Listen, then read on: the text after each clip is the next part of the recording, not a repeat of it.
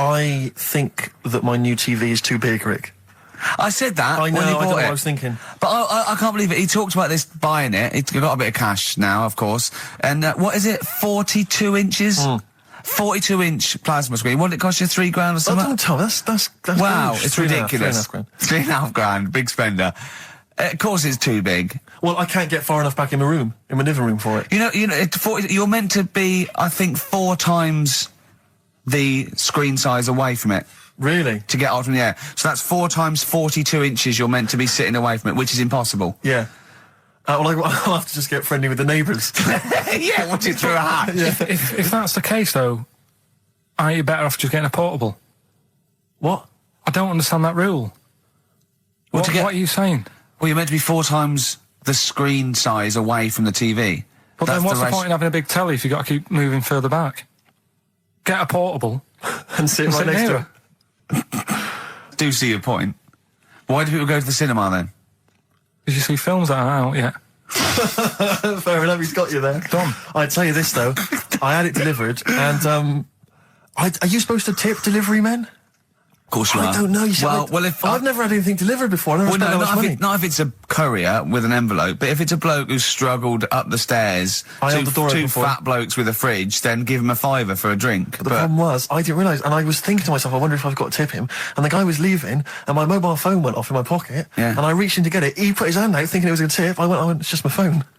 And I felt terrible after he left. I didn't know. What was I going to do? Run down the street and offer him a £5? No. No, of course not. No. I'm not made of money. I just spent it on TV. Yeah, I've got no money, mate. No. I just spent it all on this. To clean out my jar, everything, the drawers. Yeah, I'd take some bottles back. The problem was it took me forever to wire it in. I thought, I'm not going to pay for someone to wire it up, you know. So it took me about 3 hours to wire it in, and it was huge, and I got it switched on, and the first programme that was on when I got it wired in was Bargain Hunt. I'll tell you this, David Dickinson's tan almost took me eyeballs out. It was incredible. It was like X-rays. So the close. glow. I know, a huge plasma screen with this orange thing coming out, and he keeps turning to the camera, doesn't he? Just to get you. Yeah, he turns away. You get a bit close. They go, "What's he doing?" He just turns around, takes the cornea off. What do you think, Bargain Hunters? Bargain Hunters. Oh dear, that's why I'd buy a plasma screen to watch Bargain Hunt. I mean, it's ludicrous. This is the problem, is because what do you watch? I mean, have you watched anything that's been worth having? The only thing I've watched really worth watching. 24. Well, 24 works great, but also films. Obviously, that's the main reason I bought it, because films just look amazing on the DVD on the plasma screen. There's that one that a bloke, right, was going to get a phone call at 4 o'clock to find out if his business was, okay, right? And if he didn't get the phone call, he knew he was broke, destitute. So dead on 4 o'clock, the phone didn't ring, so he went up to the roof, his office, and he jumped off to commit suicide. And as he was passing his window, the phone was ringing. Oh no. Carl, it didn't happen. Didn't happen. Think it through. Think it through. Who told that story? Who told that story? As he hit the pavement at 120 miles an hour. He's the only person who could have known that series of incidents. Also, why didn't he wait? As his life's at stake, why didn't he wait till 5 past? I said I'm going to give it 5 minutes just in case. In case the lines are busy. Yeah. And what sort of bloke goes out? I'll call you at 4. Okay, if your business. Well, call me anyway. No. If I don't call exactly 4, then you commit suicide. Commit suicide. I would, because if I don't call at 4, that's the end of it. Well, call me anyway. No, that's not the way I work. Why can't you just call me and tell me the other way? Well, I'm telling you how I do it. If you're bust, I don't call. Can't you just call to verify in case something goes wrong? What if it's engaged? If you want to be engaged, just commit suicide at 4, please. It didn't happen, Carl. What exactly is there then? Is it just a kind of moon? I've said in the past to you, Rick, that my grandparents, so I love them dearly, but it's like for the last 30 years they've been waiting to die. I know. It's like they just sort of, it's like, the novelty wore off of life. Life in the 50s. Yeah, they got kind of bored of it. Life, in the 40s, it was brilliant. All sat around the old Joannas, the bombs fell, singing. They loved that. The 50s, that was great as well, because that was the post-war years. It was, it was a bit tight in the pocket, but it was all right. Everyone pulled together. And then the 60s came along, all the crazy music, the funny hair. Let's stay in bed. They basically stayed in bed. And it was one Christmas when my grandmother said to my dad, what do you like for Christmas? What do you fancy for Christmas? And this must have been I don't know, 20 years ago. She said, what do you fancy for Christmas, Ron? And he went, well, you know, I could do with a nice big kind of warm winter overcoat. She said, don't worry about that. Don't worry about that, because your father will be dead soon. It's right, you can have his. Meaning my granddad. Well, to be honest with you, my father's still waiting. Which is good news. Good news for my grandfather.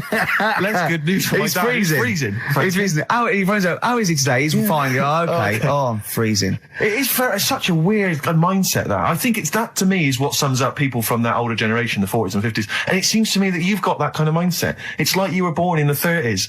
And whenever you talk of your childhood, it's like you had like a baked potato to take to school. And a hoop and a stick is a Christmas gift. The other thing is, I think that that sort of generation, it seems that the man is dependent on the woman.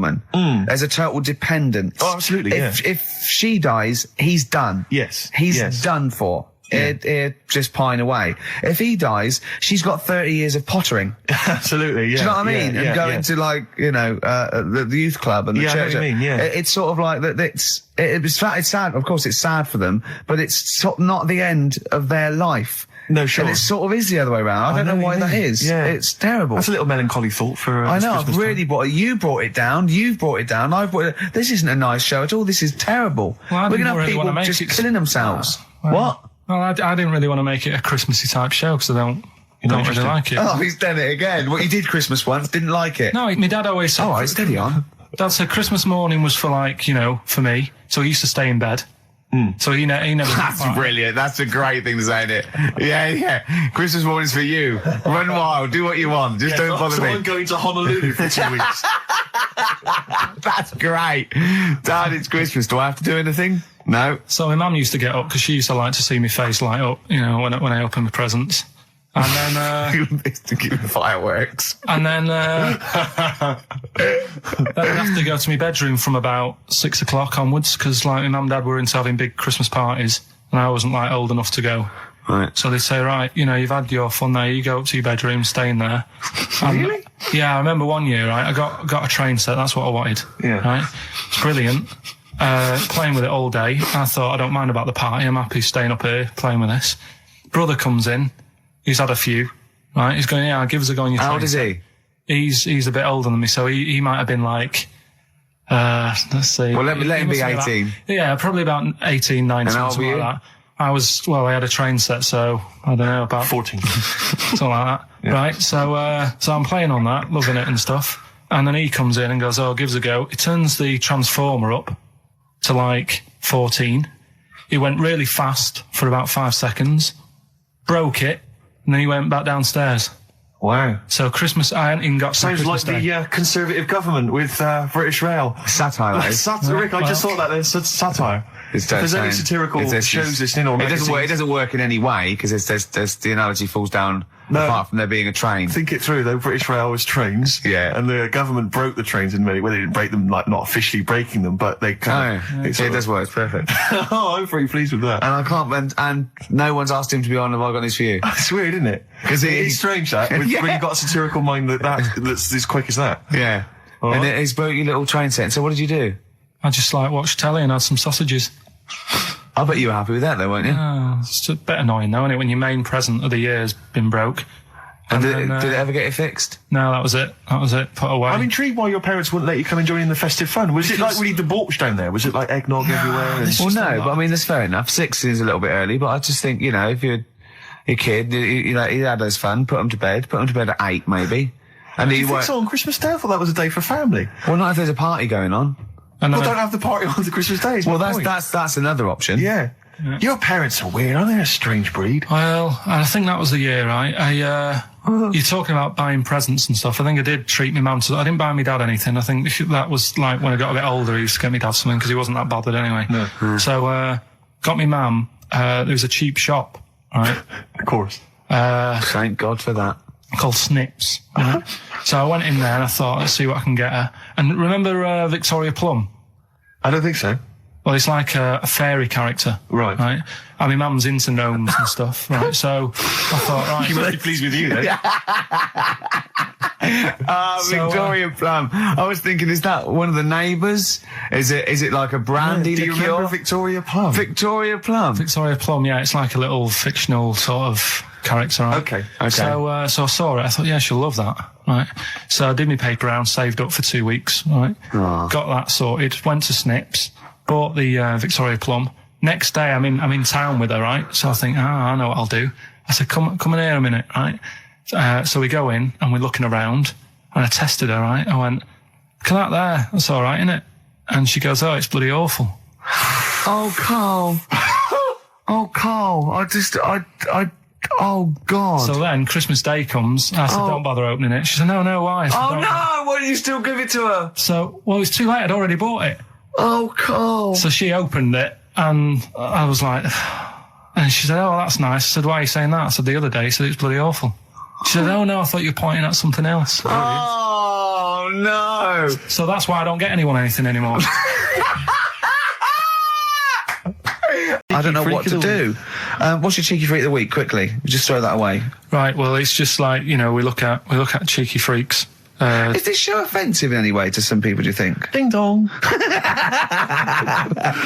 Got any buns? Oh, it's the Elephant Man. Go on. Right. Well, it's a bit of a problem for you, this one, Steve. Right. I'm chucking it forward to you. Remember the cheeky freak of the week that we were talking about?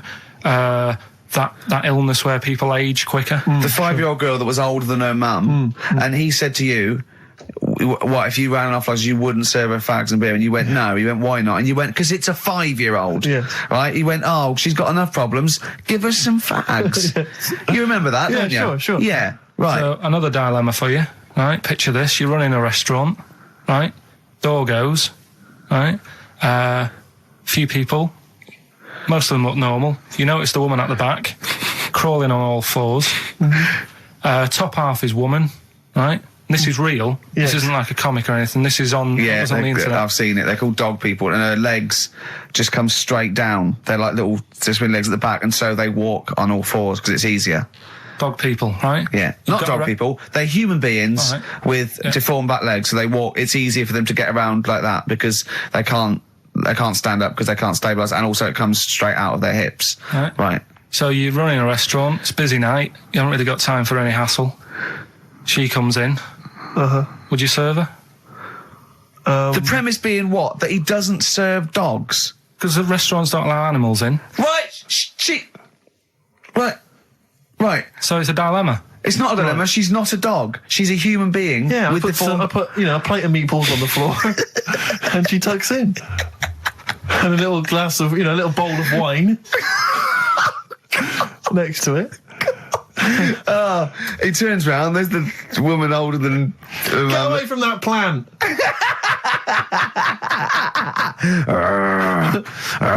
Is service included? Oh dear. Okay, so monkey news, please. All right then. Let's hear the jingle. Oh, chimpanzee that monkey news. Right. Now, before and again. Go on. Oh, chimpanzee that monkey news. Brilliant. All right. Right. Before I went away, I told you about Alfred. He was the monkey where there was a robbery going on in a bank. Yes. And then he nicked the robber's loot and backed out with a gun. Yeah, he sort of stole. He robbed the robber, didn't he? Yeah. Did he take his gun as well? He took the weapons. He took all the weapons. There was like a couple of robbers. He managed, because they were so amazed that a monkey was coming in. It was like, don't talk shite twice. Right? Anyway, got a follow up to that. Okay. Now, what was that monkey's name? Alfred. That was Alfred. So anyway, because a lot of people wanted to know, well, what did he do? Did he go off and have a holiday? Did he? No. Right, so the follow up is, what happened is the monkey had the guns, had the cash, which was $250,000. Sure. Right. It went back to the zoo. Right. Right, Carl, you're talking shit. Ricky, I get angry with you when you won't let him finish his monkey news. Right. Can we just get out of the official Imagine thing? if people were interrupting Trevor McDonald. It wouldn't happen. I want to make sure I don't get anything wrong. No, of course not. Check the internet. So the monkey goes back to the zoo, right, where all the zookeepers come out and go, get him. He's got the guns. Yeah. He hands out a couple of guns to his mates, What? His monkey mates? His monkey mates, so they've all got a couple of guns each. Oh, Carl, Steve, I can't, mate. I cannot Just stand it. Honestly, I want to scream. Please, I really get annoyed with you. They tried to do him a deal. They said, how about if... I'm going. Tell him that. I'm not going. No, I can't. Step out from a... Okay, we'll just do it. Look, don't listen. Step out and I'll paraphrase what I hear for you when you come back in. Step out. Now, please, I need to hear the end of this. This is monkey news. This is important stuff. Right. Ricky now has left the room. He cannot bear to hear it, which is surprising to me. Right, so anyway, so yeah, they've got the money, and they say to the zookeepers, how about we give you some cash? Yes. And they go... Oh. Sorry, hang on. Sorry, the zookeeper said that to the monkeys? Yeah. Right. No, the monkeys who have got the £250,000 right. say to the zookeepers, we'll sort you some money out if you let us go. Sorry, the monkeys say to the zookeepers, we'll give you some money? Yeah. You don't see any problem with that? Right, listen. Okay. It's nearly finished. Right, I'm listening out there. This is ridiculous. What do you mean the monkeys say? What do you mean the monkeys say to the zookeeper? They were probably holding the money out, like, kind of going, look, we'll do your deal. Right, okay, come on. And what happened is, I think they were happy with that. I think they left, and that was that. They wanted to get out of the zoo because they didn't like it in there. There's the thing. Right, I don't... Just have a look. Right, Carl, think. Right, how did they get out in the first place, this one? Just let Steve have a... So why did he go... So he went and robbed... He thought... he knew there was going to be a robbery that day, did he? He might have been getting some money before they went to escape, and then that happened and they had more money. They might have been withdrawing some stuff out. What do you mean? No. If he was planning on leaving the zoo, he's going to get his savings. What are you talking about? What have you read there, Steve? I've got a feeling this is a review of one of the Planet of the Apes films. I think it's Escape from the Planet of the Apes. I'm not certain. It could be Beneath the Planet of the Apes. Right, Carl, think. Please think, right? So this monkey, right, he leaves the zoo, right? So he leaves the zoo, which he can do, presumably what? They leave him the keys or what? They're chatting to him, they might as well. He goes to a bank. What's he thinking of doing? Sees a robbery, probably by chance. He probably wasn't tipped off, was he? Or has he got one of those police scanners? Probably got one of those police scanners. Well, I think he was going to the bank to get a mortgage to build I think he wanted an extension, didn't he, on his cage? Think of that. And so I love the fact that he hands out the guns and they do a deal. It's honestly, you've got the best mind working on radio today. It's incredible. So the only person who makes less sense is Terry Wogan. He goes up and down, doesn't he? I can't understand his sentences because I don't know. No, it's like freeform poetry. Yes, I don't know whether it's the end of a sentence, in the middle, or a new one. Yeah. But let's have the jingle again, a record, and then we'll probably have to wrap up the show, I imagine. That was chimpanzee that monkey news. Well, Mr. Stipe, I am not Kenneth, but I can tell you the frequency was 104.9. I think that my new TV is too big, Rick. I said that. I know, when you bought I know it. what I was thinking. But I can't believe it. He talked about this buying it. He's got a bit of cash now, of course. And what is it? 42 inches? 42-inch plasma screen. What did it cost you? $3,000 or something? That's wow, it's ridiculous. $3,500. Big spender. Of course it's too big. Well, I can't get far enough back in my living room for it. You know, you're meant to be, I think, 4 times the screen size away from it. Really? To get out from the air. So that's 4 times 42 inches you're meant to be sitting away from it, which is impossible. Yeah. Well, I'll have to just get friendly with the neighbours. Yeah, watch it through a hat. If that's the case, though, are you better off just getting a portable? What? I don't understand that rule. What are you saying? Well, you're meant to be 4 times the screen size away from the TV. But then what's the point in having a big telly if you've got to keep moving further back? Get a portable and sit right next to it. Is that how they sell it? Is that what they say to you? Well, no, it's a rule, but I do see your point. Why do people go to the cinema then? Did you see films that aren't out yet? Fair enough, he's got you there. Done. I'd tell you this though, I had it delivered, and are you supposed to tip delivery men? Of course you are. I don't know. I've never had anything delivered before. I never spent that much money. Not if it's a courier with an envelope, but if it's a bloke who struggled up the stairs, two fat blokes with a fridge, then give him a £5 for a drink. But the problem was, I didn't realise, and I was thinking to myself, I wonder if I've got to tip him. And the guy was leaving, and my mobile phone went off in my pocket, and I reached in to get it. He put his hand out thinking it was a tip. I went, it's just my phone. I felt terrible after he left. I didn't know. What was I going to do? Run down the street and offer him a £5? No, of course not. No. I'm not made money. I just spent it on TV. Yeah, I got no money, mate. I just spent it all on this. I had to clean out my jar, everything, the drawers. Yeah, I'd take some bottles back. The problem was, it took me forever to wire it in. I thought, I'm not going to pay for someone to wire it up, So it took me about 3 hours to wire it in, and it was huge, and I got it switched on. And the first programme that was on when I got it wired in was Bargain Hunt. I'll tell you this, David Dickinson's tan almost took my eyeballs out. It was incredible. It was like X-rays. So close. A huge plasma screen with this orange thing coming out, and he keeps turning to the camera, doesn't he? Just to get you. Yeah, he turns away. You get a bit closer. They go, "What's he doing?" He just turns around, takes the cornea off. What do you think, Bargain Hunt is? Bargain Hunt. Oh dear, that's why I'd buy a plasma screen to watch Bargain Hunt. No, but I was saying this the other day. And an Atari, right? I was walking through London. Commodore 64, rubbish. Exactly. Walking through London with Suzanne, right? Yeah. And like homeless people always have dogs. And she said, I hope she looks after it. I said, that dog is happier than most dogs. Right. Because people always walk past and give it a pat on the head. Yeah. It's with its owner all the time. Yeah. It's out in the open. It's not locked up in a house. Yeah. It doesn't eat, but other than that. No, it does eat, though. They're always all right. So that's what I was saying. I think this horse was doing all right for itself. Do you know what I mean? Well, not many horses have got their own house. Exactly. For a start, yeah. But anyway, that's by the by. Yeah, so anyway, this family, who's a bit, what we were talking about, it was about cloning. Genetically modified kids and all that stuff, Right, now what I'm saying is, you could say, right, Steve, you could have a baby, right? And Ricky could see it and say, God, I want one that looks like that. Yeah. Right? It could happen, Rick. So come on, work with him. So you take it to the doctors, and I don't know what they do. They inject it with something or whatever. Yep, that's how it's done. Yeah, and get a little baby, and there it is. It looks the same. Now the thing is, you separate. You both go off and do your own things. Yep. Right. Now, you look at Stephen. You look after your baby. Yeah. You treat it well. You give it good food and I'm a good dad. All the vitamins and stuff. Yeah. Ricky just gives it cheese.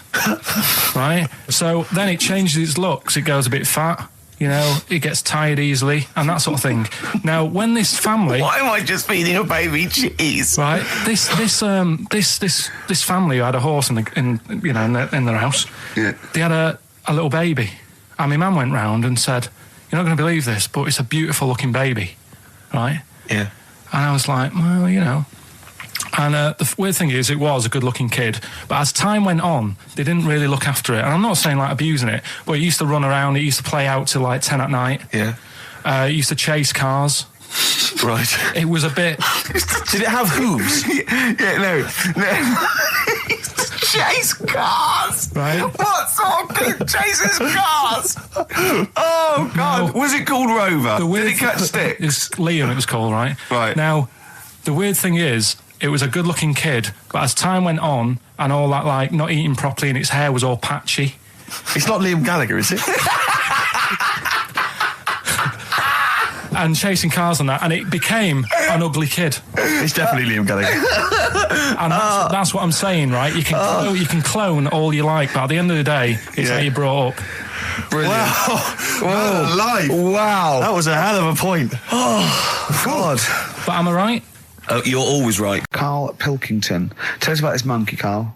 You're going to love this one, Steve, right?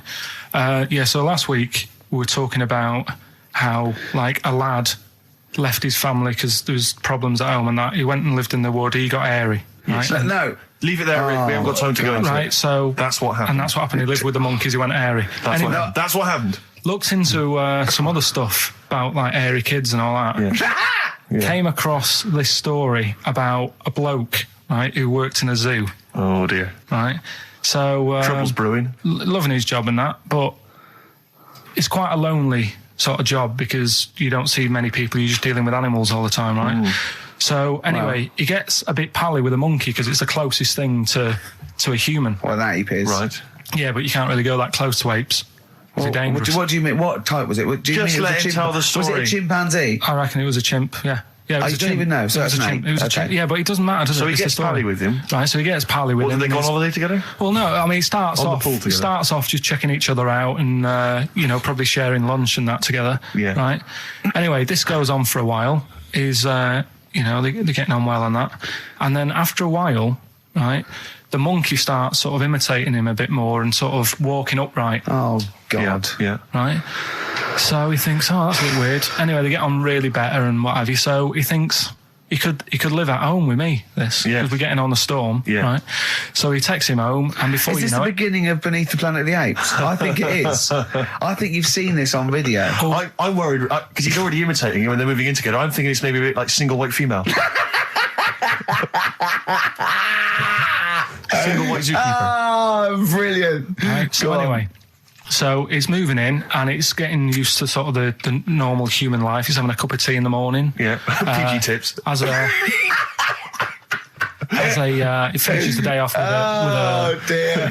Finishes the day off with what? He doesn't have to move a piano at one point, does he? He finishes the day off with a little brandy? Yeah. He pours himself one. Is he wearing a smoking jacket? Yeah, I'll tell you what, Carl, you're a maniac, mate. No, this is why it attracted me. It's amazing, right? So he's having his brandy and that, loving his life.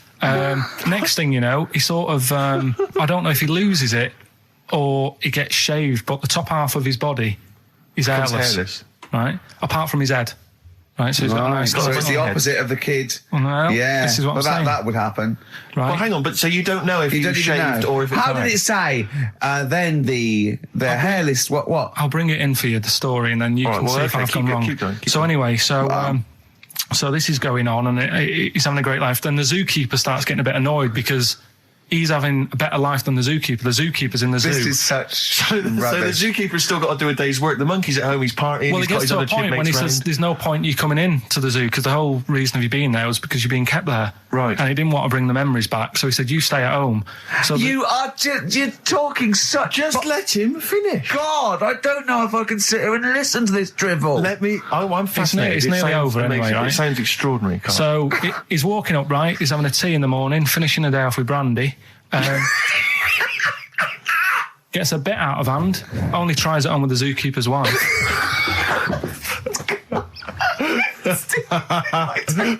Make him go away, Steve. How does he do that? Well, because he's around humans a lot, he becomes a bit of a charmer. But what is it that he could do to seduce her? Pick fleas out of her? He didn't say. He was built. Yeah, he was well done. So what about that? What do you mean, what about it, Carl? It's obviously not true. I don't understand how... I love the fact he becomes a charmer. He's got better taste in brandy. Exactly. And what was it that he was doing that seduced her?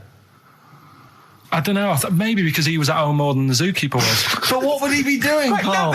He's not going to be talking with her. They're not going to be playing Trivial Pursuit. Maybe she liked the silent type. He didn't go into that. He just said that's when the trouble started. Carl, play a record. Right. Is that what Suzanne did when she brought you in?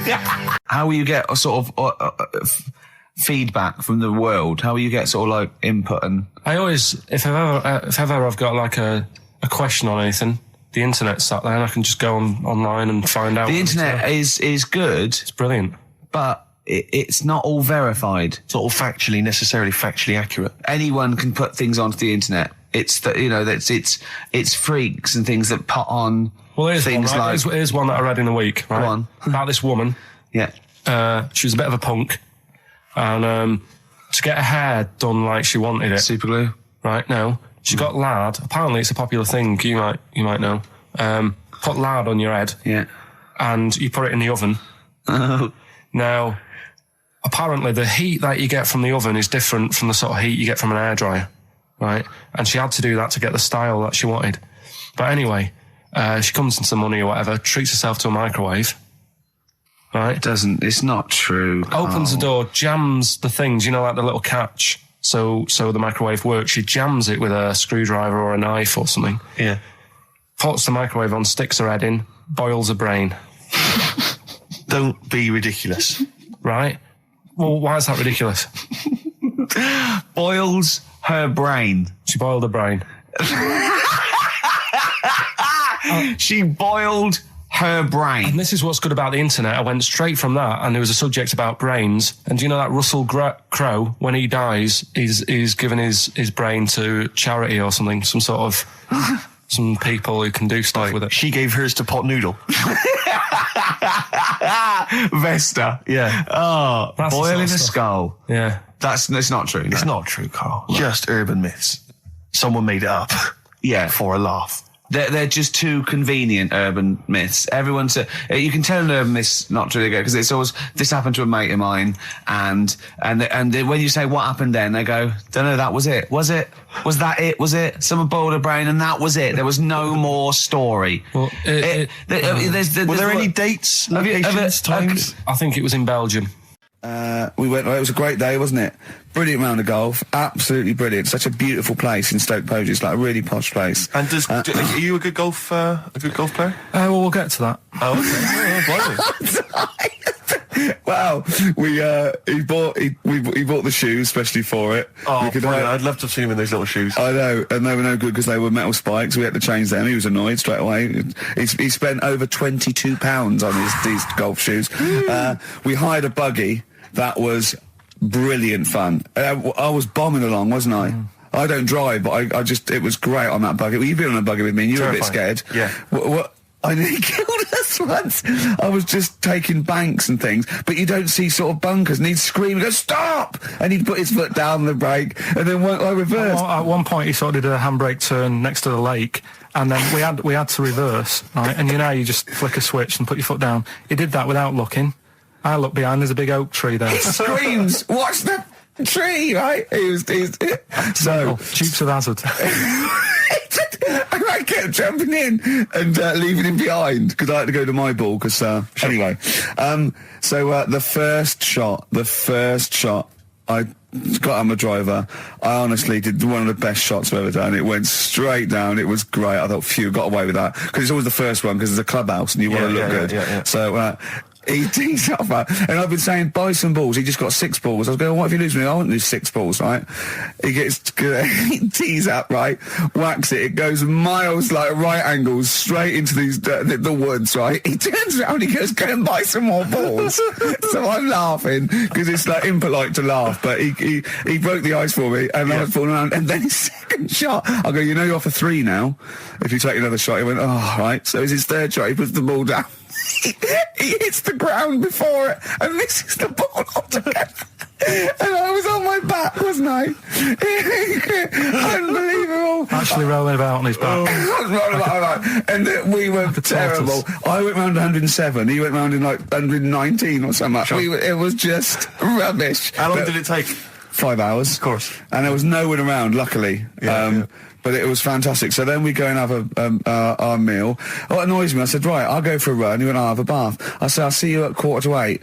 At 7:55, I have to call him. He's not ready, so he's let me down there. I can't stand lateness or laziness. You hate lateness. Yeah, and he's let me down. Do you know his excuse? He fell asleep in the bath because there was no light bulb. There's no light bulb in the bathroom. So instantly he fell asleep, and he was late. No, do you know what I mean though, Steve? If you're sort of like nice and warm and what have you, I was tired anyway, I've been stressed out for 4.5 hours, right? My life flashed in front of me a few times in that buggy. So it's all sort of wears you down a bit. I thought, right, I've got a headache, you're going for your run, I'm going to have a bath. I walk in, put the light on, for some reason it didn't come on, but I thought, it's alright, I'll just... doesn't matter. You can have a bath in the summer, so it's light anyway. Well, there's no windows in the bathroom, so... So you were in the darkness? So I'm in the darkness. I nod off because I'm shattered. He calls up, hassling me. So I said, well, it doesn't normally take that long for me because, I haven't got, like, long hair. I've got a dryer and so I can sort of one wipe. Yeah. He's already 10 minutes late, though, when I called. Well, 10 minutes. 10 wow, minutes. This is late, next. It doesn't matter. Dinner wasn't until 7:15, so we had, like, another 20 minutes anyway, so it doesn't really matter. Yeah, but we said 7:45. So he's calling up, hurry up. So I said, yeah, all right. So I get out and dry and like me tackle and what have you. Calls back again 30 seconds later. No, I don't. I don't like that. You're not going to do that, though. Give it a wipe. 30 seconds later, come on. So I end up going downstairs to the meal area, naked, with a wet shirt on and wet socks. I've got headache as it is. Meant to be a relaxing weekend.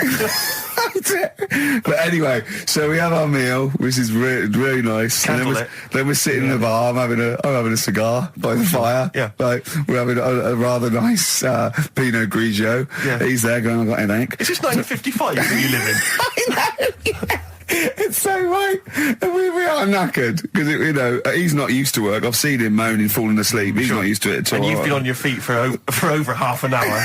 Yeah, right. So, we didn't even walk around the golf course. We had a buggy. Yeah. It wasn't even exercise. Lloyd Cole, she's a girl and I'm a man.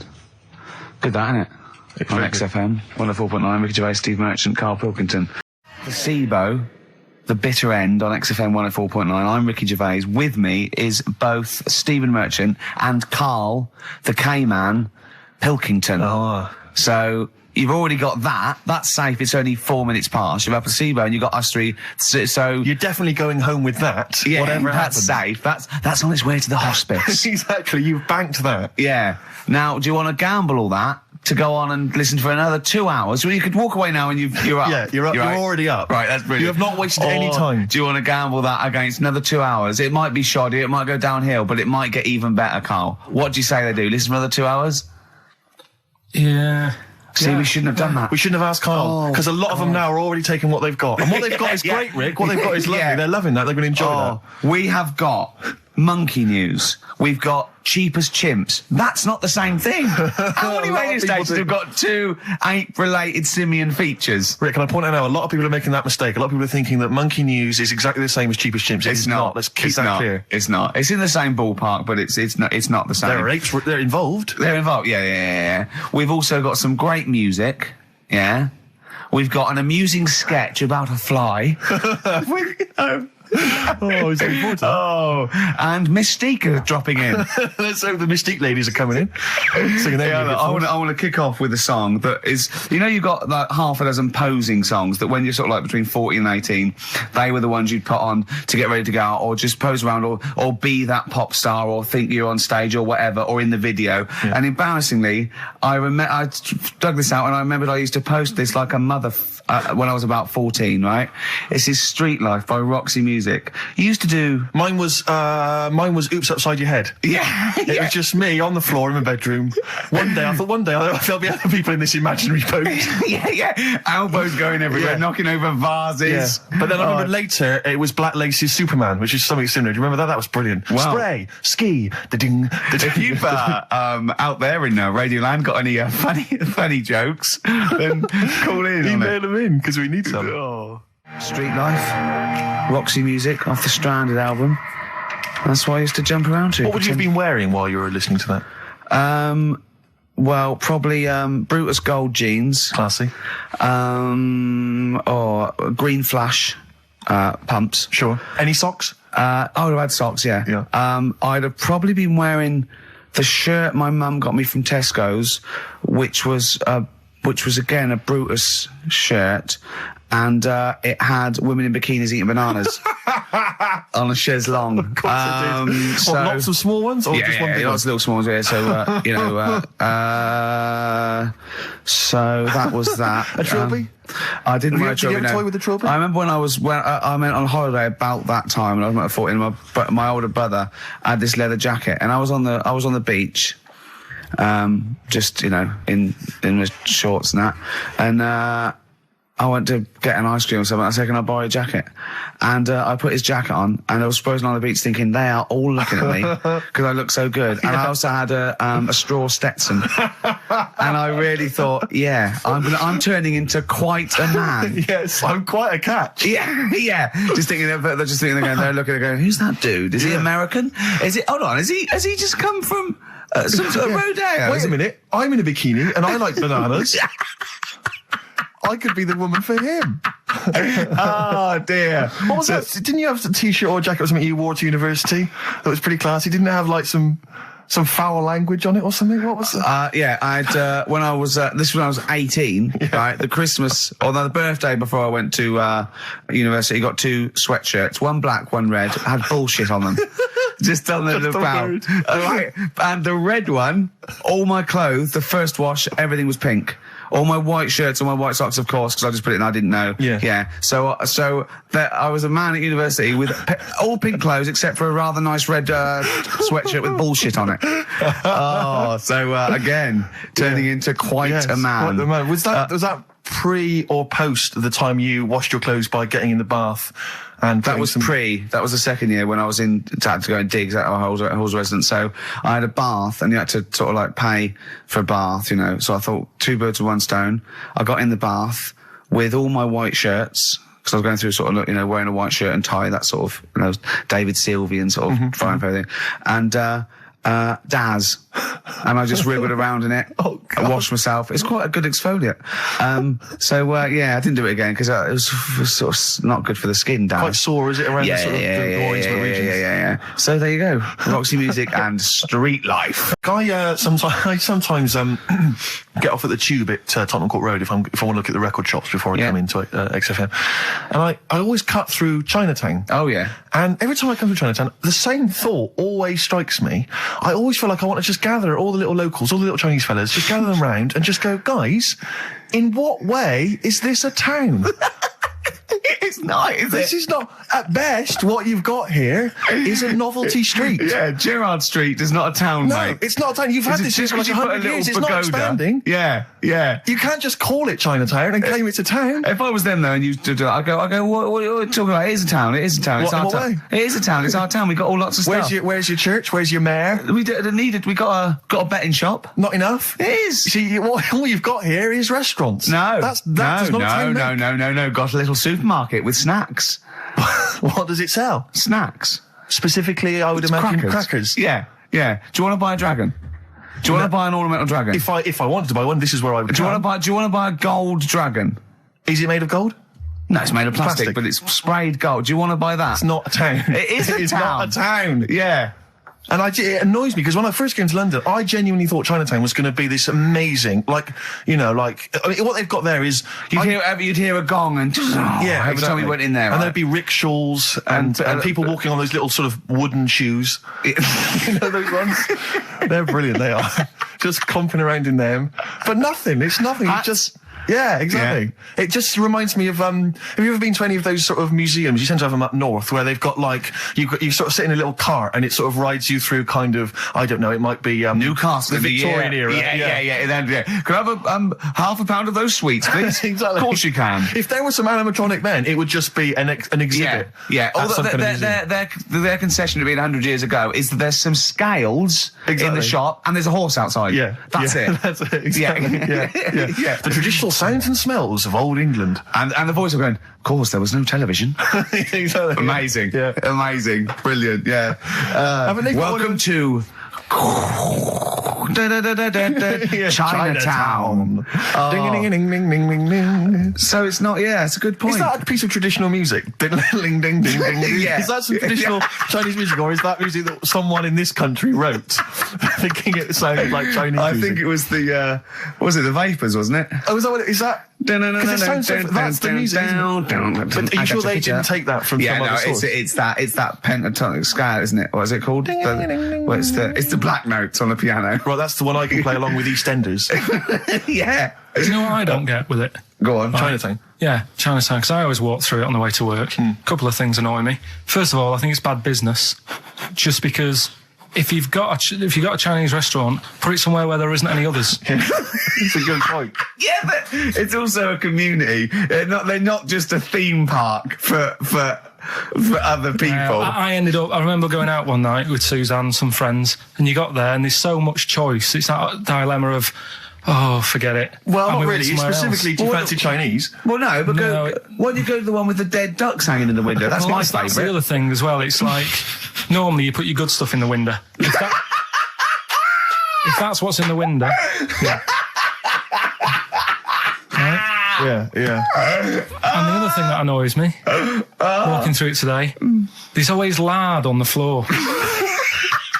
What, in the street? In the street. It is, honestly. I'm scared I'm going to slip over. It's because all the restaurants and that. But why is it? That's another point. Well, it's not oozing out of the restaurants. No, but why is it? Right, we've done that. Monkey news. Right, straight. Let's hit them dead. Let's go straight with cheap as chimps, Carl. Right, well, this will probably finish today, to be honest. Oh, right?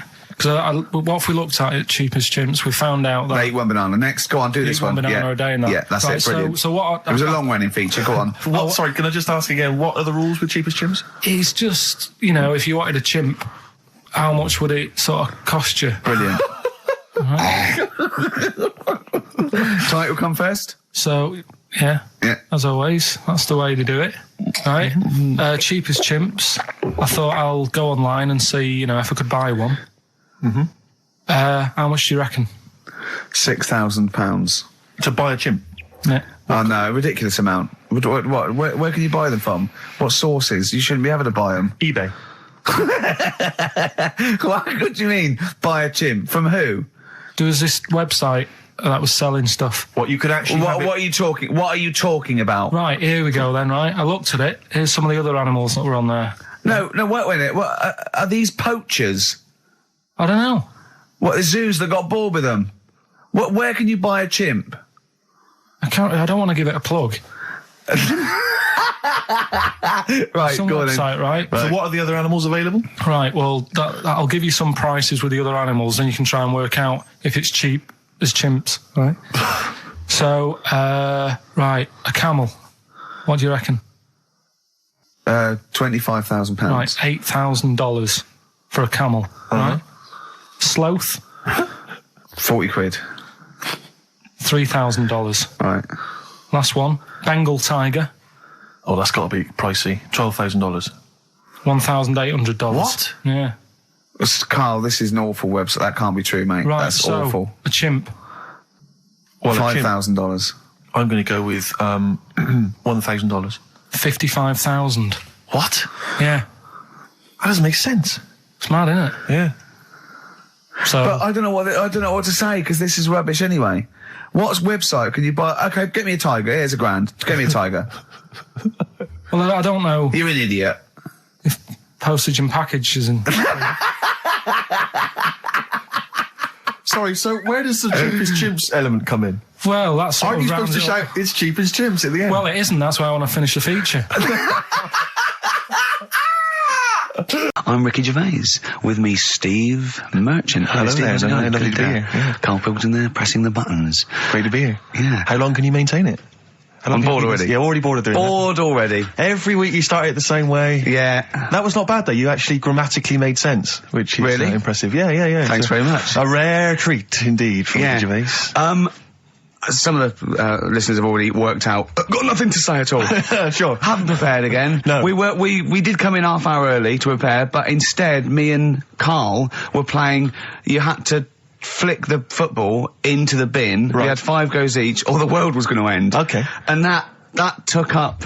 That took up a good 25 minutes. Yeah, I liked it when we came back, and then we started just trying to beat each other in the corridor, and I beat him. I scored a goal. He was gutted because he thought he fancied himself a football, and I beat him. And I was knackered and sweating. Yeah. As I walked back to you about 5 minutes ago, you were looking through the records. You went, and this was lovely, you went... Well, we've done the preparation then. Yeah. Like a sarcastic teacher. Yeah, like a teenager, like an annoyed teenager whose parents have embarrassed him once again. And you beat Carl, did you? Yeah. Because you're not... Yeah. I mean, you're not particularly... I'm not good at football, Well, no. you're not particularly nimble on your feet. Oh, come on. No, you're not. Douglas Bader is more nimble. I'm all right. I'm You're all not. right. But Carl's sort of, I think he's got more skills than me, but he hasn't got the aggression and the weight. Yeah. So I just pushed him aside. Yeah, good work. Yeah. Good work. I'm going on holiday.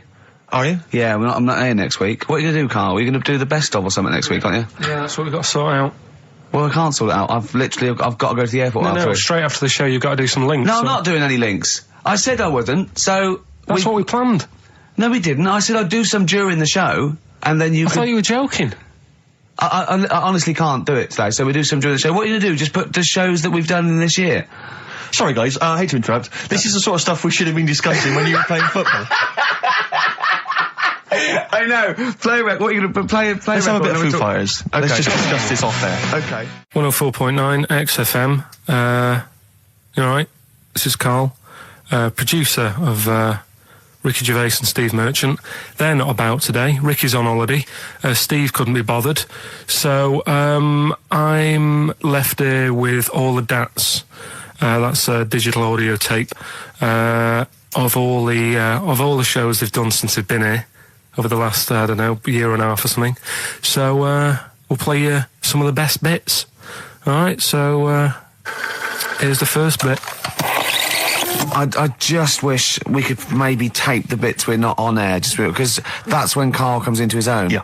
He just said to me, I don't know what I was doing, I was sort of like pottering around, dancing around, doing something annoying probably, and he just looked at me, I don't know, and he was looking at me, and I looked back, and he went, have you ever used a Y-front properly? Genius. It's a great question, because the answer is definitely no. Definitely no. Does anyone use their Y-front properly? And by that, I mean, get your winky out of the little sort of slot provided, as opposed to like put it to one side or pull them down or whatever. Has anyone used a Y-front properly? I don't think I've ever done it. I don't think I've ever done it. I've never seen anyone in a toilet doing it, Rick. You should be looking. I wish I hadn't said that. I caught you. Really? Yeah.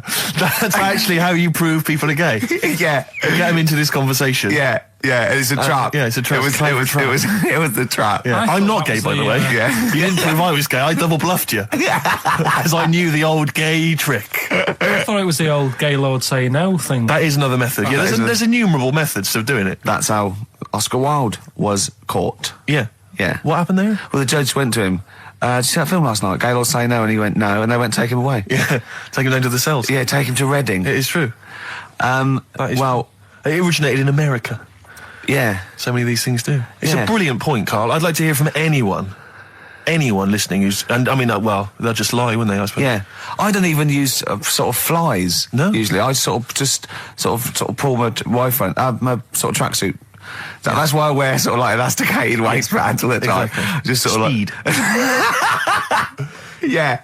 Yeah, you got to get in there with the minimum of effort. Yeah, and out. Sure. Often I won't shake.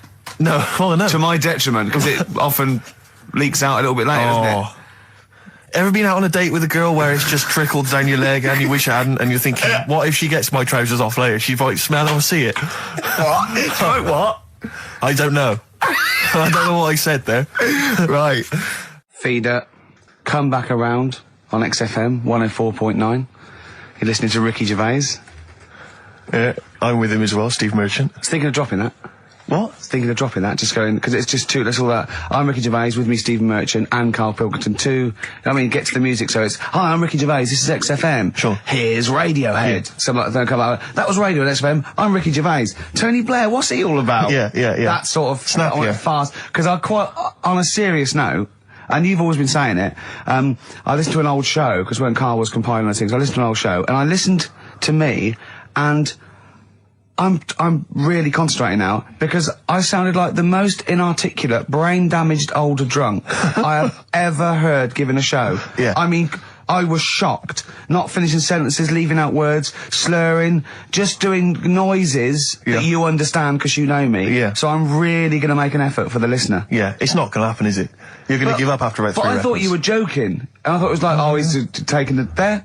Did it then, you see? Again, I don't quite know what that sentence meant. No, but... Well, of course, I've got also your body language and your facial gestures, but obviously the listeners have got nothing else. They've just got the voice. They've just got the voice for it. That's all they've got. That's all they can rely on. Yeah. And when Karl Pilkington is the man holding the show together... When he's the that's most quite damning. articulate. Exactly. Exactly. How did I come across? You came across as lovely. I mean, I did an interview yesterday, right? And I was trying to describe you to this journalist, and I was going, it's like a cat can talk.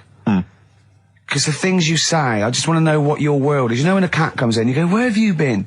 And it looks as you're like, you know, it can nearly understand you. And you're like, oh, I wonder, I'd love to know what that cat thinks. And with you, it's almost like we've got one. Yeah. Yeah. Did you like that? You can also lick your own testicles, I think, can't you? So, yeah. Should we play the Doves? And Envy on XFM 104.9. I'm Ricky Gervais, with me Steve Merchant. Absolutely, yeah, hello. That clang you heard there isn't Carl. No. Carl's away. It's Sturgis. Claire Sturgis is here. Yeah. You'll know her from the Claire Sturgis show, but we know her from our early days on XFM, and, you know, we're good friends. It's sort of like old times, isn't it? And Carl has had a little surprise birthday present. What's the story with this, Claire? Because I don't know about this. Do you know, I came in on Monday expecting to see his little smiley face, as usual, and it's always not here. What do you mean? So, apparently his girlfriend had surprised him and dragged him off to the Caribbean for a week. Wow. No, Canaries, isn't it? Oh, I mean, I don't know. He likes the Caribbean. He likes the crabs. Yes. Yeah. I thought he was bored of the Caribbean. I thought he didn't enjoy it last time. No, he loved it, didn't he? No, I don't think he did enjoy the crabs. Tunisia he didn't like. Right. He's been travelling, hasn't he? I know, yeah. He didn't like Tunisia because there's flies the size of matchboxes. Of course. And, and midgets in the kitchen. No, there's nothing wrong with that. Yeah. Midges or midgets? Midgets, he said. Right. It was midgets. He wasn't saying anything bad. He said that there were lots of midgets in there. Lots of midgets in the kitchen. And I thought he'd gone away to some sort of, like, theme holiday. Yeah. But, no, this is, I think, Gran Canaria, or the Canaries, or whatever it's And called. how old is Carl? 30. Is he 30? 30 last week, I think, yeah. Oh, so it was actually a birthday present. Oh, Yeah, yeah. Okay, I just thought, but that's all right. So have you got a competition that you can regale us with, Claire? Because obviously Carl provides a lot on this show. Hold on. We could do White Van Claire. White Van Claire? Yeah. Are you familiar with this? We ask you questions, topical questions, just getting your opinion really on the week's news. Okay, yeah. It's on the If you spot. look forward to that. But you know I'm a little bit, A little bit simple? That's fine. just a little bit, What? I always sit on the fence. Oh, right. Well, don't sit on the fence. You see, the worst thing there was she was saying I'm a little bit like, liberal or undecided, and you went simple. Yeah. You assumed. I didn't know. I thought I'm a little bit, coked up? I don't know. Who knows? It's Sturgis. Anything could be possible. But the other thing is with Carl, we didn't know how good value Carl was until we asked him sort of intelligent this is questions. true enough, yeah. Because he looks quite intelligent. Well, this is it. I mean, the thing with you, Claire, is I don't think we've probed you enough. We don't know what, your views are on a lot of me things. enough, actually, We don't know Steve, what your no. views are, This is what I'm saying. We don't know where you stand. I mean, don't sit on the fence. This is the new Claire Sturgis. Yeah. All right, we're Yeah, going to delve deep, dynamic. find a personality in there, Claire. Let's go back to the old days. How about a bit of the Smiths? That was beautiful, Rick. Go on. Oh, you've been practicing 7 days. Richard Ashcroft. Check the meaning on XFM 104.9. We're back, Steve. It's Saturday. That's true enough. Steve Merchant, that is. Hello there. I'm Ricky Gervais, obviously. Hello there. Carl's still away. Claire Sturgis is back. That's Hello. absolutely true. Yeah. Hello there, Claire. Nice to see you. So, I think a lot of people were hoping that Carl will be back this week, but we're pleased to have you. No, they were actually. I did get some emails during the week. Really? Saying what? Just saying it's really nice to, hear you again on the Saturday afternoon. It's nice, and but you're not really very funny. And when's Carl coming back? So it's sort of being Sure, nice it wasn't to to me. us. No, it was definitely Because they think that as well. directed to me. But no one can compete with Carl. They can't. Well, we used to sort of like come in and when we discovered Carl early on, we just thought this is comedy gold. Just let him speak his mind. But then we started thinking, we can't follow him now. So I remember Steve going, look, we've got to come up with some stuff. We need to chat. If anything we've got to say to each other, we've got to say that in the first 20 minutes, and then you just unleash Carl. Yeah, And he's because it's just you can't follow him, and he's off on one. And they have stories of upbringings with bizarre creatures that lived in Manchester that were half human, half bat and frog and things. I'd love to take him back to Manchester in some kind of TV documentary. When Carl went home. And just wander back, maybe try and find the amphibian twins or whatever those people were. They weren't. Yeah, so there was two boys, both had big heads and webbed feet. They weren't related. They didn't hang around with each other. That was all the information we had. I went, why not? He went, that would have been too obvious. Yeah. Like they look at each other across a room and go, you think if I'm coming to see you just because we're a similar species? Yeah. You're mistaken, mate. Yeah. You make your own friends. One starts to walk over, the other one shakes his head and just mouths too obvious. Yeah, Don't do it. Too obvious. Out of one of his mouths. Yeah, that's what they're expecting. Yeah, Don't do it. don't do it, Webby. Yeah, but anyway, he'll be back shortly, I'm sure. He phoned me. His dad's ill. His dad's in hospital, so Carl went back to sort of look after his mum. And he was so sweet. He said, "I'm back. I'll just drive my mum around." And he said so unbegrudgingly. He just went, "It's like old times." And I said, sorry to hear that." And he went, "That's all right, yeah." I think he's going to be fine. And I said, "How was your holiday?" He went, "Yeah, we're good. Except it were a nudist beach, so didn't tell me." I went, of course it was. I went, "What do you mean?" He went, "Well, sitting on the... I don't know why they have to do it. I don't know why they have to do it. Why do they have to do it?" He went, "Suzanne said they think there's nothing wrong with it, like being a transvestite." Right? I went, "I love the fact that your girlfriend has to tell you what's wrong and right in the world."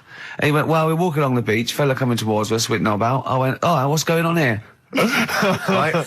And he said, and because it wasn't all nude, he's walking round, he's stark naked, and he wants the freedom of that, but he's got a big rucksack on his back with his clothes on just to get changed. He went, so what's the point in that? Right? And I went, he should just carry the book. He went, what, and covered it up when he went, oh yeah, good idea. See? He went, but I wasn't happy. He says, and that was the first day, so we didn't go there again. I can just imagine his little face. Yeah, he's just going, all right, gobsmacked. That's out, that's out. What's that doing out?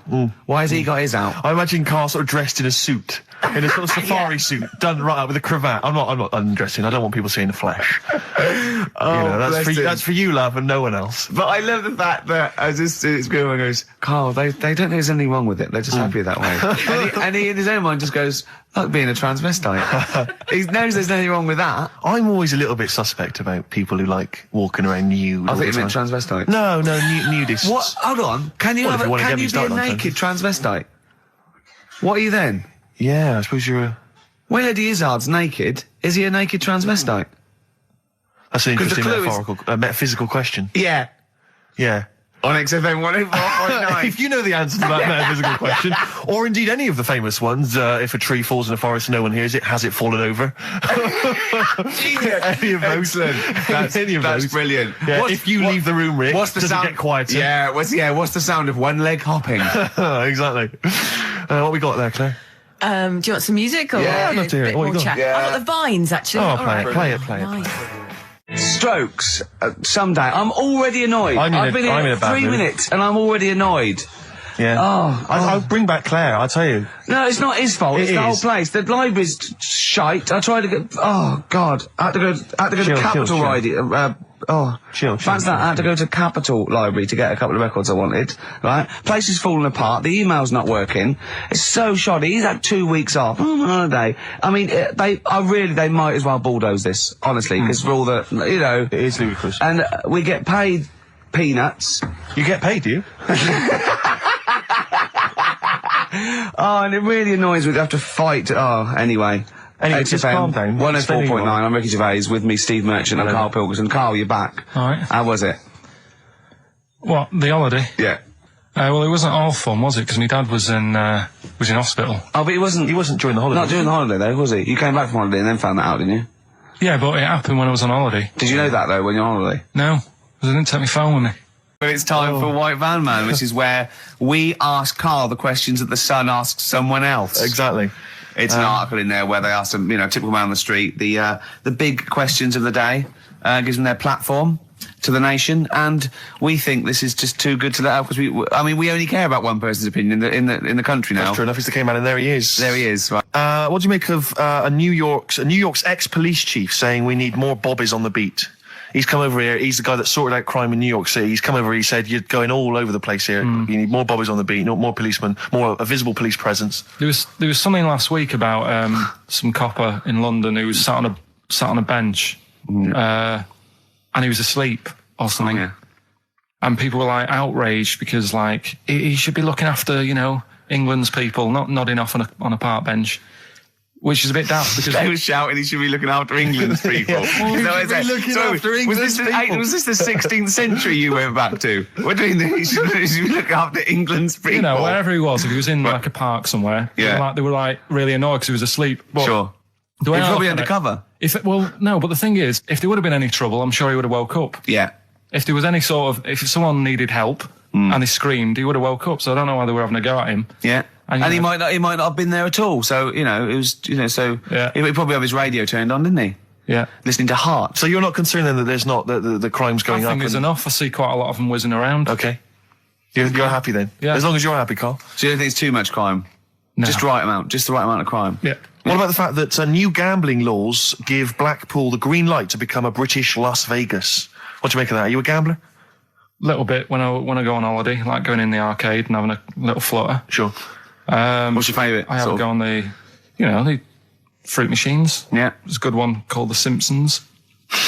Right. Is that your favourite? Yeah, it's quite good. Is that a tie-in with the TV show The Simpsons? Yeah. Okay. Will they make Blackpool the next Vegas? I don't think so. No, nor do I. Can't see it happening. No. You been to Blackpool? Yeah. What was it? It's a bit rank. Is it? It is a bit rough. Okay. Needs a lot of work doing on it. Yeah. No, that won't happen. Okay. And you're not worried about this encouraging gambling generally? Gambling's not a vice you're concerned about? If you're a gambler, you're a gambler. Do you know what I mean? If Blackpool isn't done up, they'll go somewhere else to have a flutter. Sure. So it's not going to make any difference. Okay. No. Well, it's time. Well, go on. That time, isn't it? Yeah. Play the jingle. Yeah. White van man, Carl. Brilliant. Recorded at great expense, that jingle. Yeah. This is where we just hijack an idea from The Sun, which is White Van Man, where The Sun asks, in this instance, a cabbie by the look of it. Oh no, a fruit and veg shop owner. Ours is slightly different because The Sun sort of like pick on a perfectly normal member of the public. Exactly. So that's where we've got the upper hand. Yeah. And they ask him about the the hot potatoes. This week, Carl, my first question to you, well, your thoughts, please, on the criticism of the BBC over their coverage of the Queen Mum's death. What do you make of this? You're aware of all the criticism that Peter Sissons asked some probing questions? No, I thought it wore a burgundy tie. I thought that's it. Yeah, he just it didn't show respect. He just had a burgundy tie on. See that? That's not really not showing respect, is it? No, it's not. You know, you show your respect by sort of doing the news on it, giving her a bit of coverage, and showing, what publicity. What a good woman she was, or whatever. Yeah. And then you move on to sport news or whatever. Do you know what I mean? Yeah. I totally agree. I don't like the way everything's morbid. I was thinking about it. It's like, the way in birthday cards and that, people always put funny things in them. I think you should save things like that for funerals, for like funeral cards and that, and try and cheer people up at times when they're low. Do you know what I mean? Because on your birthday, you're quite happy anyway, so you don't need someone putting a funny comment in a card. I think, when you send a card... What would you suggest? Well, whoopee cushion, but on the vicar's chair. How would you liven up the funeral? Just little things in the card. I mean, you're just writing stuff like, well, at least you're still alive or whatever. So as you're giving the eulogy... that'd be good. So supposing someone's husband's killed in a car crash, you go around with some flowers and a little card, and it says, at least you're still alive. Well, maybe something funnier than that. Well, maybe like if you got up to give the eulogy during a funeral, just wear a pair of comedy tits. Yeah, or those glasses that are eyes on sort of springs. But why has everyone got to be so sad about someone dying? No, what annoys me is that when you see the people on television, these sort of members of the public, and they're crying about the Queen Mother, who was sad when anyone dies, sad when anyone nan dies. She was 102, and it's sort of like I think they should cry. Well, there's a picture in the paper today. I don't understand it. There's a picture in the paper today of various people who were lining the funeral kind of route yesterday, and there's a picture of a very young child, maybe sort of 5 or 6, on the arms of her dad, and her head bowed, and it says a young girl there weeps for the Queen Mother. And I was looking at it, and you can tell she's just tired. Well, she's just tired and bored. It's so transparent that it's not crying. It's most just, what are we doing when their nan dies? Exactly. It's sort of like. But what is a 5-year-old girl going to be? Why is she going to be crying? The Queen Mum said, I can't believe it. Yeah. Teletubbies? No. The Queen Mum.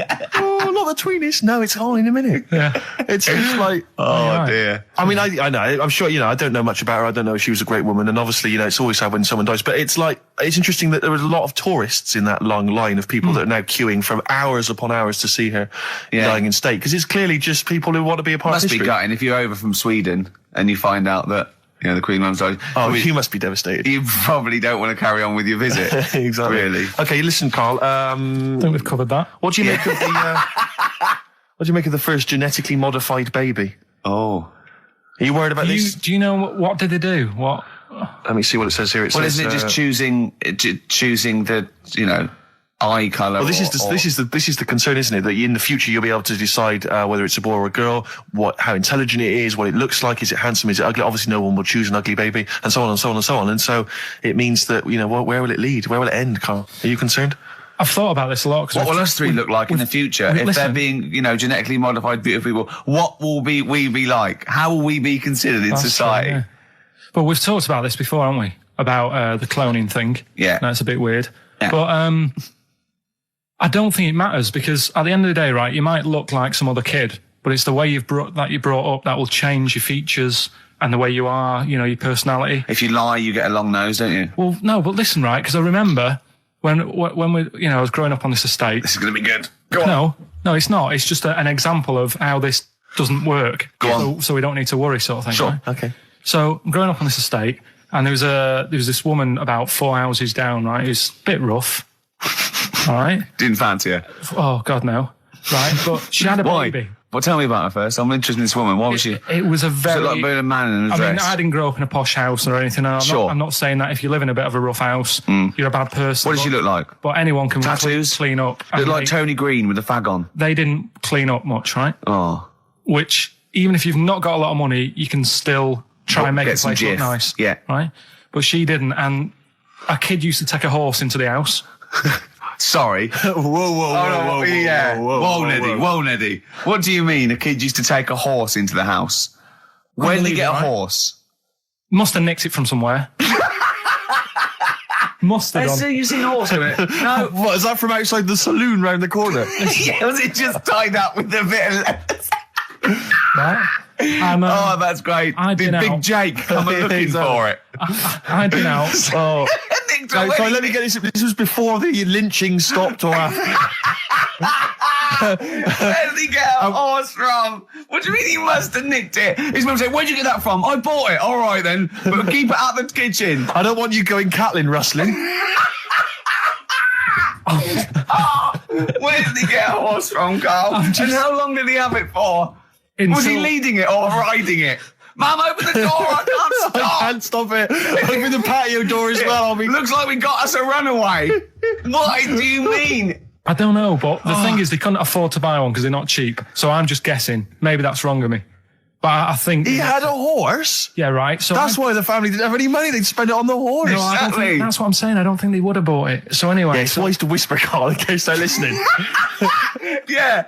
And they could be in the room next door. It's not buying it, it's keeping it as well. Oh, so I was like in the car with my dad coming into the avenue, and you used to have to drive down it to turn round. And, and you know, sort of go back to our house. You had the traditional method of transport. Yeah. And the horse was in the lounge. Reading a paper. Just like walking around. Oh God! What? And when I was doing, I tried to earn myself some money once by flogging little flowers in plastic cups. What? This is genius. It just keeps coming. What do you mean you tried to flog little flowers? What do you mean? Wait.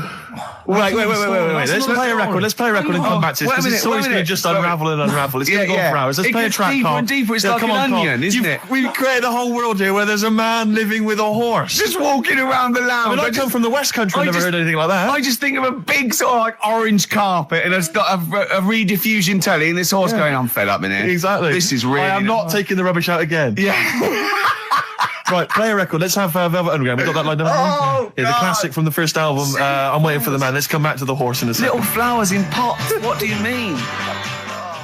Well, that bootleg's going under the name of Nothing, Miss Jackson, I think, by Meats and Poultry. So there you go. I do love these bootleg things because they're so pointless, but they're so enjoyable. Yeah, it's great. It's fun to do. Yeah, exactly. They're great.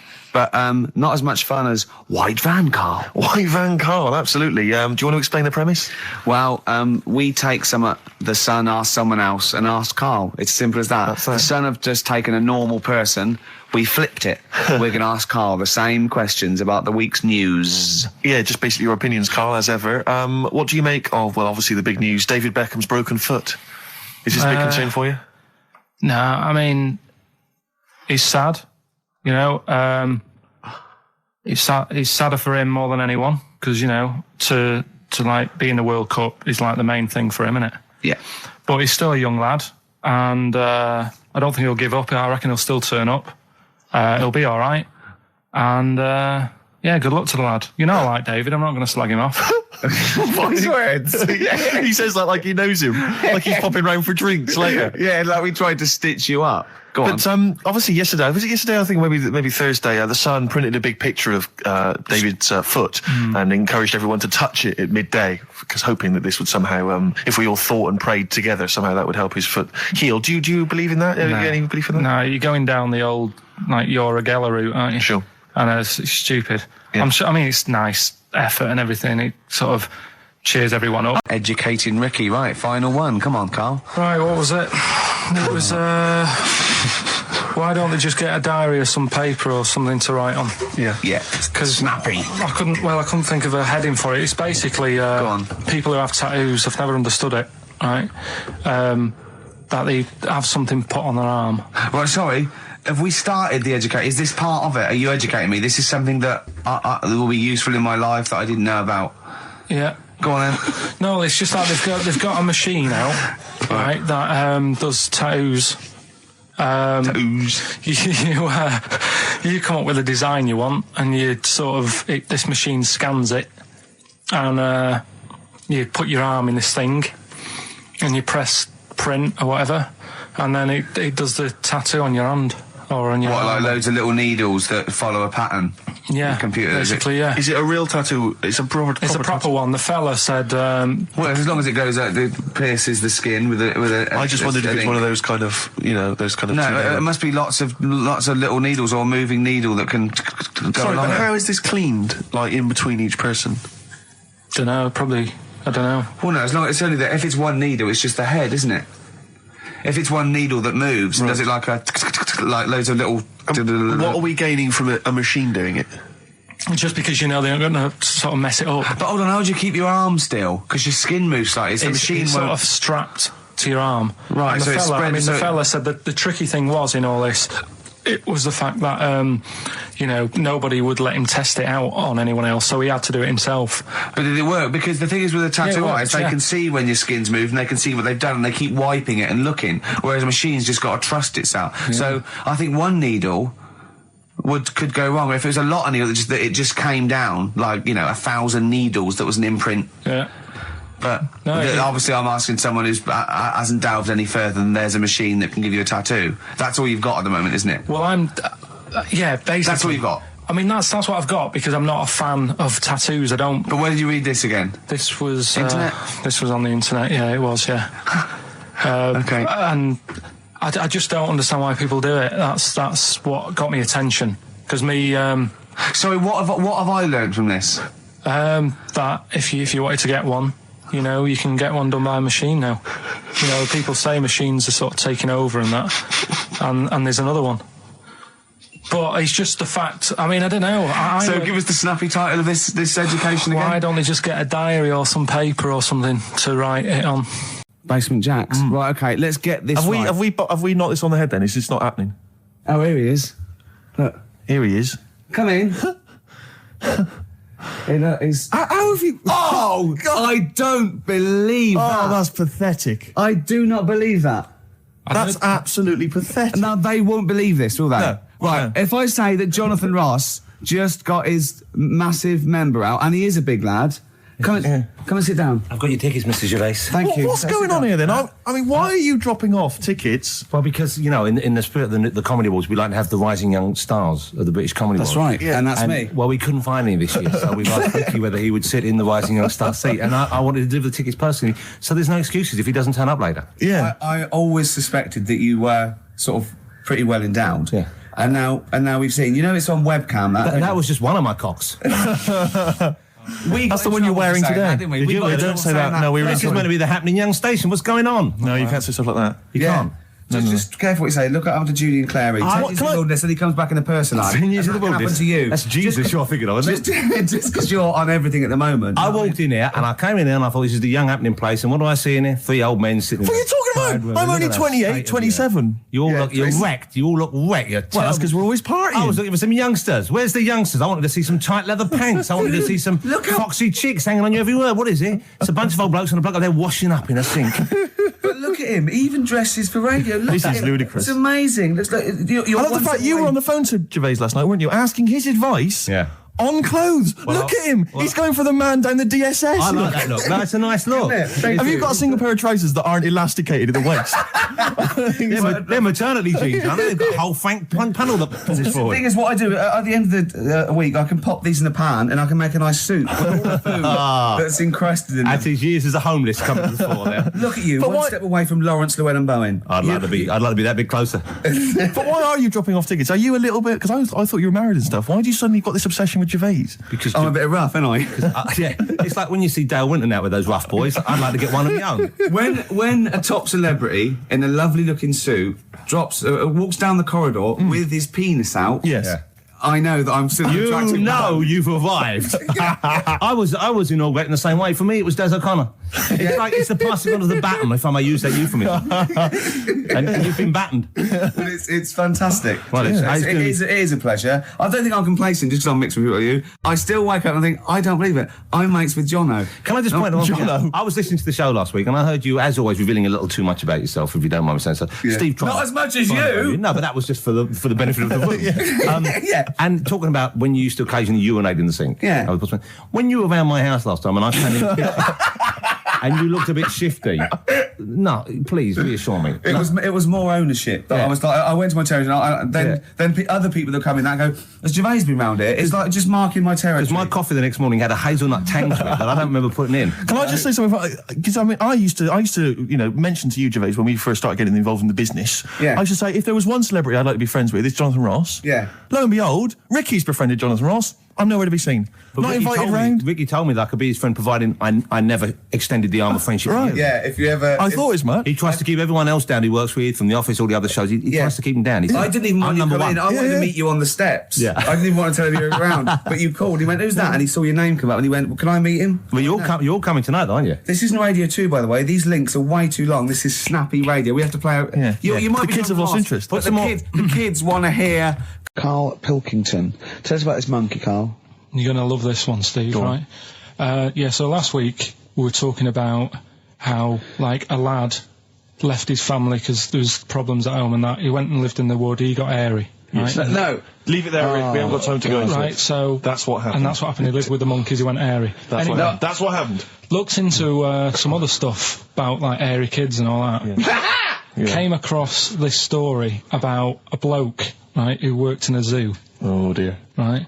So... Trouble's brewing. Loving his job and that, but it's quite a lonely sort of job because you don't see many people, you're just dealing with animals all the time, right? So, anyway, he gets a bit pally with a monkey because it's the closest thing to a human. Well, that ape is. Right. Yeah, but you can't really go that close to apes. Well, dangerous. What do you mean? What type was it? Just let him tell the story. Was it a chimpanzee? I reckon it was a chimp, yeah. Yeah, I don't even know. So it was a chimp. It was a chimp. Yeah, but it doesn't matter, does it? So he gets pally with him. Right, so he gets pally with him. Do they go on holiday together? Well, no, I mean, it starts off just checking each other out and, probably sharing lunch and that together. Yeah. Right? Anyway, this goes on for a while. They're getting on well and that. And then after a while, right, the monkey starts sort of imitating him a bit more and sort of walking upright. Oh, God. Yeah. Right? So he thinks, oh, that's a bit weird. Anyway, they get on really better and what have you. So he thinks he could live at home with me, because we're getting on the storm, right? So he takes him home, and before Is this the beginning of Beneath the Planet of the Apes? I think it is. I think you've seen this on video. Well, I'm worried, because he's already imitating him and they're moving in together. I'm thinking it's maybe a bit like Single White Female. Single White Zookeeper. Oh, brilliant. Right, so anyway... So it's moving in, and it's getting used to sort of the normal human life. It's having a cup of tea in the morning. Yeah, PG tips. It finishes the day off with a... dear. Finishes the day off with what? It doesn't have to move a piano at one point, does he? Finishes the day off with a little brandy? Yeah. What, he pours himself... Is he wearing a smoking jacket? I'll tell you what, Carl, you're a maniac, mate. No, this is why it attracted me. It's amazing, right? So he's having his brandy and that, loving his life. Next thing you know, he sort of... I don't know if he loses it or he gets shaved, but the top half of his body is hairless. Right? Apart from his head. Right, so he's got a nice... So it's the opposite of the kid. Well, yeah. This is what I'm saying. That would happen. Right. Well, hang on, but so you don't know if he was shaved or if it's... How did it say, then the hairless... What? I'll bring it in for you, the story, and then you can see if I've gone wrong. Keep going. Anyway, so this is going on, and he's having a great life. Then the zookeeper starts getting a bit annoyed because he's having a better life than the zookeeper. The zookeeper's in the zoo. This is such rubbish. So the zookeeper's still got to do a day's work. The monkey's at home, he's partying. Well, it gets to a point when he says there's no point you coming in to the zoo, because the whole reason of you being there was because you're being kept there. Right. And he didn't want to bring the memories back, so he said, you stay at home. So you're talking such... Just let him finish. God, I don't know if I can sit here and listen to this drivel. I'm fascinated. It's nearly over anyway, right? It sounds extraordinary, Carl. So he's walking up, right? He's having a tea in the morning, finishing the day off with brandy. Gets a bit out of hand, only tries it on with the zookeeper's wife.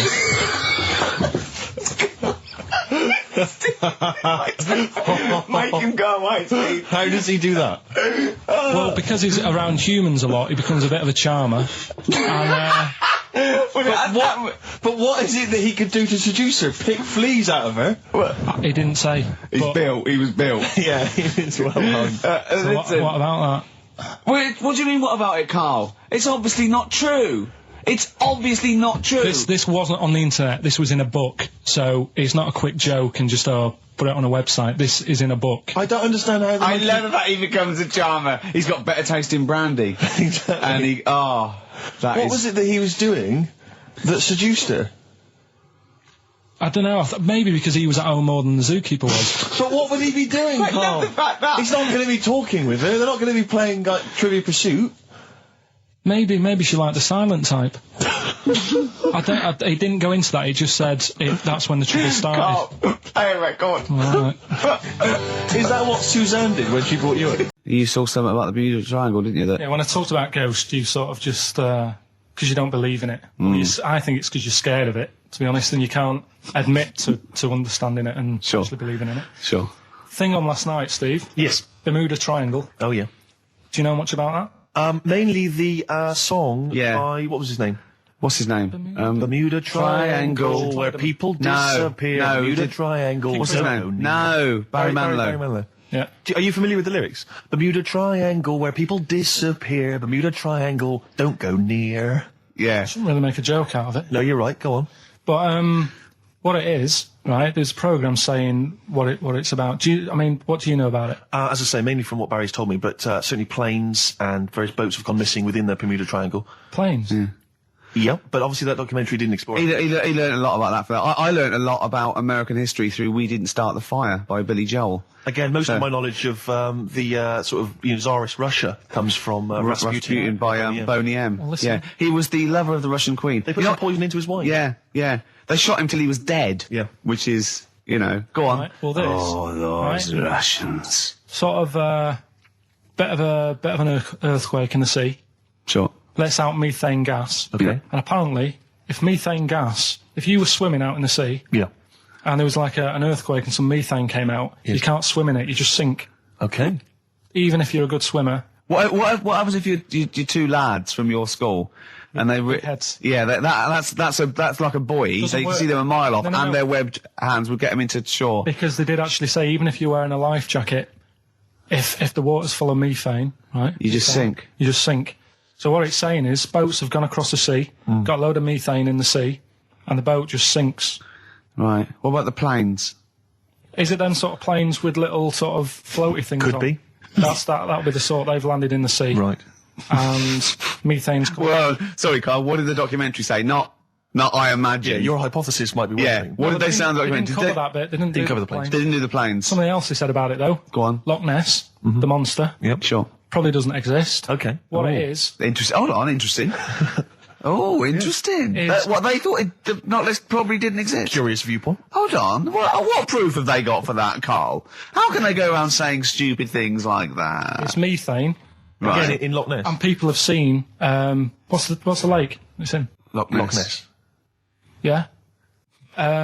It being the Loch Ness Monster. Yeah. That's where it lives. That's how it finds its way home. That's certainly the clue. Yeah, Again, Carl, that's the clue. Yeah, it's good. And it's, if it's out wandering, it goes, excuse me, would you know where I'm being the Loch Ness Monster? Where would I be going?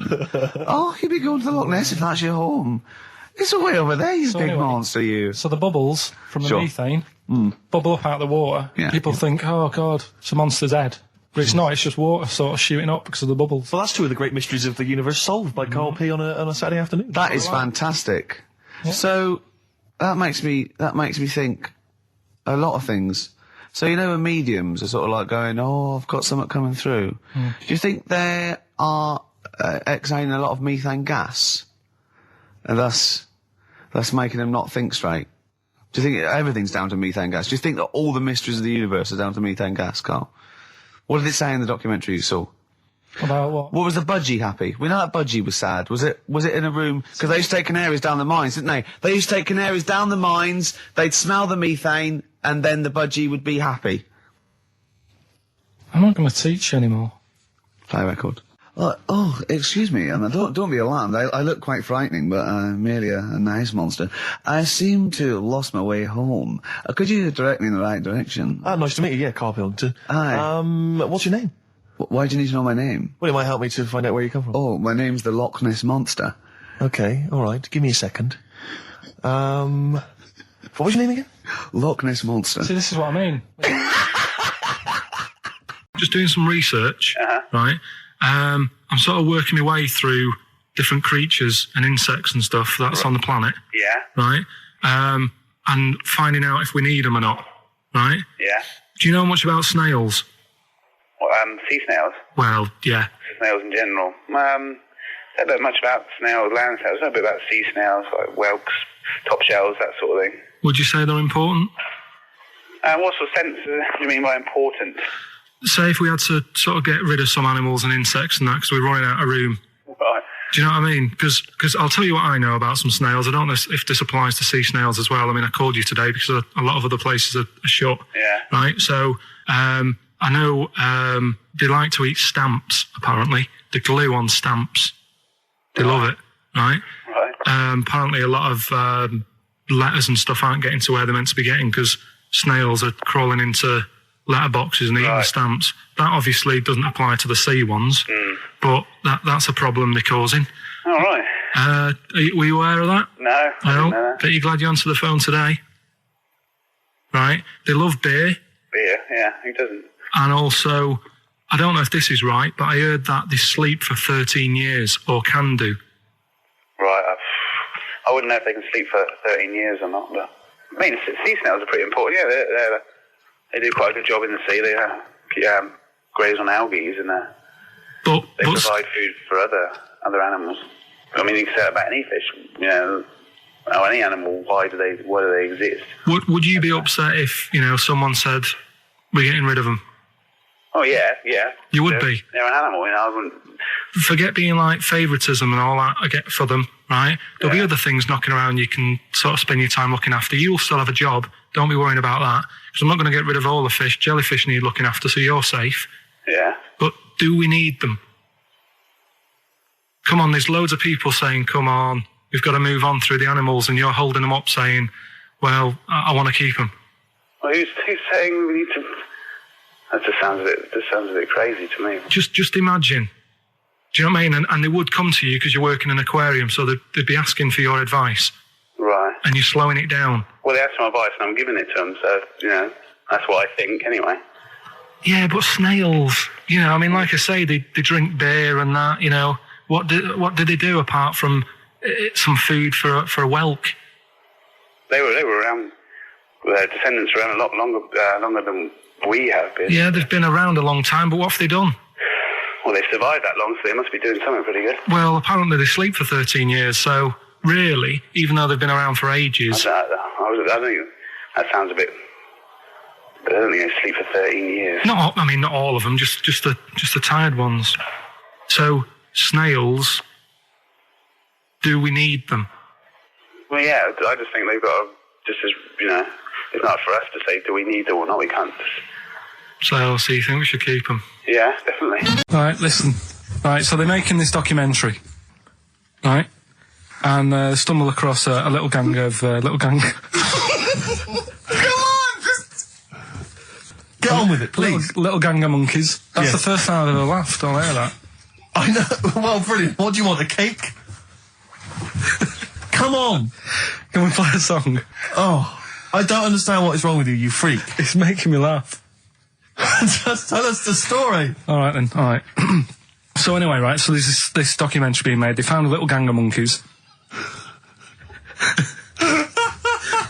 Right, play a song. I don't know what's going on here. I apologise. It's just if you were looking forward to monkey. Got a hide your love away.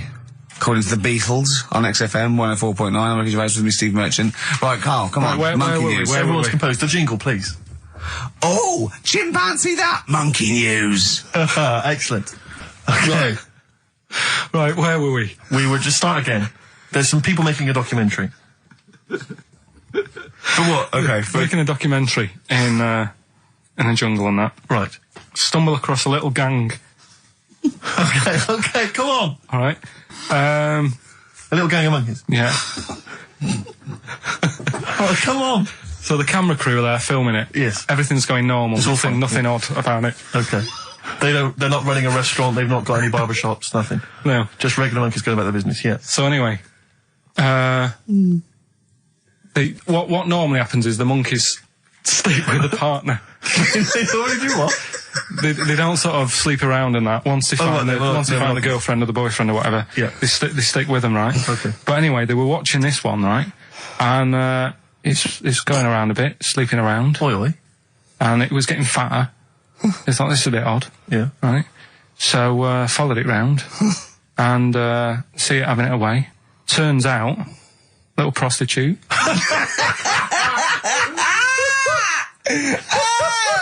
Oh, God! It's a little monkey prostitute. And it was getting fatter because it was charging them bananas. What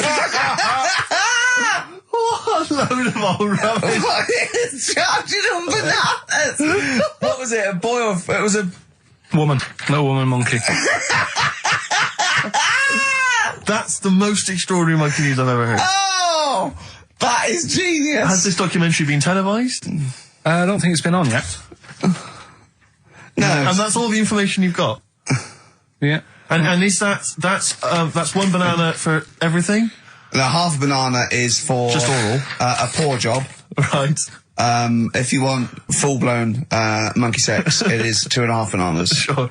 It's the film review, Carl. You just tell it from the heart. Tell us what you thought about the film, what you thought the... Can I just ask, is this the first time you'd seen Gladiator? You'd never seen it before? No. Okay. And what were your thoughts? Okay. The film review. Gladiator. It's alright. Nothing great. It's like an old, sort of an old version of Rocky done in the olden days, really. Right. A bloke fighting other people. Sure. How sort of well known is the story? Do you reckon people know the basics? Well, just very quickly, just do the plot. Quickly. There's a guy called Max. Maximus, yeah. Yeah. There's Caesar, and there's Caesar's kid, and Max goes to war, sort of wins it, comes back. Caesar says, you're good at what you do. I wish my son was as good as you. So I want you to be in charge when I die. His kid finds out, a bit annoyed about it, kills his dad, because he don't want anyone to hear that he said that he wants him to be in charge. Yeah. So his kid gets in charge and thinks, I'll show you. You're not going to be king, I am. You're going to be a slave or something.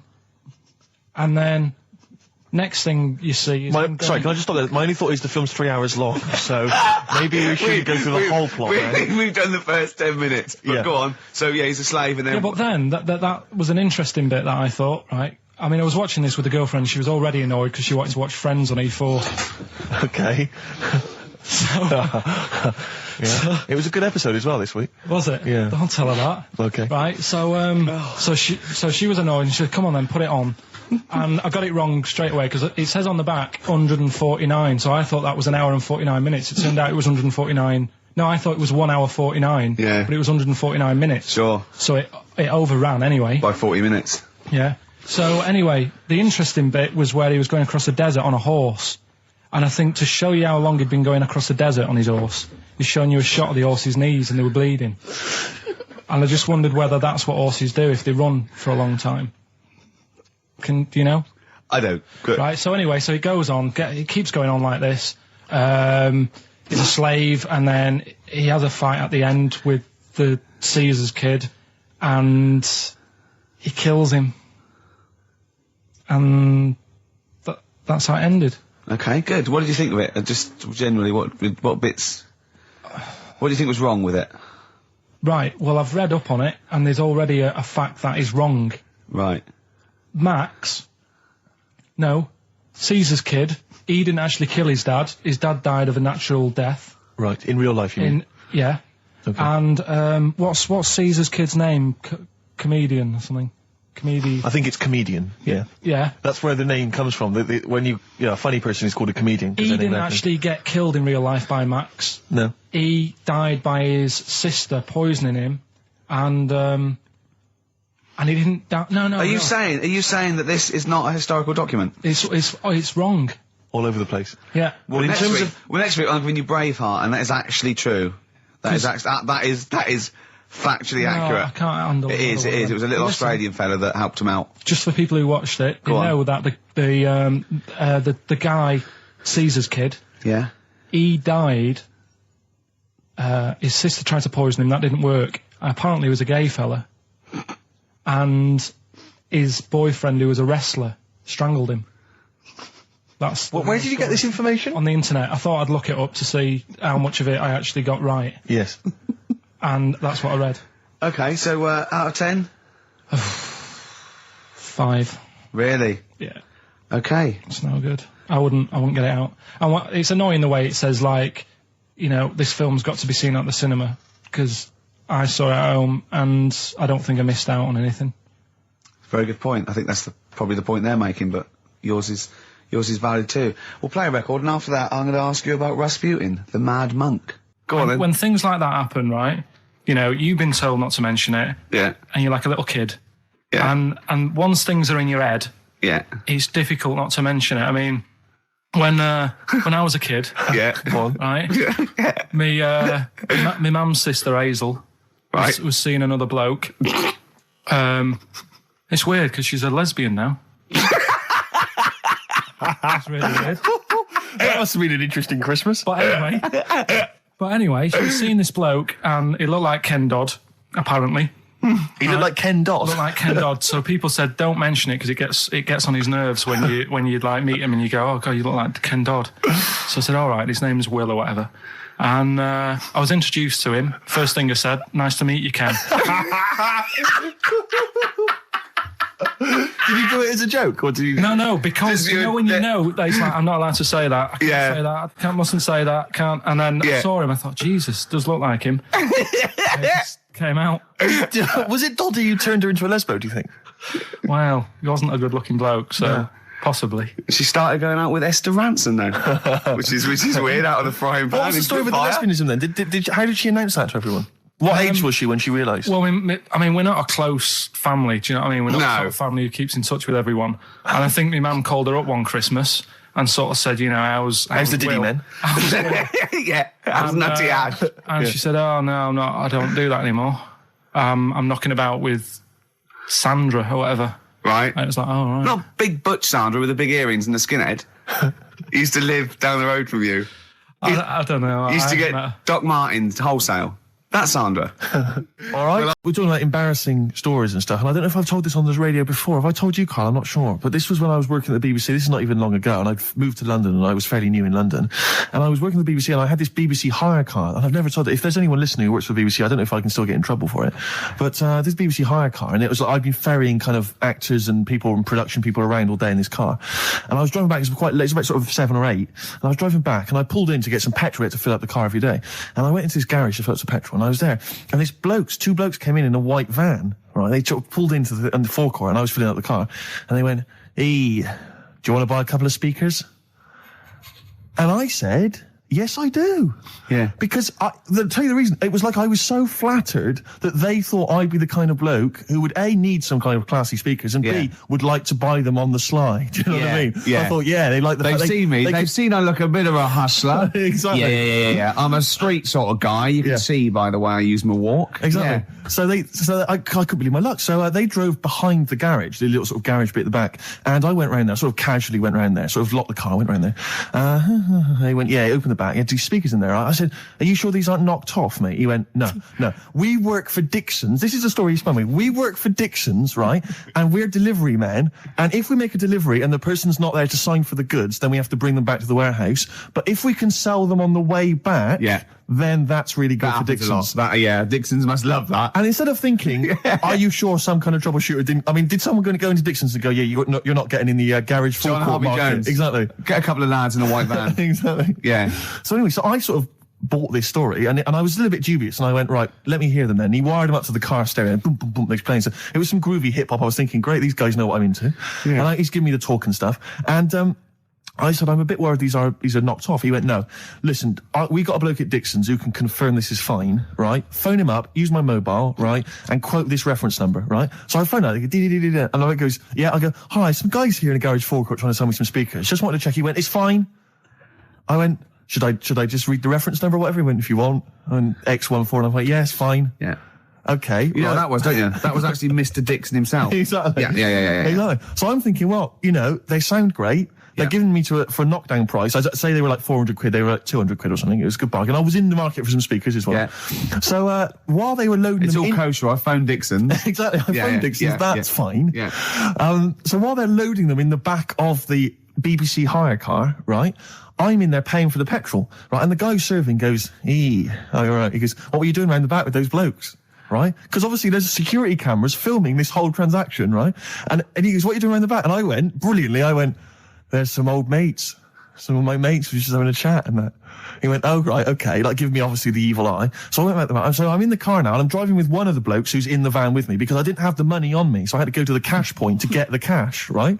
So I'm driving with him and the other guy's following me in the van and he was like a northerner like you and he was giving it all the, all right, yeah, I tell my girlfriend's a DJ, she's got some of these speakers, they're fantastic, and he's giving me this. And then my mind starts working. Now that I've got a bit of time to think, I'm thinking, wait a minute, this all sounds a bit dodgy. Yeah. It dawned on me, Rick. Fool, are you? You're streetwise. Exactly. You're streetwise, Steve. Not only that, I was thinking, how am I going to get them home? I've got to drop the car off at the BBC. How am I going to get these huge speakers back to where I live? And how can I pay for them? Because I've just spent £100 on Find the Lady with a couple of blokes in the square. It seemed like a fair game. Some of his friends were winning. But so I explained to him, I said, I can't get them back to like Brixton where I was living at the time. He went, don't worry, give us an extra 20 quid, we'll take them home for you.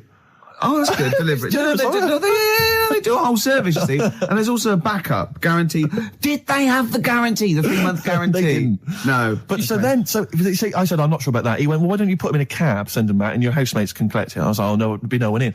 And I was beginning to sort of get a bit conscious of like, maybe this was a bit of a scam after all. So I pulled into like a little side road. I said, I'm not sure I'm into this now, actually. He went, what are you talking about? It's 200 quid for a pair of speakers. It's a bargain. You never get a bargain like this, mate. I'm going, not too sure, actually. I don't think I want them. He went, 150 quid, mate. 150 quid. I went, no, he's 100 quid now to you. And I'm thinking, wait a minute, this doesn't sound like the kind of work that Dixon's would be doing. Dixon's don't do that when I go in. This is it. Dixon's never negotiate in that way. When I go there, look around and I leave, they go, where are you going? Exactly. I go, no, we'll have anything then. Have anything for a quid. So I stopped the car and the white van pulled up behind me with his mates in. Sure. And I said, can you get them out? I'm not interested. And he went, 100 quid, mate. And he was just going, you tosser, you obviously want some speakers. And he was having a go at me.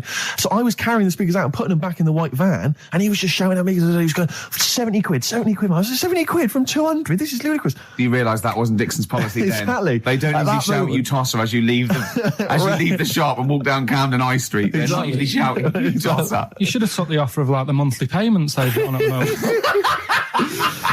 So eventually I put them in there and I sort of knocked the deal on the head and I got back in my car and they were in theirs and I just looked in the rearview mirror and they were punching the dashboard like with aggression and venom, like we let that deal slip through our fingers. And I've never been so terrified in my life. I just sat there and I was just thinking, oh my God, all I was thinking now is what if I go back to the BBC and they go, we've had a call from the police, the man at the garage, he saw you doing a dodgy deal. I love it. Yeah. Well, what you do is you put the hire car in a drain in your front garden and then go in and out of the toilet, just pouring bleach down or Ajax and they never know. Right then, which leads us nicely into Knob News. Oh, it's the welcome return of Knob News. Right, okay, it's very much like the news at 10, this, isn't it?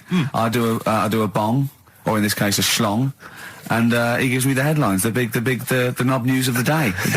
Where have you collected all this knob news? Was there a lot of knob news this week? It was mental this week. The amount of stuff. The way it works, you give us the bong, I'll give you the headline. Okay. Steve decides which stories we're going to talk about. And now on XFM, knob news. Schlong. Man grows knob on his arm. Schlong. Man gets doctors to make him a second knob. Schlong. Turkish prisoners made hole in cell wall to produce third inmate. Schlong. Doctors accidentally remove man's testicles. So, well, can I straight away go for the accidental removal of the testicles? Well, it's happened before, right? We've talked about that before. What did he go in for a tonsillitis? What are they called? Tonsillectomy. And he went in the wrong way. What are you talking about? How can they accidentally remove his testicles? It says, he didn't look at his folder. And the doctor said to the fella, "Oh, we've removed your testicles and we wanted to take out your prostate gland." So that's what happened. There's the story. This is what I mean. That's why I don't like going to the doctors. Yes. It happens, doesn't it? Because all these sort of... it's when they say things like, "Oh, it's just, we do loads of these operations." That's when they're not concentrating. Brilliant. Do you know what I mean? When they say it's procedure, that's like having a boring job that you do every day when you're not going to be concentrating. I prefer them to go, "This is a tricky one, this." I know what you mean. I sort of do know what you mean. You watch TV programmes about, like, you know, removing someone's second head or whatever, and he's like the best surgeons from all over the world. It's televised. They can't make a mistake. They can't go, "We took his legs off by mistake." Whereas the fella who's having a prostate's like, "Oh, do you want to do it? I'm sick of doing them." Yeah. And they're probably doing a crossword whilst they're at it. Of course they are. I've seen that actually in operating theatres. They're doing a crossword. That's what I mean. Yeah. I was just examining some of the other knob news, Rick, a little bit more closely. Man gets doctors to make him a second penis. I'm sure we're all interested to know what happened there. Yeah. A German who persuaded doctors to give him a second penis has lost his wife after he showed her the result. Biker Michael Gruber lost his original penis in a motorbike accident, and doctors built him a second one using a mixture of skin, bone and other tissues. Bone? Apparently, the penis worked so well that he was even able to father a child with his wife Bianca. But Gruber was still not happy and asked doctors to repeat the operation and build him a better organ, to which they agreed. From his hospital bed, he said, "I've got 2 penises, but no wife. I'm hoping when I get rid of one of the penises, I'll get her back." What do you mean? Sorry, he had 2 put on. What side does he wear? So he's had both. So he's had 3 then. Yeah. This is probably the thing that happened with Hitler, when he had 1 ball, but he had 3 at one point, didn't he? So he just kept one in the other ball, gave his mum one, and kept the other one. Because this monkey, right? Oh, yeah. I think his name was number 6 or number 7 or something, right? In this lab, right? Yeah. And anyway, it's in there with, like, you know, the rabbits and little mice and stuff like that. And the rabbit smoking. The nurse, right? The nurse, not the nurse, the woman who works in the lab. What would you call her? A nurse? Depends. Depends what her job was. If she was a lab assistant, you call her a lab assistant. All right. I mean, they probably call her by her name. All right, lab assistant, right? Kirsty. So she's... I think it's probably Kirsty. Right, Kirsty Morris. Well, she's in there, right? Yeah. And she doesn't work with many people and that. She's mainly on her own with, you know, just putting lipstick on rabbits and stuff like that, right? Chimp fancies her. So, Chimp fancies her. He's putting on lipstick, chimp fancies her because she's got hairy legs. He gets pally, right, with this woman. Yeah. Because, you know, it gets to a point when she sees him every day. It's the way he sort of tries to string out like it's a narrative love story. Did the chimp put its hand out and grabbed her, and then you thinking that he made a move on her? So right, come on, he's allowed out. He's allowed out. It's not a story, is it? He's allowed out the cage and what have you every day. So he's wandering about, and as time goes on, he's watching what she's doing more and more. Yeah. Right. So he notices, like, the code on the door. Right. Right. Whatever, 247 or whatever. Yeah. He goes, right, I've clocked that. I've got that. I'll remember that, right? Yeah. And then he goes, right, there's a lot of lipstick and that knocking about, a lot of makeup. Right, okay. No, there's no way. Finish. No. Because, Steve, you know what's going to happen. I know what's going to happen. So he's there. It's ridiculous. And he's going, well, if it's there, you know what I mean? So while she's messing about with the rabbit, he gets there, he's in front of the mirror, putting a little bit of lippy on. Right? I can't. It's gone too far. No, it's gone too far, Steve. Right, your mic's off, Rick. He's finishing the story. Turn mine off as well. It's gone too far. Turn him off. Just let him finish. Right, so the thing is, right, it's this monkey wandering about. It's got lipstick, it's got mascara on, it's looking pretty good. I didn't mention the mascara! It's looking all right? So it knows the code on the door, 247, right? So when she's sort of messing about with the rabbit, right, he goes, right, here's my chance. He's looking good. 247, out the door, through the reception reception man's there. He's like, all right, Kirsty, right? Don't talk shit! I Feel Free from Cream, that's pretty much the last track, isn't it, guys? I imagine on XFM 104.9. Well, I mean, yeah, I've got nothing to say after that ridiculous story. I mean, that's worse than the bank robbery to me. Yeah. That he clocks that, and the bloke on the desk. All right, Kirsty. Oh, you're 2 foot shorter and hairy. She wasn't a looker anyway. So. She wasn't a looker anyway. Brilliant. It's time to give Carl... You're actually nervous. I'm a little bit nervous. Just to recap, Carl is 30 this year. He never went to get his results of his GCSEs. So myself and Steve took it upon ourselves to phone his school, track them down, and we actually got your results. What did you think you took? Did English. Right. Maths. Yeah. Art. Right. And I think I did physics. Okay. Well, you didn't do any of them. Eh? You didn't do any of them. You didn't register. You registered for one exam and took one exam and got results for one exam. So I don't know what you thought you were turning up to, or you weren't registered, or you didn't. You're familiar with the notion of registering for an exam. You have to kind of officially register in order to be eligible. What do you mean, register? I turned up for a couple. Yeah, you can't just show up. You have to register for them. You have to pay this because it costs the school money, so they have had to have paid for you if they thought you were going to pass. You can't just turn up on the day and ask for some paper at the front. I never got a letter telling me that. Well, that's because you were never at school. But you did somehow register or registered for one exam. You registered for history. It's a topic that you've always been interested in. I was saying to Ricky before, World War II, I loved it. Not the actual event. No, the but study just of it. all the stuff like, you know, about the Anderson shelters and stuff like that. Yeah. And the bombs and that. Mm-hmm. And then when I took it, it had nothing to do with that. It was more about the Tudors. So the Second World War didn't come up? You mean there were no questions about the Anderson shelters? Nothing. That's devastating. So what are you expecting the result to be?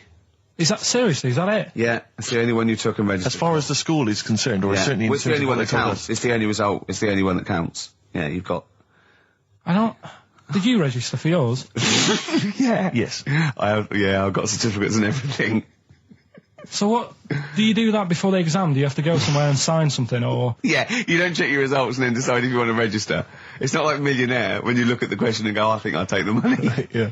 You go.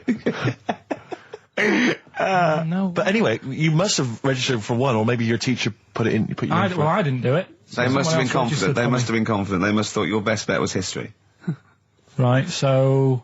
What did they get? You got an E. Which I think, I mean, technically, is a pass. E? It's a bad pass, but there's F, and there's you're not going to be doing a PhD.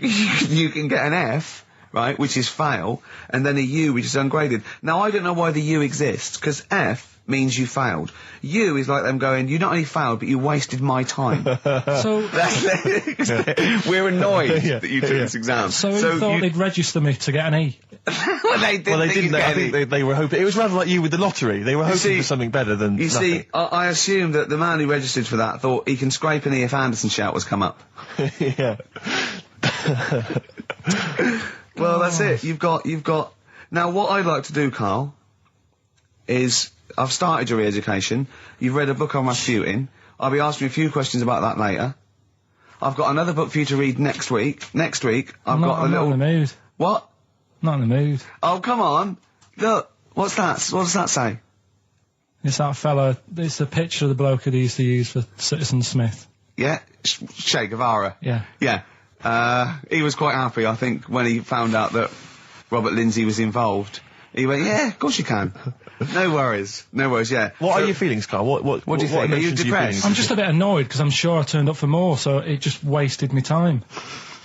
Listen, they don't matter. I'm sure you're doing very well. You know, you can educate yourself. GCSEs are merely a step on the ladder to help you, not just for education, but, you know, they're more vocational than anything else. You're doing very well, and you're reading books. Don't worry about it.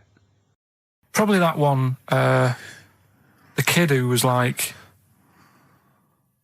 7, but aged to about 38. That was pretty weird. That amazed me. That sort of blew my mind. No, it was worse than that. She was about 90 or so, wasn't she? She is now. But back then... a couple of months ago she was 38, Yeah. but because of the aging... She's sort of aged fast and that. Yeah. It's really... This is the one that you think should be allowed to get fags and beer and an off-licence because she's got the body of a 90-year-old.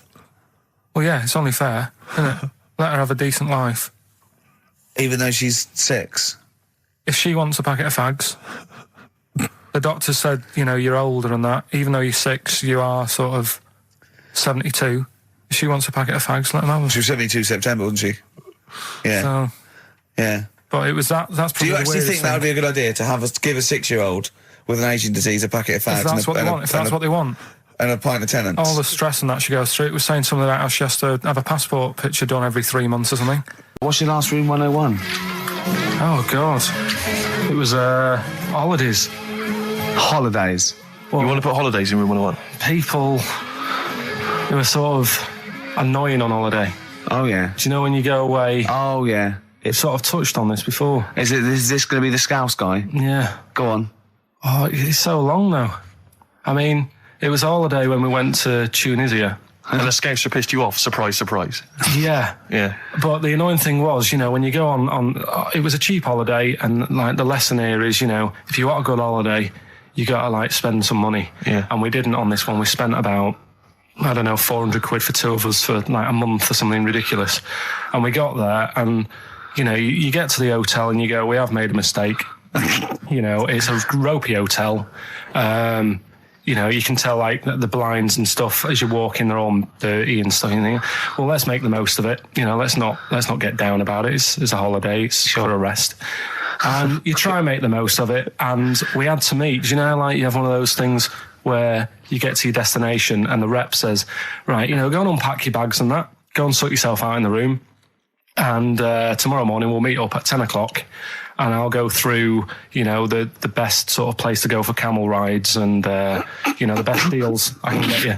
That sort of thing. Can anyone here walk like an Egyptian? So she says, right, tomorrow morning, meet 10 o'clock in the discotheque.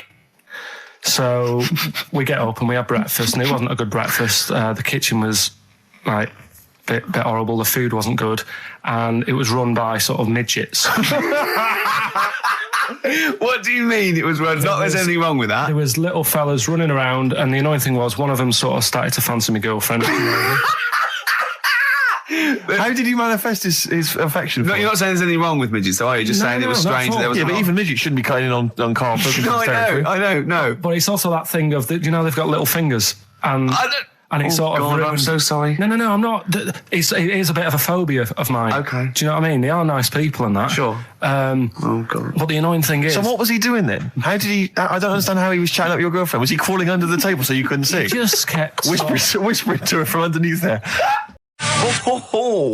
That's Feeder and Come Back Around. It's a new leaf, Steve. I'm going to do properly now. I'm not going to be slovenly. I'm sitting up straight, you see. Yep. And it's going to be a proper DJing, because I think... Coming up soon, some great tracks, including a new one from Abs and an old one from Snow. Informer. You know me, David Stormy, Eka Boom, a licky boom boom down. I'm joking, of course. We've got some fantastic tracks. There's some great chat, and we've got Carl with me, great Steve. Chat. Steve. I'm Ricky Gervais on XFM 104.9. There he is indeed, with him Steve Merchant. And Karl Pilkington, of course. Say hello, Karl. All right. Yeah, nice.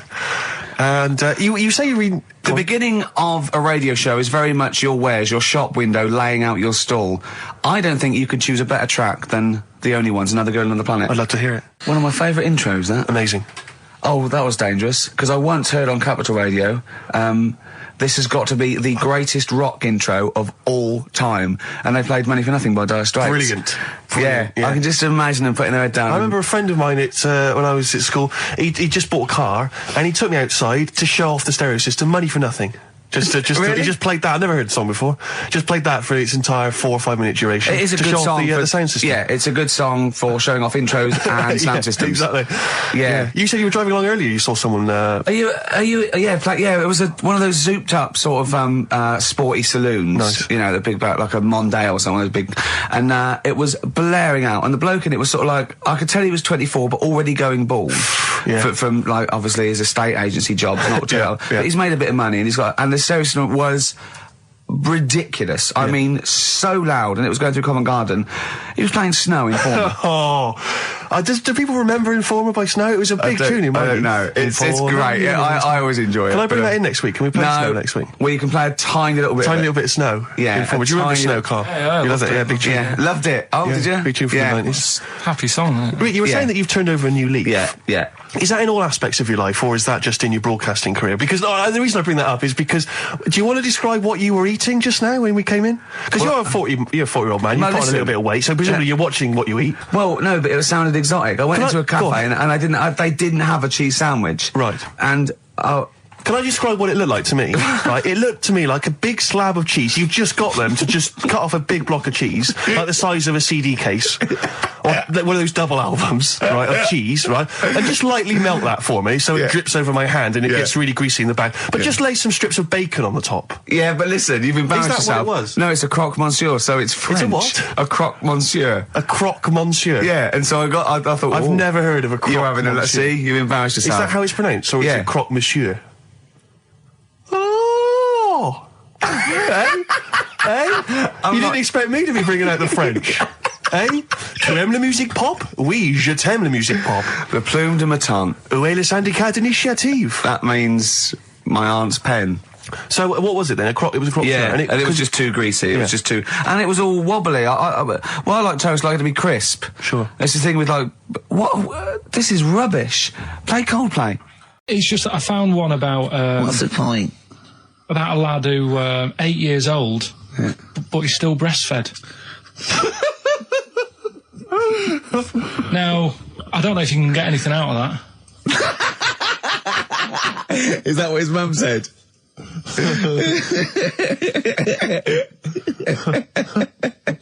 So, what do you mean I don't know if I can get anything out of that? You don't need to. No, it's just that, you know... Where did you read that? That was on the internet. Oh, well, yeah. You're always unspecific when you mention it. It's just it was on the internet. Well, I'm trying to think what I put in. I think I put in Y to see if I'd confuse a computer. And then, Carl, you are... No, I did honestly. I did a search, put in Y, and it came up with funny things that, like, why is this person doing that? Why is that? And it had a picture of this 8-year-old lad, sort of, you know, on his mum's nipple. And it was saying, you know, is this healthy? You sure that wasn't asking you that question? What? I put in Y just to confuse the computer. Like the computer go, what do you mean? Yeah. Stop it. Yeah. Oh, look, last week, I was walking, home with him, and I went, he was saying something stupid, and I went, I've got a competition for next week. Let's do a phone-in, and it's called Karl Pilkington, Genius or Fool. Yeah. Right? And he went, No. I went, why not? He went, well, they'd be confusing, because they say there's no difference between genius and being a fool. We do that, don't we? No, but it's rubbish, and people say there's a fine line between madness and genius, and, you know, it's a ridiculous soundbite. They don't say there's a fine line between a genius and an idiot. Well, the people who do are idiots. Yeah. So what would you do there, though, just to sort of wrap that little thing up? What would you do? That lad loves his mum's milk. What are you asking me to come up with? No, I'm just... A title for the story? No. It's just what would you do? Right. What do you mean, what would I do? Well, it's causing a bit of a problem in the area, right? What area? In America, I think it was. Oh, America are a problem, are they? George Bush is worried about this kid who's breastfeeding at 8. Imagine it like this, right? Right. No, so, Carl, what are you asking me? About this spurious story you saw on the internet? I saw it on the internet. There's an 8-year-old lad, he likes his mum's milk, and it's saying, is this right? Should it No, be it's going not. on? But what do you want Ricky to do about it? It's not his responsibility. Yeah. No, but the little town that he lives in, they're all causing an uproar, right? Going, this isn't right, you know, I can't let my kid play out in case he's in the garden with his mum getting a bit hungry, right? So, oh, God. What should they do? Because his mum's saying, well, he likes it. Yeah. And he, you know, what do you do? I don't know the laws. No, but I'm not asking you to sort out the laws. I'm just saying, if you lived in that neighbourhood, what would you say? If you went up to him and said, look, everyone's getting a bit fed up with this, look. I'd say, what would I do? What do you mean, what would I do? what are you asking me? Right, it doesn't matter. No, what are you asking me? What are you asking me and Steve and the public? I'm just saying, say if you live next door to this woman. Yeah. Right? The kid's hungry, 8 years old, he's out playing on his bike and he goes, Mum, I'm getting a bit peckish, and he goes, all right, son. She whops one out. And he starts having his milk, right? You live next door, you're putting your washing out, and you see this going on. You're getting a bit sick of it because it's gone on for months. 8 years, I assume. Why is it your business? Why are you such a nosy neighbour that you're concerned? What would you do, Carl? Let's turn it back on him. What would you do? What's your solution? What would you do? Well, I thought I'd say, right, why are you doing this? And she'd say, because he likes it. And I go, all right then, put it in a bowl first. There's a programme. We couldn't have said the cock soup if we'd made it up, but because it's real, it's fine. We also couldn't have said the cock soup if we'd have meant a male penis. Thankfully, we don't. So. We mean a little chicken. You go on. Yeah, this programme was on. It was Wednesday night, something. About this little lad. It was a fella and a woman at the same time. What do you mean? Like a cartoon with a secret identity. by night. What do you mean? He had both by day a sex? boy, by night a woman. He had it all. What do you? Sorry, wait. So he had male and female genitalia. So what do you call someone that's born like that? Weird. Now, what's the term for it? Go on. You know it. We've talked about it before. Aphrodite. Really? So close. Hermaphrodite. Yeah, hermaphrodite. Yeah. That's weird, don't it? Yeah. And he had the ball. Yeah. And he had the... Well, what happened was he was born, right? Obviously. And the doctor said, there you go. Lovely little boy and girl. So the mum was like, what? So he said... No, I don't think the doctor was sarcastic. Yeah, what? I don't think the doctor was sort of dissing them. Yeah. There you go. What do you mean, doctor? I'm gonna have a look. Exactly. There's a cock, there's a minge. All right, see you later. What are you going to call it? But doctor, what do you mean? Have a look. He wasn't sarcastic. He didn't give Doctor, clues. tell me what you mean. Give me a straight answer. He probably went, oh shit, she's got a cock. He didn't go... He wasn't sarky to the parents. No, but I'm just getting across. Do you know what I mean? I always had a little bit just to... Yeah, I know you do. Yeah. You should be a newsreader. Be brilliant. So there's a little kid lying there. Yeah. And the mum says, you know, what am I going to do then? So the doctor... I mean, I'm condensing this. It was like an hour long. Sure. Yeah. So he says, she said, what will I do? And the doctor said, well, he's not sort of well hung. Right. Oh, so he's not sort of well on. This doctor has been struck off since for saying these things. It was a real doctor. It wasn't Dr. Fox. Yeah. Right. So the doctor said, so I recommend that we make it a woman. Right. So they sort of do a little bit of jiggery pokery. Yeah, a little bit of work. And I don't think that's true, Carl. No, it is. It was on the programme.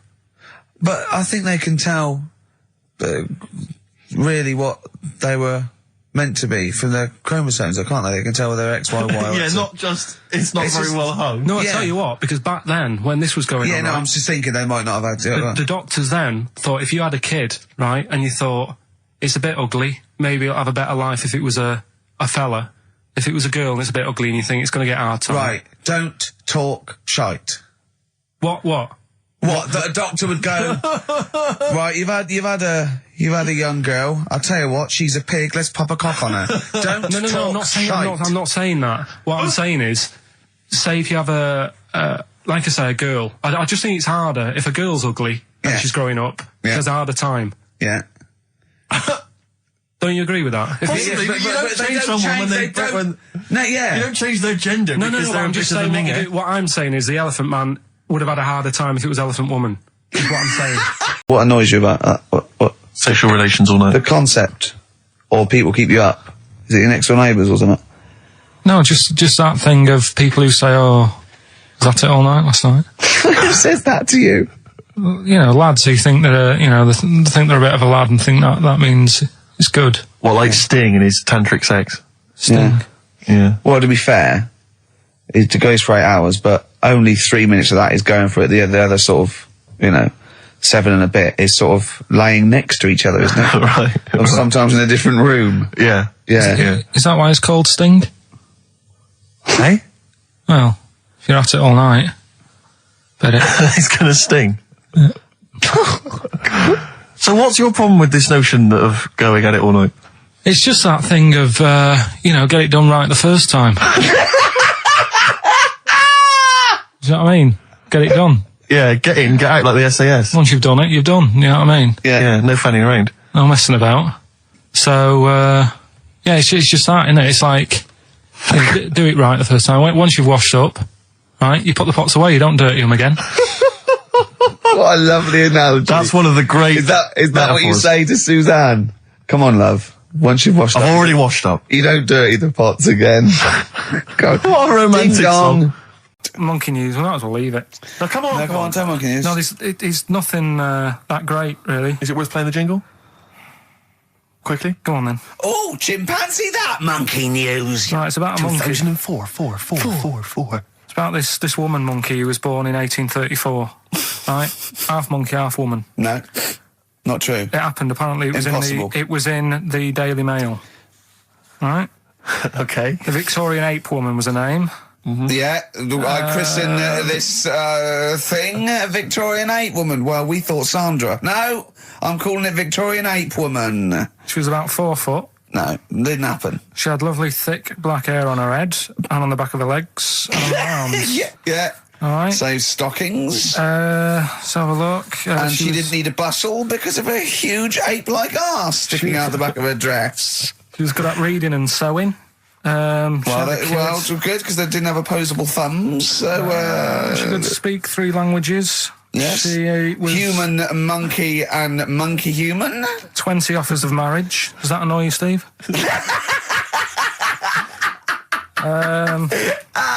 Absolute twaddle. All right, well, that's more rubbish than your soul weighing an ounce. Let's leave a Victorian monkey woman. Leave it there, then. See you next week with some more twaddle. I was worried we wouldn't have the old magic in 2004, but we're still talking shit. Merry New Year. It was good, but then I got back, right, Steve, and called up Ricky. I said, right, are you about? Have a chat and that. So he said, I'll just come round. It's a nice day. Have a drink and what have you.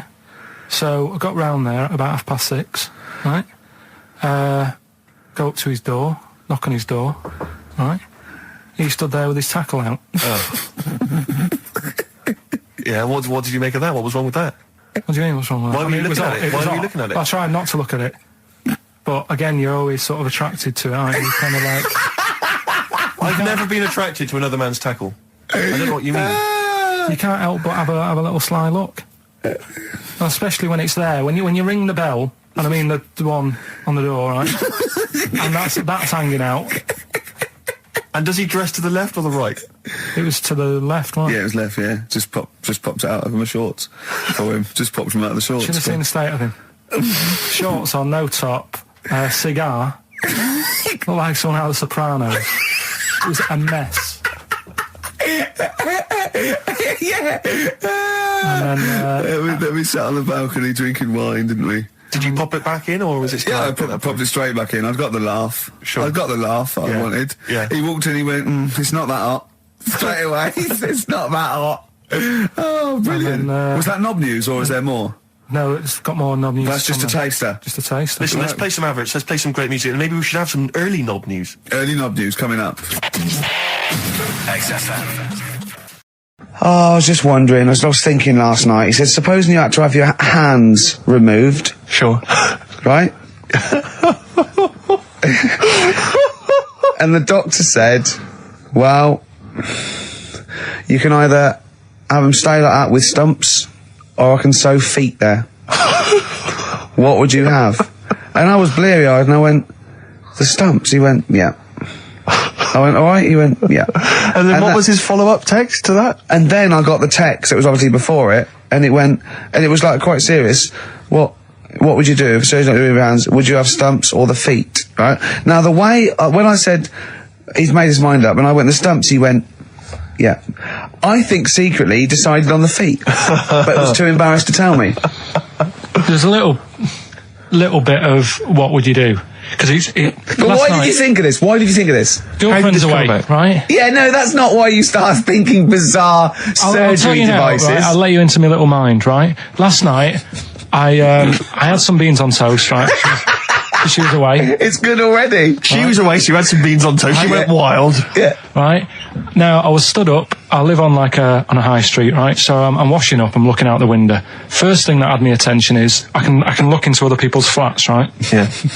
And it was weird how all these different lives were going on, I was watching them, and everybody had the telly on and was watching Volcano, right, which was on last night. Right. And I thought, that's weird, right? I can see them all watching it. And it was like a little Chinese lad who was dancing around in some underpants. And then there's a little old woman who lives downstairs who was reading a book, and she's always reading a book every night. And it's like, I have a better life than her.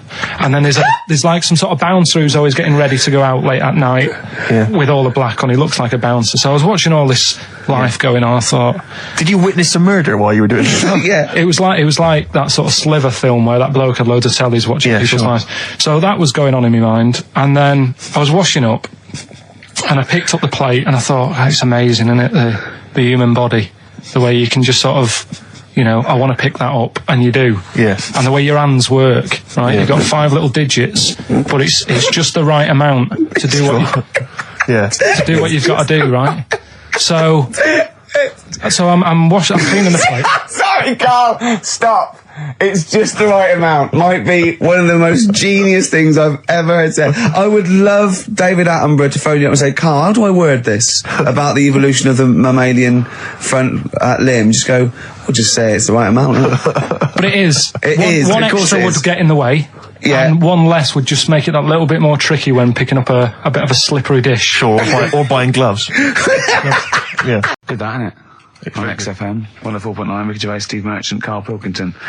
As ever, Rick, there's always someone who steps in to defend Carl. Okay, what is the defence? What is the defence? Here's an email from Scott Coomer. He says, Carl is actually right. I've got an A-level in statistics and probability. It doesn't matter how long they have and how many monkeys you have. You cannot guarantee they would type the complete works of Shakespeare. Infinity makes it probably they would get it right, but not definite. Yeah.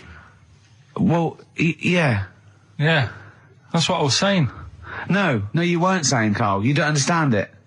Infinity sort of sorts it out. That if they do anything, they nearly do everything, won't they?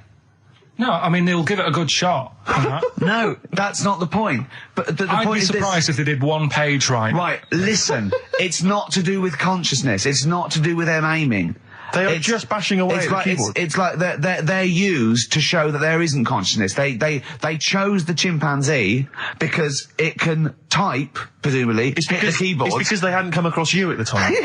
Yeah. It's to take out thought out of it. It's to take out reason and trying, right? It's just random. They're saying that if you typed enough things, if the computer was left typing everything, if you left it for an infinite amount of time, and they chose Shakespeare because there is meaning behind it, and it's difficult to get it exactly right, to show you that infinity would come up with it's not just Shakespeare, it's every novel. It's everything. Fairly eloquent there from Gervais. A quick riposte, please, from Karl Pilkington. No, I'm just saying, what I don't understand, if it hasn't read it, then how does it know where it's going? Listen, right, listen, right, Can I just explain to people, right? Some people have said, why are you cruel to Karl? He drives me mental with things like that. What do you mean, wow? Let me just take a breather for a moment. How do I do your editing? He keeps coming in the week. You know that I work here properly, in the week, don't I? Yeah, I've got a proper job, Yeah. Should be 9 to 5, but I normally get in at about 8 o'clock and work. A lot of people getting 8 o'clock. Working hard, trying to do my job. 3 times this week, I've been rushing around. I walked past my little studio. He's sat in there, all right? Now, because I've got this sort of job, I can get away with it. I said to him, if I was a doctor, would he keep coming to me practice? If you were a doctor, there'd be severe problems with the NHS. Imagine that. The standards would have lowered so much if you can arrive at the hospital, you're a doctor. We'll pop in, I'll go to lunch, don't we? We have a little lunch break, don't we? I go, come on, let's go now. He goes, I'm busy. I go, come on, let's go now. He's going, you're doing me head in. Well, when I was talking about the monkey conundrum with Carl, he said to me, right, if I had a day off work, and I was, say, watching the TV, and with one hand I was typing a typewriter, would I type Shakespeare? I mean... Yeah, but you see, there's certain things. We were talking a little bit about this stuff the other week, weren't we, when we said you were going on about Einstein, and I said he's not that good. E equals MC squared. It sounds good, but I've never used it and that. I've never used it! You haven't used 2 and 2 equals 4, Carl! The fella with an apple fell on his head. it could have been anyone sat under that tree. Do you know what I mean? It's just annoying. Lucky. And Newton gets all the credit for his laws of the universe. Well, other people were working whilst he was having a lunch break under the tree. So in a way, it's like he didn't deserve to have that success story. Again, forget the apple and the tree and whether he was sitting down having a lunch break. It's totally irrelevant. Yeah, but what I'm saying is there's certain things that will just happen. You know, it's like, I think we were talking, when we were out eating the other week, we were talking about Noel Gallagher. Well, this is the reason the monkey discussion came up, right? Noel Gallagher. I don't know what to say. I don't know what to say. Rick, I don't want to misquote Noel. I'll be like Herbert Lom in Clue Song, and I get a twitch whenever he opens his mouth. I don't know where to start with some of his statements. Well, as I say, this discussion began because we were talking about a quote that Noel Gallagher supposedly gave. Now, I don't want to misquote Gallagher, but the gist of it was that he said, had I written Wonderwall or whatever, instead of the Beatles writing Strawberry Fields or whatever, I'd be the one that was considered the great songwriter and it wouldn't be the Beatles. You know, it's just the fact that they came first that meant that they get all the credit as being the greatest band. I don't know where to start with that statement either. I mean, that's Gallagher's thing, and he's, you know, well, whatever. We know what we think of that. What was your point, Carl? You agreed with him, didn't you? Yeah, I reckon, right? Do you know we've talked about putting a baby in a room before and it'll know what colour it is and stuff? If you've got a room that's painted red, right? But forget that, because that's going to confuse him. Hear him out. Listen to me. Say if they did some new TV show, right? Like, what's that film with Jim Carrey in where The Truman Show. The Truman Show, right? So they make up a little room and some woman has some kids and you say, right, let's put the kids in this room, and they don't know what's going on outside. They don't know anything about, like, EastEnders and that. It's like their little world, right? They don't know anything that's gone on. How could a child survive without EastEnders? Right, listen. So, you sat in the room, right? And then, when they're all asleep... Right, wait for this bit. Someone Have you heard this bit? Wait for this bit. They're all in a room. Yeah. They're asleep. Yeah. Someone pops in, puts a guitar next to the bed. Right? Nips off out again. They wake up in the morning... And one of them goes, what's this? They don't even know it's a guitar because they've never seen one, right? They're talking English, though. Yeah. We just left guitar out of the vocabulary. Right, so... There's plenty more to come. So, one of them will pick it up, and they'll go, I don't know what it is, and they'll start strumming, they'll go, that sounds good, doesn't it? Give them a few weeks, they could come up with Hey Jude. Whereas, typing Shakespeare, a monkey that can't even spell... I see that. That's what I'm saying. Right, we've got, who's that on the line? It's Rob. Rob, and are you a doctor? I'm a final year medical student. I'll be a doctor in 2 months, touch wood. That's close enough, isn't it? Yeah. Excellent. So, where do you study? Do you want to give more details, or do you want to remain anonymous as you're calling in to I study at Barts Hospital. All right, great. So, why do GPs sometimes put their finger up a man's anus? To see what's there. You know, if you've got hemorrhoids, if you've got an enlarged prostate, you know, it's either that or they stick up a big tube and have a look up with a light. What? And it's easier to do that. Now, are you dumbing this down for us, or are you going to fail your medical exams by saying stick up a big tube with a light? I'm dumbing it down. Okay, come on then. We're all intelligent people here, and Carl. So you tell us what's that called? It's called a sigmoidoscope. Right. Nice. That was a clever test, wasn't it, Rick? 12 inch long. Yeah. 12-inch long tube that they can put up there. So, Carl, would you prefer that or a finger? Well, so do they sort of do the finger first, and then, I mean, at what point do they say, hang on, we need a light here? I mean... It's normally if there's something wrong. But... So if I go then, say if I go to this well-known clinic, right, and they go, yeah, the art's good and that, yeah, finger, there you go, and then they go, hang on, I'm going to go and get me light and tube. I could start worrying then because they've sort of found something. And they're not likely to go straight in with the tube. They'll probably send you off some tests first. But Carl, there's nothing. But you go to these places to put your mind at rest and to know where you are with your health. I mean, it's not that you go along. That's what most people worry about. They think that because I'll go along and they'll find something. Well, one, that's illogical. It doesn't heighten the fact they'll find something because you go along. And two, if they do find something, it's a good job you went along. I mean, I'm a hypocrite because I don't go to the doctor. But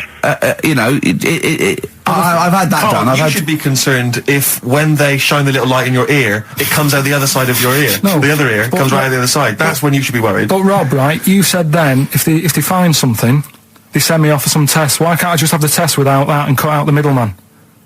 Do you know what I mean? Because you're wasting lots of money. There's hundreds of tests they could do, and they could do every test, and they could all come back with nothing, or they could do the finger up there and send you for the 3 tests you need to find out what's wrong with you. But in this day and age, with all the technology and that, and like brainy doctors and all that, the only way to find out is sticking a finger up there. What are you worried about, Carl? Is it fundamentally that this doctor who's has done 6 years medical training, is it embarrassing to have a man's finger up your ass? I just don't understand how you can get round to that without... But what don't you like? Is it fundamentally you don't like anything up your ass, or is it the fact that it's a man's finger up there? I don't like going to the doctors. It makes me nervous, because I think if anyone searches you long enough, they're going to find a fault with you, right? And especially if they're going that far into you. They're going to find something. And probably not. Well, you never... I just don't... I don't know how to get round to that sort of... that point where you get a... What do you talk to the doctor about? He's like, all right, nice day. Strap your trousers. He goes, he says, I'm gonna just, Most people just shut up and let you do it, and then breathe a sigh of relief when you say there's nothing there. Yeah. But is that at the end of the test, or is that the first thing he does? It's the last thing.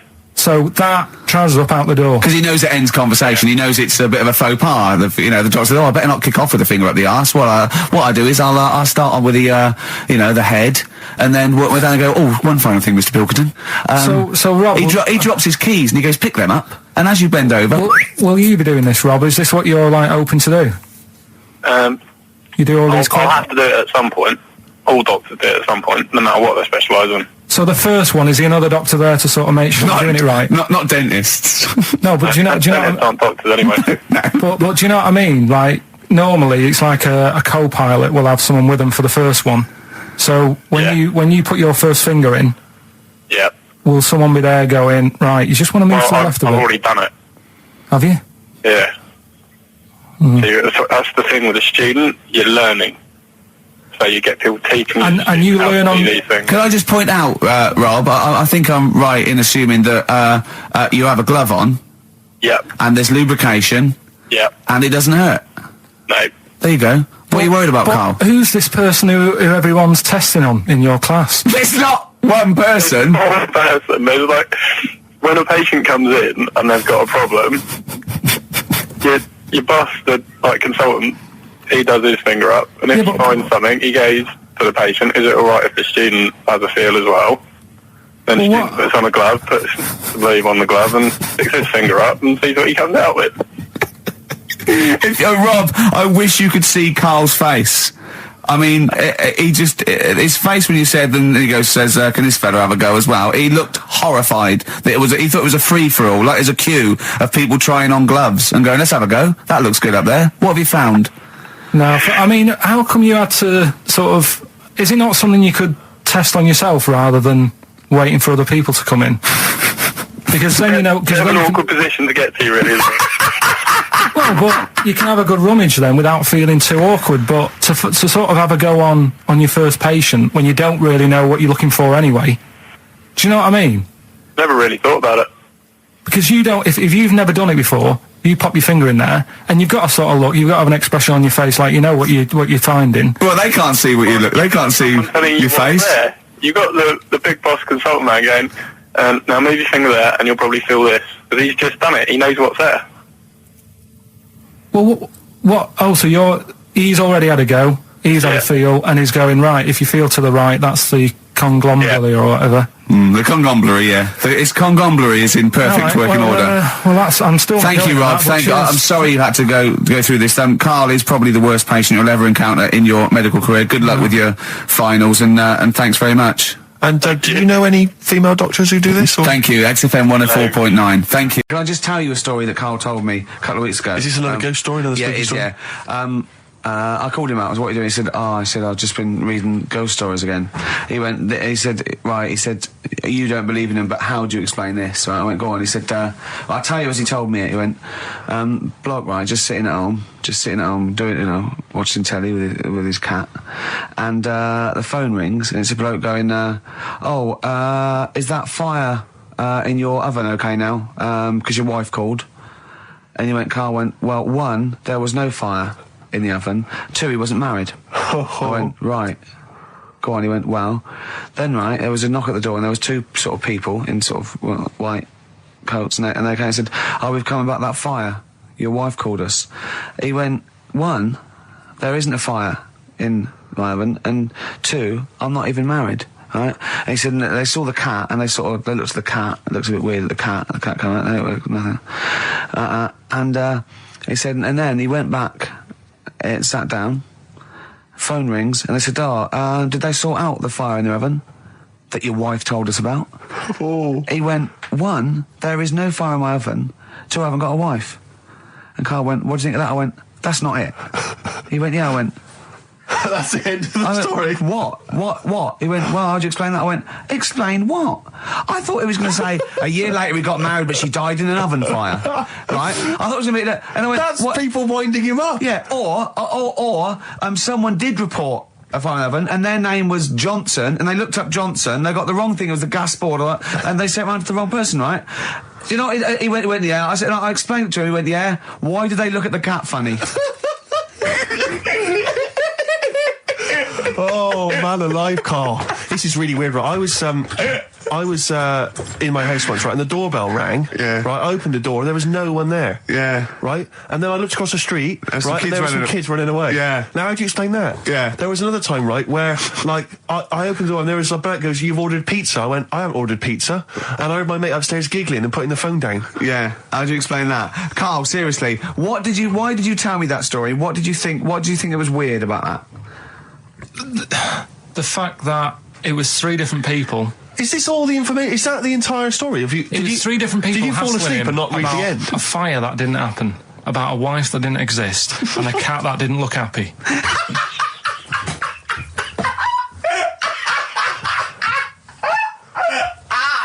Oh, I'm gonna have a heart attack, Carl. What? I mean, why did they look at the cat funny? Because cats don't like spirits, do they? What? And the other blokes were ghosts?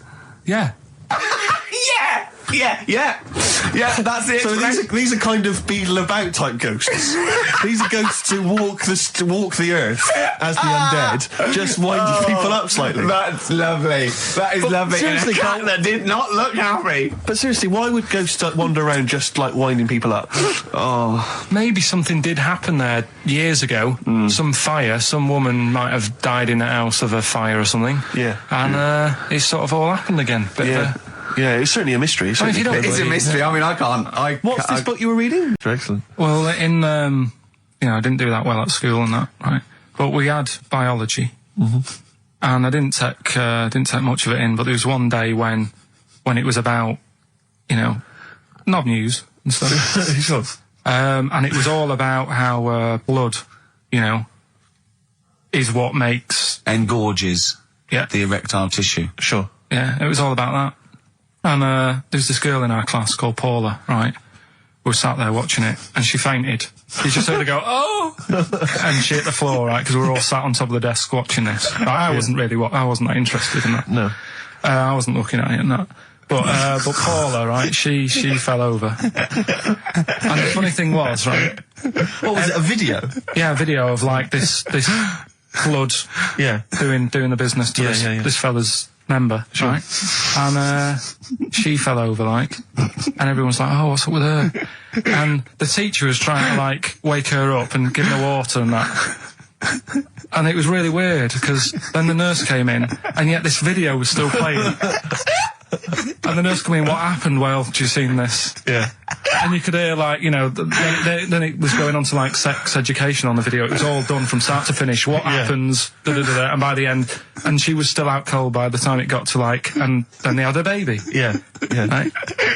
And that just reminded me of it. So it seems to me that was a sex education class. She fainted when the penis got erect, and when she woke up, a baby was born. That's probably what she thinks happens. She's wandering around now. And the whole class just missed out a bit because they saw someone's face. If she's ever with a bloke and he gets an erection, she just goes, oh, no, well, that's it. She was a bit of a class tart, really. That's why everyone was like, what's up Carl. No, but she was. Everyone was like, what's up with her? She's not seen it before. But Just reminded me then. Weird. But anyway, yeah, so I wouldn't. He was going to be loving it. Anyway, yeah, well, let's there. leave Nero aside. Yeah. The other thing in this, should we play a record and come back? Yeah. There's another interesting fact. There is some extraordinary facts in that. Yeah, well, more facts. We're running over. But it won't be knob news. There'll be all different types of news. Good show, though? Enjoying the last show? Yeah, it's all right. And, I hope it gets better because Telegraph are listening today. The Telegraph, the paper? Yeah. Why are they? Why did you say that? Just, Jenny, the PR woman, said to me yesterday, she said, just, do some good topics and that, so you don't have to worry there. What they phoned up to say, hello, it's Telegraph here, we'll be listening tomorrow. I don't know what they're doing. Are they doing a review of it or something? I don't know. Why would they do that? There's no reason to. I'm a bit, why didn't you mention this earlier? The Telegraph have said, why would they call up to say we'll be listening? It's a free country. Because they said they'll be listening, but also, can you make sure you record it? Because if we can't listen to it because of the pirate stations that are on at the weekend, because it affects our signal and stuff. Whoever's listening must listen and know there's a problem with pirates, and they said, can you... Well, they're probably just doing a feature about radio shows or something then. They're going to tear us to shreds. Listen to... seriously, the drivel we've talked today. I mean, what are they going to make of it? That's a broadsheet newspaper. I think I know what Monday's headline's going to be. I don't think it's going to be like, they're going to forget about the power cuts. It's not going to be about, the inquiry or terrorism or anything. It's going to be, no more to knob news. Yeah.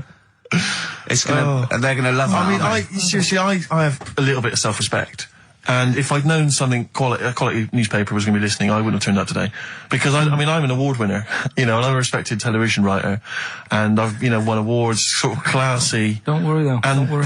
What have we talked about? Knobs. We've had the worst quiz on radio. Yeah. We've had you trying to explain relativity. You didn't even understand what that word meant. Yeah. You just mentioned there about sort of no knickers and that.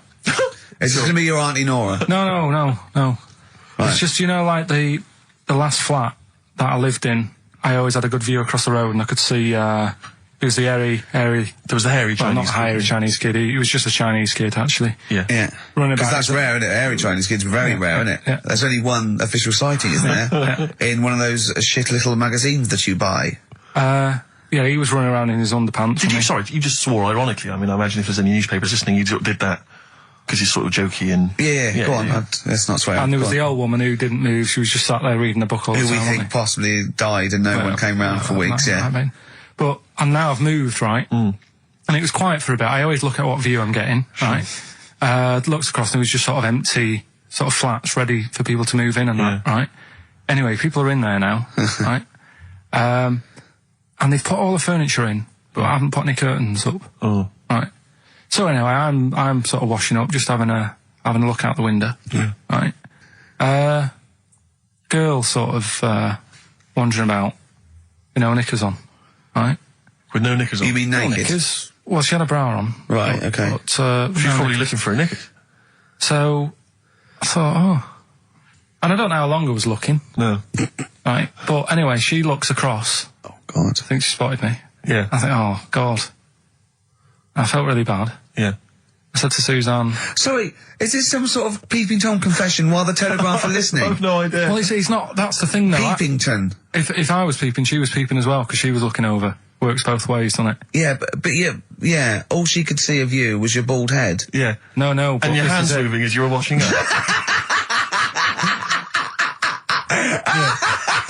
And some white-looking substance rotting up. Particularly stubborn stain on this glass. Yeah. Oh, God. Imagine that. Imagine if she looked across. I'm assuming your sink is lower than the window. But didn't she just cover up or something? Or she looked back and go, oh, you're looking at a funny. Well, the thing I did... What? I thought, just sort of drop me boxer shorts. Because I thought... Well, Suzanne said, what are you doing? What are you talking about? What are you talking about? No, just so they can see me cheeks of me. What are you talking about? No, because I thought if she thinks I'm walking about in the nude as well, then we've both got something out of it. Carl, this sounds like a bad excuse in court. I know. This is or the plot of a film on Channel 5. I mean, this is like the doctor who got done for exposing himself to a patient and then painted that little thing that you look down their throat at pink. Yeah. And go, this is what they saw. Yeah. No, so sorry, you immediately, so you were looking at a woman dancing around naked, right? So the only thing you could do was immediately drop your boxer shorts. So she looked across, saw you fully clothed, saw you took your boxer shorts. No, she wouldn't have done, because it's sort of just the top half and the sink's at a side angle, so I was sort of looking out. So she wouldn't have seen your trousers then anyway? No, she did. I moved in front of the window. So you then made you actually climbed in front of the window. Oh, this is amazing! So you climbed in front of the window to show off it wasn't your naked lower half. Susan said, "What are you doing?" I bet she did. What are you looking at? I sent you in here to clean up. What are you doing? I'm just taking my trousers down, stand over the window. Why? Because there's a naked woman across the road. What do you think I'm doing, Suzanne? I'm exposing myself while looking at some free fame. Leave it. What's up with you, Suzanne? Leave it then, leave it. Christ. Are we doing Rockbusters or Yeah. She sent you in there to read up on Einstein. She comes in and finds that. Oh, brilliant! Wait a minute, can I just a final question. What did the woman across the way... What happened? What was her reaction? I didn't look again. I just thought you've seen a bit of action as well. We're both happy. Let's leave it. Brilliant. So were you waddling around like a penguin with your trousers around your ankles? I just was walking about, and Suzanne said, "What are you doing?" I said, "I'll explain to you in a bit, but don't look out the window because then it's Excellent. obvious." Then he sees, she calls her husband to look at Carl going naked. He goes, "Oh, she's got a... Quick, Suzanne, get him out. There's only one with you can do. Get some more friends. They've gone one more." Anyway. Brilliant. Right, play a record and come back to Rockbusters. And Monkey News. We haven't got enough time. Do Rockbusters. Oh, God almighty. I make it clear now, I do not condone in any way, shape or form what Cheryl Tweedy spotted the Christmas theme. Yeah. Carl's not really in a festive mood, but, I can't imagine Christmas is your time of year, is it, Carl? Well, I'm not sure any time of the year is, really. I liked it when I was about... I think when I was about 7, I enjoyed it. Was that the one? Was that the year, the big year for you? You get loads of stuff, you don't have to worry about anyone else, but once you've, got a job... What did you get when were you doing your paper round? How old were you then? I was about 13, 14. Well, that was then you were a man, weren't you? I had to buy stuff. Oh. But you're still not You're quite having a good selfish, time. man, aren't you? I didn't realise this. No, it's just that Christmas... And that's coming from him, Carl. My dad always said... Oh, right, steady on. Dad said Christmas morning was for This is a bit easier, but I still think it's a good one. So this is, we should explain what this is if you've just tuned in. It's one of those stupid lateral thinking problems. That Carl himself has created. Yeah, that was his homework. Right, this one. It's a fella. He has a normal day doing stuff. Nothing wrong with him. Right? And it's the twist in the tale. It's just like Tales of the Unexpected. Yeah. Just a normal day, nothing wrong with him. Hold on, though, he's got the legs of a fish. Go on. So that's why he's been hiding his legs. So Go on. He does his the legs of a fish. Sorry, can't carry on. He has his working day and that, and then he gets a bit tired. Goes to bed. He puts the light on, leaves it on, goes to bed. Oh, that's crazy. That's mental. I can't think what's happened. Anyway, here's Radiohead. Right, okay. What? The question is, why does he put the light on when he's going to bed? He's had a normal day. He's come home from work. Is that right? He's come home from work, or he's not been working? Yeah, he's just been out? No, he's been working and stuff, I think. You think? You've made it up, Carl. You can decide. So the question is, why has he put the light on when he's asleep? There's a reason that he's put the light on when he's asleep. Has he gone to sleep? No, Carl, don't shrug. You're meant to answer these questions. He put the light on before he went to bed. Yeah, and the question you're asking me is why? What's the scenario? And the light's on and that, but he's gone to sleep. Yeah. He started reading and then he fell asleep. No. Did he intentionally, for some reason, put the light on? Every night. It's mad. Sounds mad. That's Carl, doesn't it? Every night he does it. Yeah. He puts the light on when he goes to sleep. Carl, is the point of this, he puts the light on for a very good reason. Not for us, but for some people. He's blind and it's always been on, and he thinks he's turning it off, but it was on in the day, and he thinks he's turning it off, but he's turning it on because he's blind. No, that'd be stupid. That works. No, that works great, Rick. Yeah. Thank you, Carl. So you've got to come up with... Hang on. If you're blind, why would you put a light on? No, he thinks it's off. Yeah. But why would he turn it on anyway? Just think so he doesn't get burgled, so people know he's in because he can't see him. So he just he puts the light on when he's there, then he turns the light off when he goes to bed, so people think it's fine. But he's got it out of kilter, and actually he's walking around in the dark all day. I don't believe that if you're blind you turn your light on. I don't think you'd be living on your own, would you? I'm not having that for a second. Do blind people live on their own? I'm not having that for a second. Well, some people do. Lonely blind people live on their own. No, if you got bad eyes. What, any of them women? Are there any blind women who are living on their own? Well, never mind your concern for the partially sighted or sight-impaired people coming to London. Get on with this. Yeah. So there he is. Yeah. It's like, a bit tired. Yeah. Just put the light on. Get to bed. Yeah. So he turns the light on and he goes to bed. Yeah. Oh. Should we play a track? He's not sleeping on the job. He's a lighthouse keeper. Well done. Is he a lighthouse That's keeper? not it, Carl. He's a lighthouse keeper. Right, why wasn't the light on all the time? Because it's light in the day. You idiot. Play a record. What? Play a record. You're a buffoon. No, actually, the light isn't on in the day, is it? No, it's not. I think you're the buffoon. Yeah. Carl has won!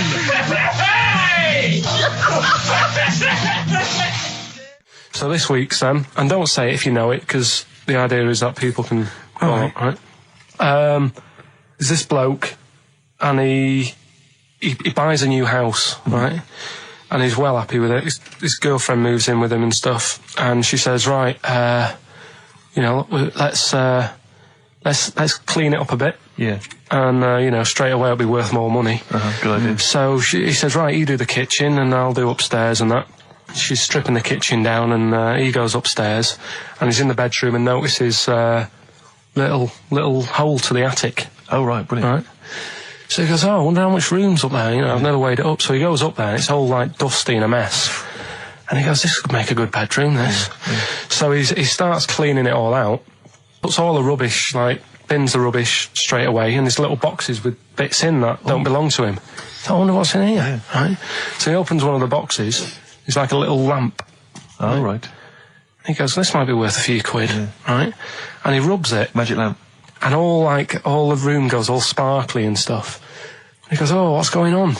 And then this fella appears, right? In a nice sort of pair of 501s. Right. And he says, what do you want? I know already. So all the first bit is irrelevant. Yeah, but it's about building the story, isn't it?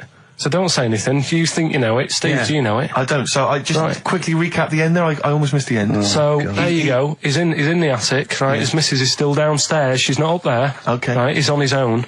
And he cleans this lamp, right? Yeah. And this fella appears out of all this smoke, and he's wearing a nice pair of 501s, and he's wearing a shirt, and there you go. What's the song? What song are you thinking of? The lines are going mental. Because it's so easy.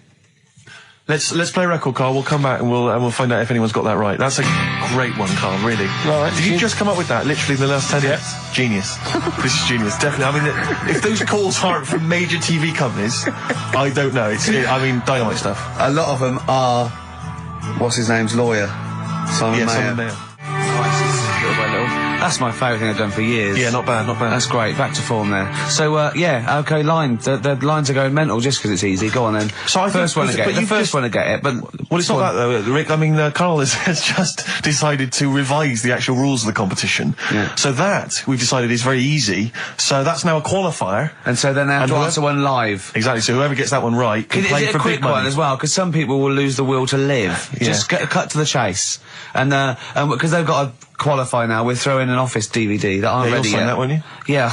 Yeah. No. That increases value by 42 pence. Right, go on. We'll just go live, yeah? Hello, XFM. Yeah, hi, how's it going? Not too bad. Not too bad. Listen, a very, very quick recap, Carl, if you will, please, for the people listening. Very quick. Right. A man ends up in a loft. Man's, after moving into this house and he's in the loft. And he's tidying up. His missus is downstairs doing the kitchen because that needed doing.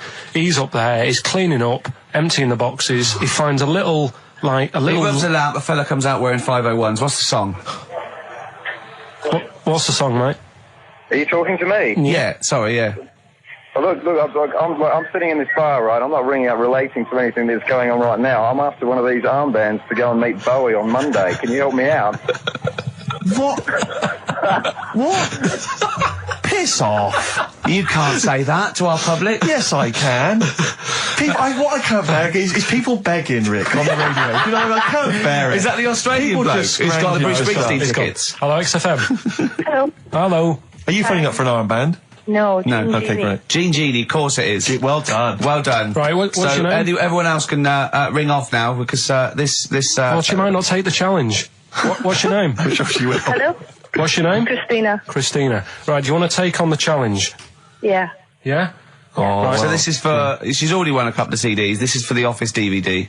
Right. Okay. Signed by Ricky Gervais. Did you witness the murder while you were doing this? Yeah. It was like that sort of Forget about tomorrow. Feeder. Right. Listener, I'm talking to you now. Have you seen these posters around with me and Steve on it, right? It's embarrassing, right? We were mucking around at a photo session and XFM wanted to do some posters. We couldn't be bothered to do them again, so we let them have this one. Irony comes back to haunt you, and it looks like I think I'm Simon Temple or something, and Steve's alright. But we think that Carl should be in it. Definitely. Carl doesn't want to be in it, but it looks like everyone listens to this show for Carl's basically, innocent stupidity and some great tracks. Exactly. They don't listen for us anymore, Steve. So I think it should be a campaign to get Carl on the poster. Yeah. Well, I should point out that I think XFM are more than happy to have him on the poster. So it's just him? You don't want to be on there, do you? There's no need for me to be on it. Of course there is. Why not? I get so many emails here as I'm sat during the show reading them. So many emails saying, what does Carl look like? Well, I want pictures of Carl. If they go to xfm.co.uk/Ricky, we've got those film bits on there, those video mock-ups where I'm part of it. You can sort of... That's not enough, Carl. People want to see your face. You're part of the show. You're an intrinsic part of the show. Yeah, we'll get you on the poster. Why? It'll be too much on a poster. They can only take in so much. What do you mean? They can only take in so much? Yeah, it's good with two people. No. It's enough. So what do groups do then? Well, they haven't... It's like Ringo Starr is being left off the cover of Sgt. Pepper. Yeah. Or Rutherford doesn't get in a look in with Genesis. Exactly. Well, which would be outrageous. Yeah. Oh, sorry, Tony Banks, you can't be in this one. Yeah. It's just me and you will be very. You see, you look like the Collins, yeah, so you've got to be in there. I don't photograph that well either. You're joking. Is it because you look like a little cue ball because it just shines off the top? But a lot of people as well. You should dispel the myth. A lot of people think for some reason that you're fat. A lot of people say to me, is he fat? No, but that's because I haven't got much hair, so it looks like my head's big. No, they haven't even seen you. They just think from listening to the show that you're fat. That's because you're northern. They think you just eat chips and complain about the weather. Well... Complain about the South. I just think you could answer a lot of your critics. But then you see what I don't like about this world. A lot of people judge people on the way they look. Yeah. Oh, like you do. If only more people thought like that, Steve. But Carl, you judge people on the way they look. Yeah, I know. That's what I mean. But I couldn't with me, could I? Because I don't know what I look like. What? If I was listening to me on the radio, I wouldn't be able to say, oh, he's a, and slag me off and that, because I don't know what I look like. And I quite like that. Do you know what I mean? I lost. I don't know what Absolutely you're talking lost. Just believe me, right? I'm right on this one. It's best if you leave it. Well, we're not going to leave it. We're going to get you on the poster. Yeah. I mainly have to see myself on videotape this morning. I showed him. The animal show I did. The show. Yes. I'm doing a video, and I did behind the scenes footage. And I've got you've seen it, haven't you? I feel a bit of Carl on there, isn't there? Yeah, it's great. Yeah. It's lovely. He can't believe it. He said, "Is it playing slow?" Because he's so slow. When I come into the office, going, "All right." That's how you talk. My head as well. I look like I'm looking into a spoon. I'm not happy with it. I just think that if we're willing if Ricky's willing to use his celebrity profile for the sake of the show, I'm willing to look like let's say a fairly handsome kind of cool customer. I think the very least, Carl, is that you appear on there as well. You could dress up smart. Are you worried that you'll look the worst out of all three of us? Who am I standing next to? I'm next to Steve. I'm fairly confident. Yeah. I like the way it's so predictable. You pull the string because you know what it is. You pull the string? My neighbour had a horse in her house. It does work, honestly, it works. Okay, don't bother explaining it, just play it. Steve started getting on your case, sort of ganging up on me. I'll tell you now, Steve, I just forgot. Remember a couple of weeks ago, you said to me that my pub quiz team is rubbish? Yeah. Right, well, it doesn't matter anymore because you're not part of it this time. That's bad. That's bad, because it's interesting you say that, Carl. Carl, you say that because I tell you this, I found someone, mate, who could be filling that tricky fifth member. I wanted to test him out this week, mate. On your team. Test out on your team. Because I'll tell you what this is like. I don't know if you're familiar with Paul Ince, who used to play with Man United, right? But everyone used to say he's the governor, right? Even the players used to call him the governor, right? And Alex Ferguson at Man United was like, I'm not having this. I'm in charge here. And he got rid of him. And that's what's happened. You were moaning the other week, saying your team's rubbish, you don't know what you're doing. Yeah. Well, let's see how you do on your own, right? He's turned, isn't he? I'll be honest, Carl. I'd like to be on your team. Well, sorry, Paul Ince. You'll have to go and join Middlesbrough, or wherever it is it's gone to. Carl, what can I do to get back on your team? It's not happening. I've already filled your bins. Don't let him have the upper hand, Steve. No, wait a minute. I'll tell you what always annoys me, though. Ricky spends most of the show slagging you off, right, having a go at you, annoying you in the week, squeezing your head, making you eat burgers, right? But you always take out on me. I'm the one who always gets the insults. I'm the one who's now relegated from your team. Why, you see, this is the thing. You're just as bad as him, really, because you're siding against me, because you know that I'm willing to take it. The truth of it is this, you know that Ricky Gervais is keeping you in burgers and grapes, metaphorically speaking. He's the one that's got you in Heat magazine. I just spat all over your new Guinness Book of Records. You see? Get me a tissue. He's just squirted tea, laughing all over your Guinness Book of Records. I'm assuming I'm going to get the flak for that. No, it's because you made me laugh when I was drinking, because you went, like that, and it made me laugh, and I spat. I just think it upsets me that you never pick on Ricky. You never ever go in, because you know he's the one who's raised your profile and made you a little bit of a celebrity. We've missed one here. Using his teeth, Raman Andiapan, right, husked a coconut. He did what? He husked a coconut. He's the fastest coconut husker in the world. What does that mean? I don't know. He pulls husks. What's that? Nice. What's a coconut husking? He pulls the husk off and goes, look at Carl, just with his head down. Carl, come on. What's the matter? Because that cost me 20 quid. I know. Well, I'll see you all right. I'll see you all over the world's smallest man. Why have they stood him next to the world's biggest man? Right, I'm in a bad mood now. Oh, dear. So you haven't got a team? Steve, I'll sort you out. Come to me. I'll sort you out. Seriously, no, I found someone who would help you win this week, Carl, and I was going to tell you about it, and now... Steve, you can be on my team this week, and I know something about the quiz that Carl doesn't know. So... I'll tell you, I just think that it's so ungrateful. Whatever. So ungrateful. Right, song's a phrase, just give it a couple more plays, just email in, we'll pick a winner soon. Ricky.Gervais at xfm.co.uk. Well, this is rubbish this week. No one knows it because it's rubbish. Steve was right. There's 6 songs there, so if you know what they are, just... That's the end of that, I think. That's the end of the songs of phrase. Email in. I think. We've got none there. No. Steve's a bit quiet. He's got a bit of a sore throat. Oh, a bit of a sore throat. Murder. All week. It's been murder, Rick. We couldn't work all this week. I've been because off sick. Steve's been in Bristol. Carl, you're not impressed? It's just... I don't understand why having a sore throat sort of... Oh, he's done you. Right, what if the sore throat was so painful it was like you've got broken glass and razor blades in your throat? You can hear now that I'm not even speaking from down in the throat, I'm speaking from the very top of it like that, so it sounds a bit weird. But you're right. What? Your hands are all right, aren't they? Yeah, but we talk when we're writing, don't we? I can barely talk. It was agony. I couldn't sleep because it was so painful. Even when I was just lying there, motionless, it was hurting. I just was surprised because I got back off holiday and called Ricky and said, all right, is Steve all right? And he said, he's had to go back home or something, and he's stayed there because he's got a sore throat. Yeah. I didn't understand why you can't, just go home. I mean, how old are you? What? I don't understand why you got to be at your mum and dad's when you're feeling I happened to be at my mum and dad's. Now I'm talking like you. When this sore throat really kicked in, so I thought I may as well stay and get a bit of the creature comforts of home. Do you know what I pictured though when he told me? See, my parents aren't like yours, Carl. Your father would have popped down to the phone box and maybe looked to see if there were any kind of throat lozenges. Strepsils. Yeah. Whereas my mum phones at the doctor first thing she can. I'm straight down there with my dad. They're snapping into action. They're trying to sort me out. It's a bit like that Ronnie Corbett thing, isn't it? Sorry. That sorry thing. You're right, Carl. Yes, you're absolutely right. It's just like that. Oh, no, dear. it's just because you just went on holiday with your parents. Well, not with mine. No, with right. Suzanne's, and it won't be happening again. Thin Lizzy, boys are back in town on XFM 104.9. Right, we are back in town. Me, Steve, and Carl. Carl's on holiday.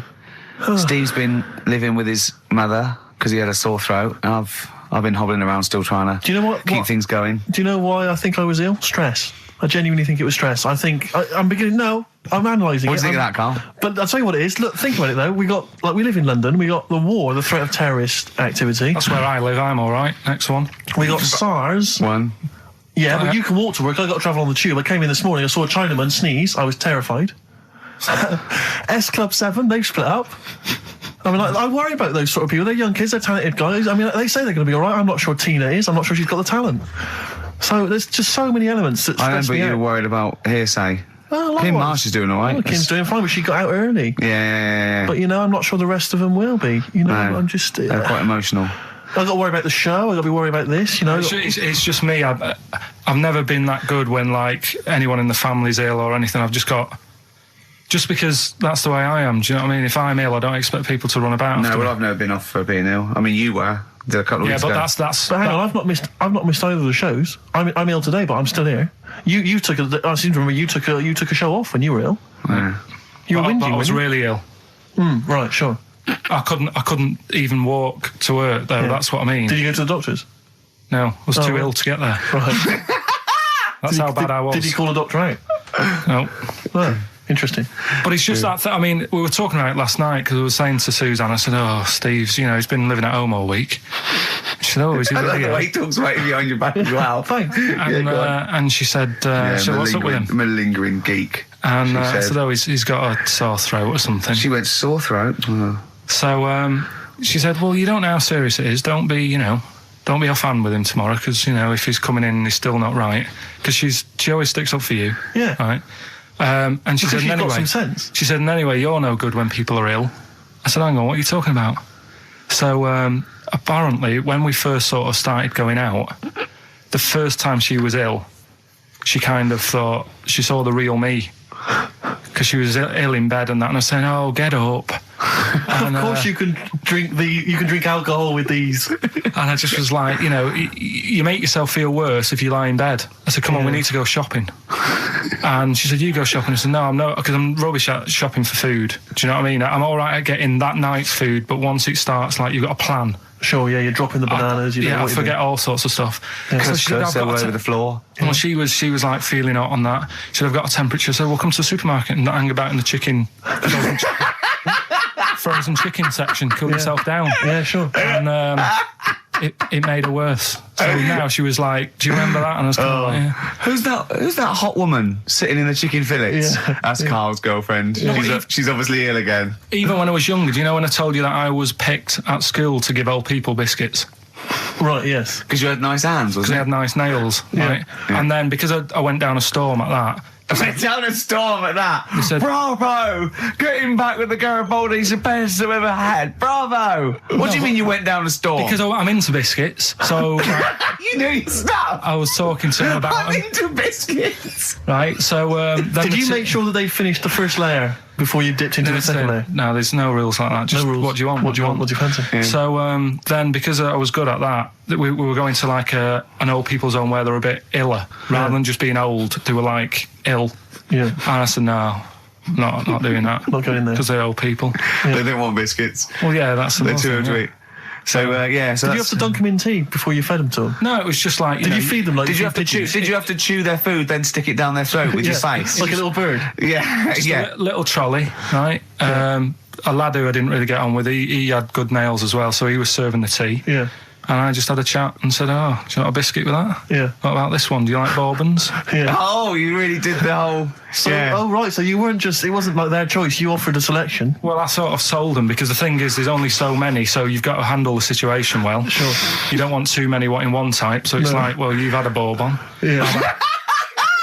What a great life they lead. Yeah. They probably only pay about 900 quid a week to stay in that particular home. Yeah. And they get a free bourbon by a kid with clean nails. Brilliant. Whoop-de-hoo. So anyway, it gets to this, the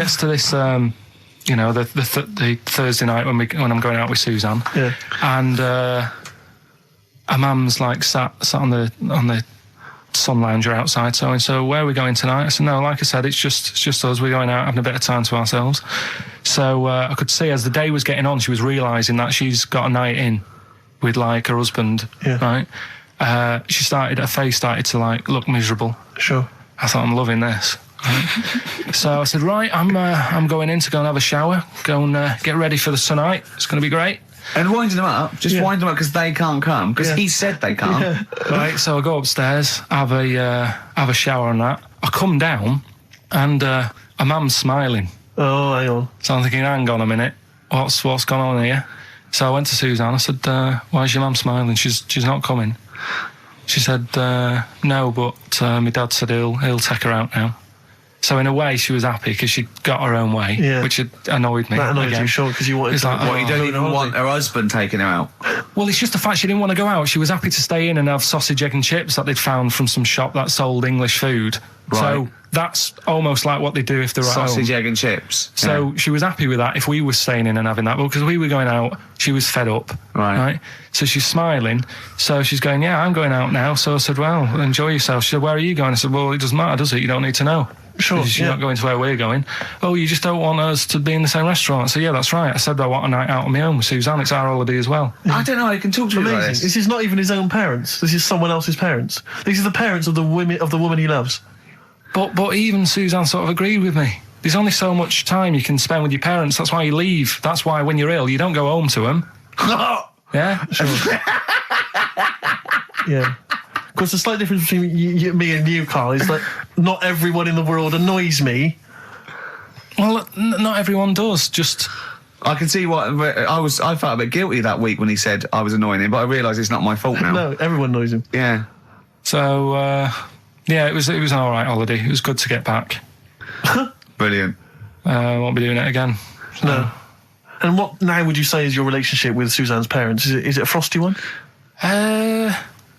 No, I just think they know that I don't like to put up with them for a long time. Yeah. I mean, when we were packing, a man was upset because, like, she really liked the place where we were staying, right? Because it was quite a big villa, because there was a few of us. There was a brother as well with us, right? Yeah. So, our mum said, oh, I love it here.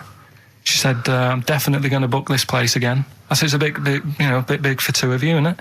Just being sarky, like, we're definitely... I said, because, I won't be coming again.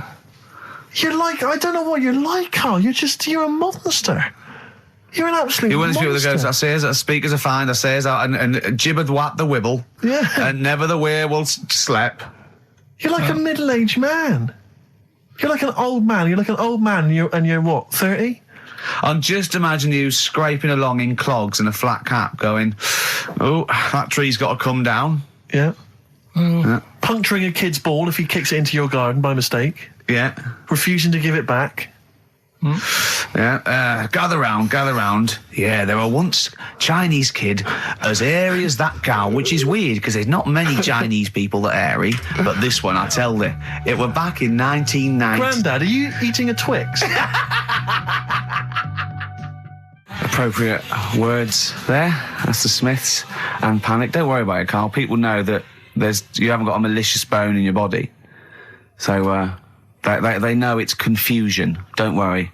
No, it did happen. So it's I know, yeah. So, what have you been doing this week, Steve? Well, I'll tell you what, at the beginning of the week I was incredibly annoyed by Carl. Why? No, because I remember you had a little discussion with Carl a while back saying that you thought he was lazy at times. Yeah. And, you had various criticisms of his work. Yeah. And I got a call from him. He said, oh yeah, I should have told you, I had a phone call. Someone said that they were trying to get hold of Steve Merchant to offer him some lucrative voiceover work. Now, that is money for old rope. It's money for old rope. That's you're in there for about 20 minutes and it's thousands of pounds. If there are children listening who are still at school, they should definitely, when the careers guy says, what do you want to do? Try and get voiceover work. Just become a voiceover artist. It's money for old rope. Yeah. So I can't believe my luck because, I love money for old rope. Yeah. And I said, well, what's the information? He said, I don't know. I deleted the message. It was on his answer and he deleted the message. I said, right, when did the message come? He said, last week. So he took a week to tell me that he had deleted the message. Why, just because it wasn't for you? I mean, I don't know how selfish that is, Carl. No, what happened is, right, I got back off holiday. I was at home. Yeah. So I called up my voicemail, right, because I can do that. Yeah. Remote access, right, because I've got to know what's going on at work. Of course. Called in, it was still my day off, I was going through the messages. Yes. Heard one from some company saying, we're after Steve Merchant, we want him to do some voiceover work, right? I can't remember the name of it, but Thanks. I thought, right, I'll remember to tell Steve. A week later. It doesn't matter, does it? You still got the message, and they what message? Yeah, but voiceovers have to be done in the next couple I of days. didn't get the message. All I got was there was a company, I don't remember the name, and they phoned you. They wanted voiceover. How does that help me? There are hundreds of thousands of media companies. You didn't take down a number. You didn't take down a name. Nothing. I was more puzzled why they'd want you to voice anything. He's having a go. I don't know why. No, but listen to that voice. No, you must be annoyed. You must be annoyed. I mean, talk about rubbing salt into the wound. No, but listen to you. Oh God. I don't know how you think. I don't know how your mind works. Well, I was thinking there must be a tractor sale on somewhere. What do I care? Hang on a minute. Wait a minute. Wait a minute. I don't care if they want me to advertise, the latest designs in pirate fashion wear. I will do a voiceover because it's money for old rope. I don't care what you think of my voice. Someone was interested. They were offering me money. And you decided arbitrarily, they probably wouldn't want it. They probably made a mistake. They wouldn't like the way he talks anyway. I'll delete the message. No, the thing is, right, I get paid. Been a girl? I get paid to sit here on a Saturday, right? Play CDs and that, help out with the show, get you decent prizes. I think I do me bit. Sure. Right? It isn't about running your voiceover work. So hang on. So, Carl, let me just get this right. If someone was ever to phone me, right, trying to get in touch with you, to offer you work, you'd want me to just ignore the message. That is what you're saying to me. You'd prefer that I deleted the message, I ignored it altogether. That's what you'd want for me to do. That's what you'd want me to do. What? Someone's calling you for Someone's phoned me. They say, I can't, I don't know, I'm a friend of a friend. I've got your number, Steve. I would love to use Karl Pilkington for an exciting sex scene. So has it happened? I'm saying in the future, if it was to occur, do you want me to just ignore it? Is that what you prefer me to do? Well, it's not like that, though. I did tell you. I told you the message. You didn't? What? You told me a week later with none of the information I needed. Carl, that doctor called last week. That kidney's ready for that little girl that you were doing that sponsored walk for. I forgot to tell you. I hope it's still all right. They keep it on ice, don't they? I think they do. Selfish, Carl. So selfish. And you've lost us a second. Beautiful bit of Snoop on XFM, yeah? Mm-hmm. Kicking it with Ricky Gervais. Yeah. Sweet. Steve Merchant and Karl Pilkington. What has happened to Karl? Because Karl, I thought, is this sort of sweet little buffoon, almost childlike in his ways. You know what I mean? Like Charlie Brown after some sort of head injury. And now he's... And now he's coming back like that, having a go at not caring about voiceover work. It's like, just Heat have written about him a couple of weeks. It's like he thinks he's better than you in some way. I do care, though. You're out of order saying that, right? Carl, I've sorted you out with tickets for stuff. He doesn't turn up to. Carl, I received a phone call. You deleted the message offering me voiceover work. You're as bad as my agent. I'm appalled by it. And I thought we were friends. At least his agent, when he does it, is losing himself money as well. Yeah, exactly. You've got no comeback. You're still sweet. And to have a go at you've got a mank whine. Right? For a voice. Like a cartoon Gallagher brother on Coronation Street. I mean, and yes, Steve does sound like a Wurzel, but that doesn't... Do you know what I mean? What about Jethro? Jethro does well. Jethro gets on Des O'Connor anytime he wants. Just has to phone Des up. And he's on there. Straight on and there. He's whining like a Wurzel as well. So, to say that is a rubbish... All right, apart from that then, what else have I done that's wound you up? Well, that's a good starting point, because you haven't even apologised. No, it's a shock, because that's the first time I've let you down. And I didn't really let you down because I passed on the message. You didn't? Well, we've been through it. You didn't pass on the message. Saying I deleted a message for you is not passing on the message. I mean, I just think what's happened is that you've got a little bit of celebrity now from the show. I mean, I've seen you being recognised in pubs and stuff, or people have come up and they said, "Are you Carl?" because they've seen Ricky. Now, it just seems to me that you are not keeping yourself grounded. You are just, you cannot deal with fame. You've not got the intelligence to cope with the celebrity, and you're just becoming this kind of ego-driven monster. Now it's getting. It scares me, Carl. You're not the man I remember. Look, I put a lot of work into this. Even when I was younger, do you know when I told you that I was picked at school to give old people biscuits? Right, yes. Because you had nice hands, Because I had nice nails, right? Yeah. And then, because I went down a storm at that... Went down a storm at that? He said, bravo! Getting back with the Garibaldi's the best I've ever had. Bravo! What do you mean you went down a storm? Because I'm into biscuits, so... You knew your stuff. I was talking to him about I'm into biscuits. Right, so... Did you make sure that they finished the first layer before you dipped into the second layer? No, there's no rules like that. Just no rules. What do you want? What do you want? What do you fancy? Yeah. So then, because I was good at that, we were going to like an old people's home where they were a bit iller. Rather than just being old, they were like ill. Yeah. And I said, no, not doing that. Not going there. Because they're old people. They didn't want biscuits. Well, yeah, that's the They're too old to eat. So did you have to dunk them in tea before you fed them to them? No, it was just like. Did you feed them like? Did you have to chew? Did you have to chew their food, then stick it down their throat with your face, like a little bird? Yeah, A little trolley, right? A lad who I didn't really get on with. He had good nails as well, so he was serving the tea. Yeah. And I just had a chat and said, "Oh, do you want a biscuit with that? Yeah. What about this one? Do you like bourbons?" Yeah. Oh, you really did the whole. So, oh right, so you weren't just. It wasn't like their choice. You offered a selection. Well, I sort of sold them because the thing is, there's only so many, so you've got to handle the situation well. Sure. You don't want too many in one type, so it's like, well, you've had a bourbon. Yeah.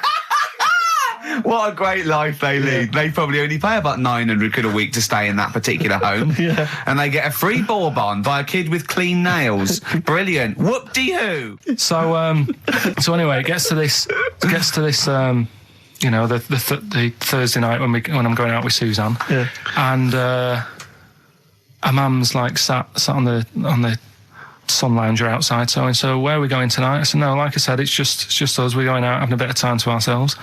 So I could see as the day was getting on, she was realising that she's got a night in with like her husband, right? Her face started to like look miserable. Sure. I thought, I'm loving this. Right? So I said, right, I'm going in to go and have a shower, go and get ready for the tonight. It's going to be great. And winding them up, wind them up because they can't come, because he said they can't. Yeah. Right, so I go upstairs, have a shower and that. I come down, and a mum's smiling. Oh, hang on. So I'm thinking, hang on a minute, what's gone on here? So I went to Suzanne, I said, why is your mum smiling? She's not coming. She said, no, but my dad said he'll take her out now. So in a way, she was happy because she got her own way, which annoyed me. That annoyed you, sure, because you wanted to... Like, you don't even want her husband taking her out? Well, it's just the fact she didn't want to go out. She was happy to stay in and have sausage, egg and chips that they'd found from some shop that sold English food.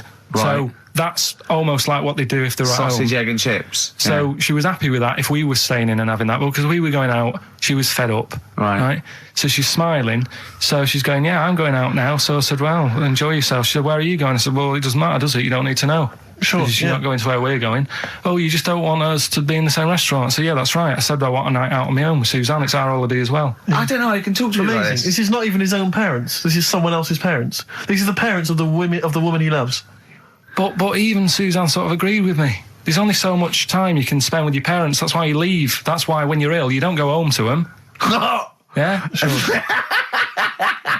Yeah. Because the slight difference between me and you, Carl, is that not everyone in the world annoys me. Well, not everyone does. Just I can see what I felt a bit guilty that week when he said I was annoying him, but I realise it's not my fault now. No, everyone annoys him. Yeah. So yeah, it was an all right holiday. It was good to get back. Brilliant. Won't be doing it again. So. No. And what now would you say is your relationship with Suzanne's parents? Is it a frosty one? No, I just think they know that I don't like to put up with them for a long time. Yeah. I mean, when we were packing, a man was upset because, like, she really liked the place where we were staying, right? Because it was quite a big villa, because there was a few of us. There was a brother as well with us, right? Yeah. So, our mum said, oh, I love it here. She said, I'm definitely going to book this place again. I said, it's a bit big for two of you, isn't it? Just being sarky, like, we're definitely... I said, because, I won't be coming again. You're like, I don't know what you're like, Carl. You're a monster. You're an absolute monster. You're one of those people that goes, I say as a speakers are fine, I say as and gibbered what the wibble. Yeah. And never the way will slep. You're like a middle-aged man. You're like an old man. You're like an old man and you're what, 30? I'm just imagining you scraping along in clogs and a flat cap going, oh, that tree's got to come down. Yeah. Puncturing a kid's ball if he kicks it into your garden by mistake. Yeah. Refusing to give it back. Yeah. Gather round. Yeah, there were once Chinese kid as hairy as that cow, which is weird because there's not many Chinese people that are hairy, but this one, I tell you, it were back in 1990. Grandad, are you eating a Twix? appropriate words there. That's the Smiths and Panic. Don't worry about it, Carl. People know that you haven't got a malicious bone in your body. So they know it's confusion. Don't worry. So, what have you been doing this week, Steve? Well, I'll tell you what, at the beginning of the week I was incredibly annoyed by Carl. Why? No, because I remember you had a little discussion with Carl a while back saying that you thought he was lazy at times. Yeah. And, you had various criticisms of his work. Yeah. And I got a call from him. He said, I should have told you, I had a phone call. Someone said that they were trying to get hold of Steve Merchant to offer him some lucrative voiceover work. Now, that is money for old rope. It's money for old rope. That's you're in there for about 20 minutes and it's thousands of pounds. If there are children listening who are still at school, they should definitely, when the careers guy says, what do you want to do?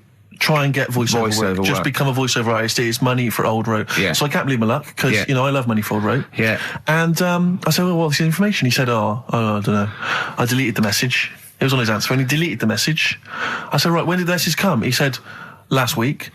So he took a week to tell me that he had deleted the message. Why, just because it wasn't for you? I mean, I don't know how selfish that is, Carl. No, what happened is, right, I got back off holiday. I was at home. Yeah. So I called up my voicemail, right, because I can do that. Yeah. Remote access, right, because I've got to know what's going on at work. Of course. Called in, it was still my day off. I was going through the messages. Yes. Heard one from some company saying, we're after Steve Merchant. Yeah. We want him to do some voiceover work. Yeah. Right? I can't remember the name of it, but thanks. I thought, right, I'll remember to tell Steve. A week later. It doesn't matter, does it? You still got the message, and they what message? Yeah, but voiceovers have to be done in the next couple of days. I didn't get the message. All I got was there was a company, I don't remember the name, and they phoned you. They wanted voiceover work. How does that help me? There are hundreds of thousands of media companies. You didn't take down a number. You didn't take down a name. Nothing. I was more puzzled why they'd want you to voice anything. He's having a go. I don't know why. No, but listen to that voice. No, you must be annoyed. You must be annoyed. I mean, talk about rubbing salt into the wound. No, but listen to you. Oh God. I don't know how you think. I don't know how your mind works. Well, I was thinking there must be a tractor sale on somewhere. What do I care? No, hang on a minute. Wait a minute. I don't care if they want me to advertise, the latest designs in pirate fashion wear. I will do a voiceover because it's money for old rope. I don't care what you think of my voice. Someone was interested. They were offering me money.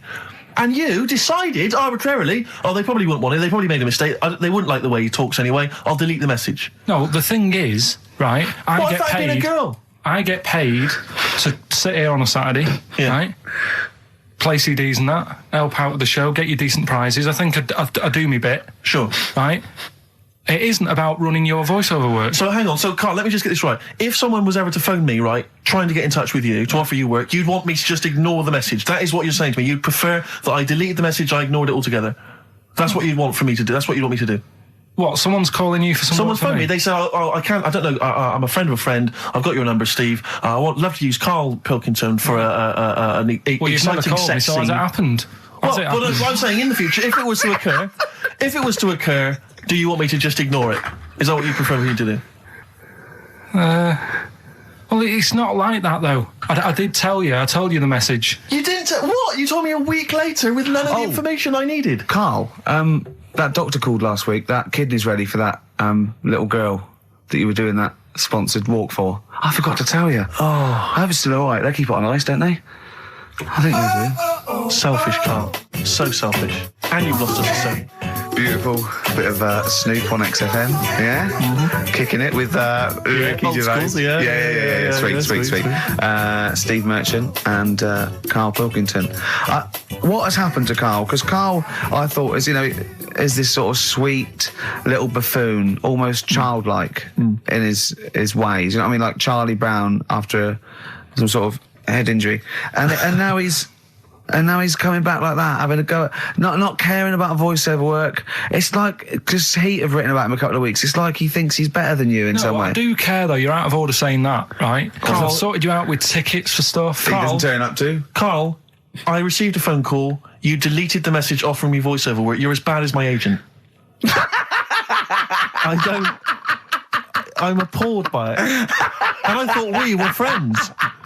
At least his agent, when he does it, is losing himself money as well. Yeah, exactly. You've got no comeback. You're still sweet. And to have a go at you've got a mank whine right? Full voice. Like a cartoon Gallagher brother on Coronation Street. I mean, and yes, Steve does sound like a Wurzel, but that doesn't, do you know what I mean? What about Jethro? Jethro does well. Jethro gets on Des O'Connor anytime he wants. Just has to phone Des up. And he's on there. Straight on and there. he's whining like a Wurzel as well. So, you know, to say that is a rubbish... all right, apart from that then, what else have I done that's wound you up?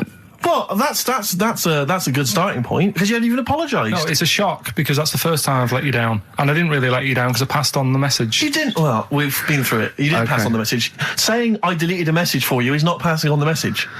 Yeah. I mean, I just think what's happened is that you've got a little bit of celebrity now from the show. I mean, I've seen you being recognised in pubs and stuff, or people have come up and they said, "Are you Carl?" Because they've seen Ricky. Now, it just seems to me that you are not keeping yourself grounded. You are just, you cannot deal with fame. You've not got the intelligence to cope with the celebrity, and you're just becoming this kind of ego-driven monster. Now it's getting. It scares me, Carl. You're not the man I remember. Look, I put a lot of work into this on Saturday. This isn't even my proper job, right? Where were you in the week? Oh, he's got you there. What? Where were you in the week? I said, let's meet up. Let's, come up with some new features and that. Where were you? Carl, you phoned me about an hour before you wanted to meet. That is not what I would call. I mean, that is arrogance right there. That's the way I work. That's arrogance right there. That's ego right there. He couldn't go. When I came in, he said, "Where's Steve?" I said, "Steve can't make it." I had to tell him why. Steve was staying in to tidy up because his landlady was coming. This he couldn't get over. He could not get over that you couldn't make it because you had to stay in with your landlady. He talked about it for about the hour when we were working. What are you talking? Last week I had a bad throat. You wouldn't tolerate that. You wouldn't accept that. When you had a bad throat, where were you? Why couldn't we do any work then? Because you were at home with your mum and your dad. You were on holiday, weren't you? Why didn't you get your mum and your dad to clean the flat? Oh, he's done it again. He's done you again, mate. Play a record. How has he done me? What? They live in Bristol. Yeah, the joke's on you. He couldn't get him to clean the flat. I don't know who's laughing at who now. Right, listen. Can we just go back to laughing at Carl? Okay. Carl just said to me, "So what face would you have to me?" And I went, "What do you mean?" He went, "Well, whose face would you have?" And I went, "I don't know. A boy's, so the skin would be regenerated." He went, "Oh, no, it'd be a bit weird." He said, "Oh, no, someone famous." And I went, "I don't know." I went, "Whose would you have?" He went, "Barry Sheen." No, but what I meant was, when I was talking to Suzanne about it, saying this is amazing, she said, "Well, whose face would you have?" Right. Now, it's got to be fairly recent to have the skin fresh, because it can't be too old. Right. So I had a choice of, like, Barry Sheen, or what's her face off Last of the Summer Wine. Who? Who's the old woman who just passed away? Thora Hird. So that's what I meant. If I could have any face, because she said, "Well, you could have had Tom Cruise or something." I said, "Well, he's not dead." I said, "No, but you could have had that." You'll give yourself restrictions in your fantasy. So, like, look down to your picture. I love the idea that someone getting you a call. "Mr. Wilkerton, hello, it's Dr. Hanrahan. Barry Sheen has just passed away." And you go, "Oh dear. Bad news and good news. Do you want his face or do you want his face?" Does Suzanne go out with you, like, for charitable reasons? Is it like you can adopt a boyfriend? I love the fact that she encourages you. She was saying about Tom Cruise, and I was like, "Oh," she said, "He's not a bad-looking fella or whatever." So, what she's saying is, "Carl, is there any chance you could go and get a different face? Maybe something like Tom Cruise would be good." Then I was saying, right, first of all, he's got to be dead, and he's not. But if he was, and you had that done, would you feel like people looking at you on the tube? Well, no, like, say if the people who made Mission Impossible said, "Well, we want to do a third one," would I be in my right to say, "Well, I don't want to do it"? I don't know what he's talking about. I don't mean to be offensive, Carl, but your girlfriend could do a lot better than you. I don't know what she's thinking. I love the idea of this whole conversation about you in Tom Cruise's face and then get offered a film. But why does she have conversations like this with you? It was now on last night. It was now on the telly. I love it. What should we talk about? What about getting a new face? You're listening to XFM 104.9. Coming through today, it's noisy again out there. It's a nightmare. A lot of people marching up and down. What's that about? Well, from what I can work out, there's hundreds of them, millions of them, and they're all shouting really loudly. What do we want? Peace. When do we want it? Now. What do we want? Peace. I want to go, shush. Yeah. We all want a bit of peace on a Saturday. Yes. Keep it down. Please, I can barely hear myself think. I know. And he's not listening. Tony's not listening. He can't hear you from there. You may as well give up. He's not listening. There was 1 million of you last time. It didn't do anything. Hey, but Steve, there's no attitude. You know what? I couldn't find Boy George's War is stupid, so here's a bit of Dylan. Bob Dylan. The times, they are a-changing. The thing is, Rick, it makes me wonder if the times, are they changing? I mean, it seems to me that life's pretty much the same as it was way back in the 60s when Bob Dylan wrote that song. Got any idea what you're talking about? No idea whatsoever, You Rick. don't really know about politics, do you? Know anything about it. Don't even read the papers. Got no interest, really. Yeah. Not particularly informed. My life's cushy. Won some awards and stuff. Doesn't bother me. So, on a serious note, though, it is a bit worrying. I want somebody to put on my... Do I have to get gas masks or something? No, because there are guys out there in Leicester Square today wearing novelty hats. If they don't sort this war out, then no one can. Okay, well, I'm not talking about it. You would worry about it. I would worry about it. Well, you, maybe, Steve. Why? Sort of people who are successful are worrying about it more than other people.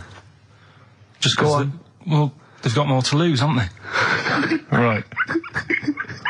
No, do you know what I mean? You see, like, Bruce Willis on the telly saying, oh, it's not good, is it? And it's because he's got a big house and loads of cars. If you live, you know, on a council estate, it's like, well, if it gets bombed, probably doing us all a favour, we'll get nice new blocks of flats to live in and that. It happened with Manchester, with the bomb that happened, and they bombed the Arndale Centre. Did us a favour. Got a nice new Marks and Spencers and that. So hold on, this puts a whole new twist to the argument when people say bombing the world's poorest countries is wrong. Because I remember when the Afghan problem was on, people were saying bombing the world's poorest country is wrong, but it's like home improvement, according to you, then. Yeah. Because they've got a brand new B&Q, have they, overnight? They're popping down there every Sunday. Anyway, let's not go on about it. I'm Ricky Gervais, with me Steve Merchant, Karl Pilkington, pressing the little buttons there. XFM 104.9. What's that little Well, I think I do more than press the buttons. Right, see, this is it, right? Karl has had a little strop on since last night, okay? And He's had a little strop on? Yeah. You said strop on. I just wanted to clarify. And I don't know why. He says that I'm an annoying person. He says that I wound him up, right? Which I don't know. He says that you're winding up because you're sort of like negative about everything. Negative? Yeah. And but what I think it is because we pointed out that his lateness is unacceptable. Yeah. He said meet you at 6. He turned up at 20 past. He said, well, someone stopped me in the corridor. I don't care. I've got stuff to do. We had stuff to do. I think we're a bit busier than you, Karl. You've got one job. We've got loads of jobs. I keep telling you that. Yeah. You got one job in a little room, a 9 to 5 there, that you don't even get done in 9 to 5. That's why you're late and mucking around all the time. There's loads of work to do. Yeah, one job. No, It's not. It's one job with a lot of other jobs in it. It's like those little Russian dolls you get. Right? Well, it's not, is it? Go. Yeah, it is. Yeah. Everyone thinks, oh, he only sits in his studio messing about, making songs a phrase. That's what I do in my free time. Which we've got coming up later. Super slick. I still think 20 minutes late is an outrage, though. Yeah, 20 minutes late is... Yeah, but I didn't say bang on 6. I said around 6. No, you didn't. You said 6, which means 6. Well, it doesn't. Wait, sorry, it doesn't? If it was a newsreader, I'd say, yeah, you've got to be on time. Do you know what I mean? If it was a 6 o'clock news, I wouldn't want to be late. But it's the fact that I said to you, I'm busy, I've got stuff to do. No, you didn't say that. You said 6 o'clock to sort out tomorrow's show. I didn't. I know what I said, so... Yeah, well... you don't, because I remember you sent me a text. You didn't even... It wasn't even a phone call. You didn't even have the politeness to call. Stephen has stitched him up by being a little bit more precise than him. It was a text, and it said, see you around 6 tomorrow, question mark? Around. You just said it. Well, yeah, but 6. That doesn't count. That doesn't mean anything. Well, yeah, no, it does. What? So all right, you told me he said 6. Well, he did. I'm paraphrasing. 6 o'clock, Rick. To me, even if it was around 6 o'clock, that would be 5 to 6 or 5 past 6. It would not be 20 minutes after the event, because that is late. Well, you can't even. You've got nothing. You see, you haven't even got an excuse. Yeah, but then I turned up, right, and I said, right, well, I think at one point you were trying to be sick on my leg. I do remember that. Yeah? Why? Just for fun? Yeah. All right. So that's when I started getting annoyed. He was very annoyed last night. No, yeah, okay. Yeah, I can see where that could be annoying, but you just got to think, hey, look, so what? It's, you know. Well, I think you rub each other up the wrong way. Yeah. That's the problem. Well, no more cheap as chimps today. Right. Nothing to replace it because we didn't have a chat. Songs of phrase, we're doing that. You can win some stuff. Yeah, we've got the film that we haven't done for the last 2 weeks. The final film, we won't be doing that. Let him down. There's 2 weeks. So you're 2 weeks late on that. Yeah, can I just ask, guys, is there going to be some great music? Yeah. Well, what about something from the Only Ones? Yeah. Another Planet. Brilliant. Placebo, The Bitter End. That's the first single to be lifted from their forthcoming album, Sleeping with Ghosts, which you can hear in full on the XFM online listening posts. I'm Ricky, you cheeky little devil, Gervais. With me, Steve. All right, ladies, what can I get you to drink? What, you think I'm made of money? I meant half a mile or something, merchant. And Carl, oh, I'm stressed. If it's too hard, I don't want to do it. Pilkington. Indeed. Oh, well, it's nice to be back, Rick. Rick, I heard a rumour that you weren't going to be playing great music today.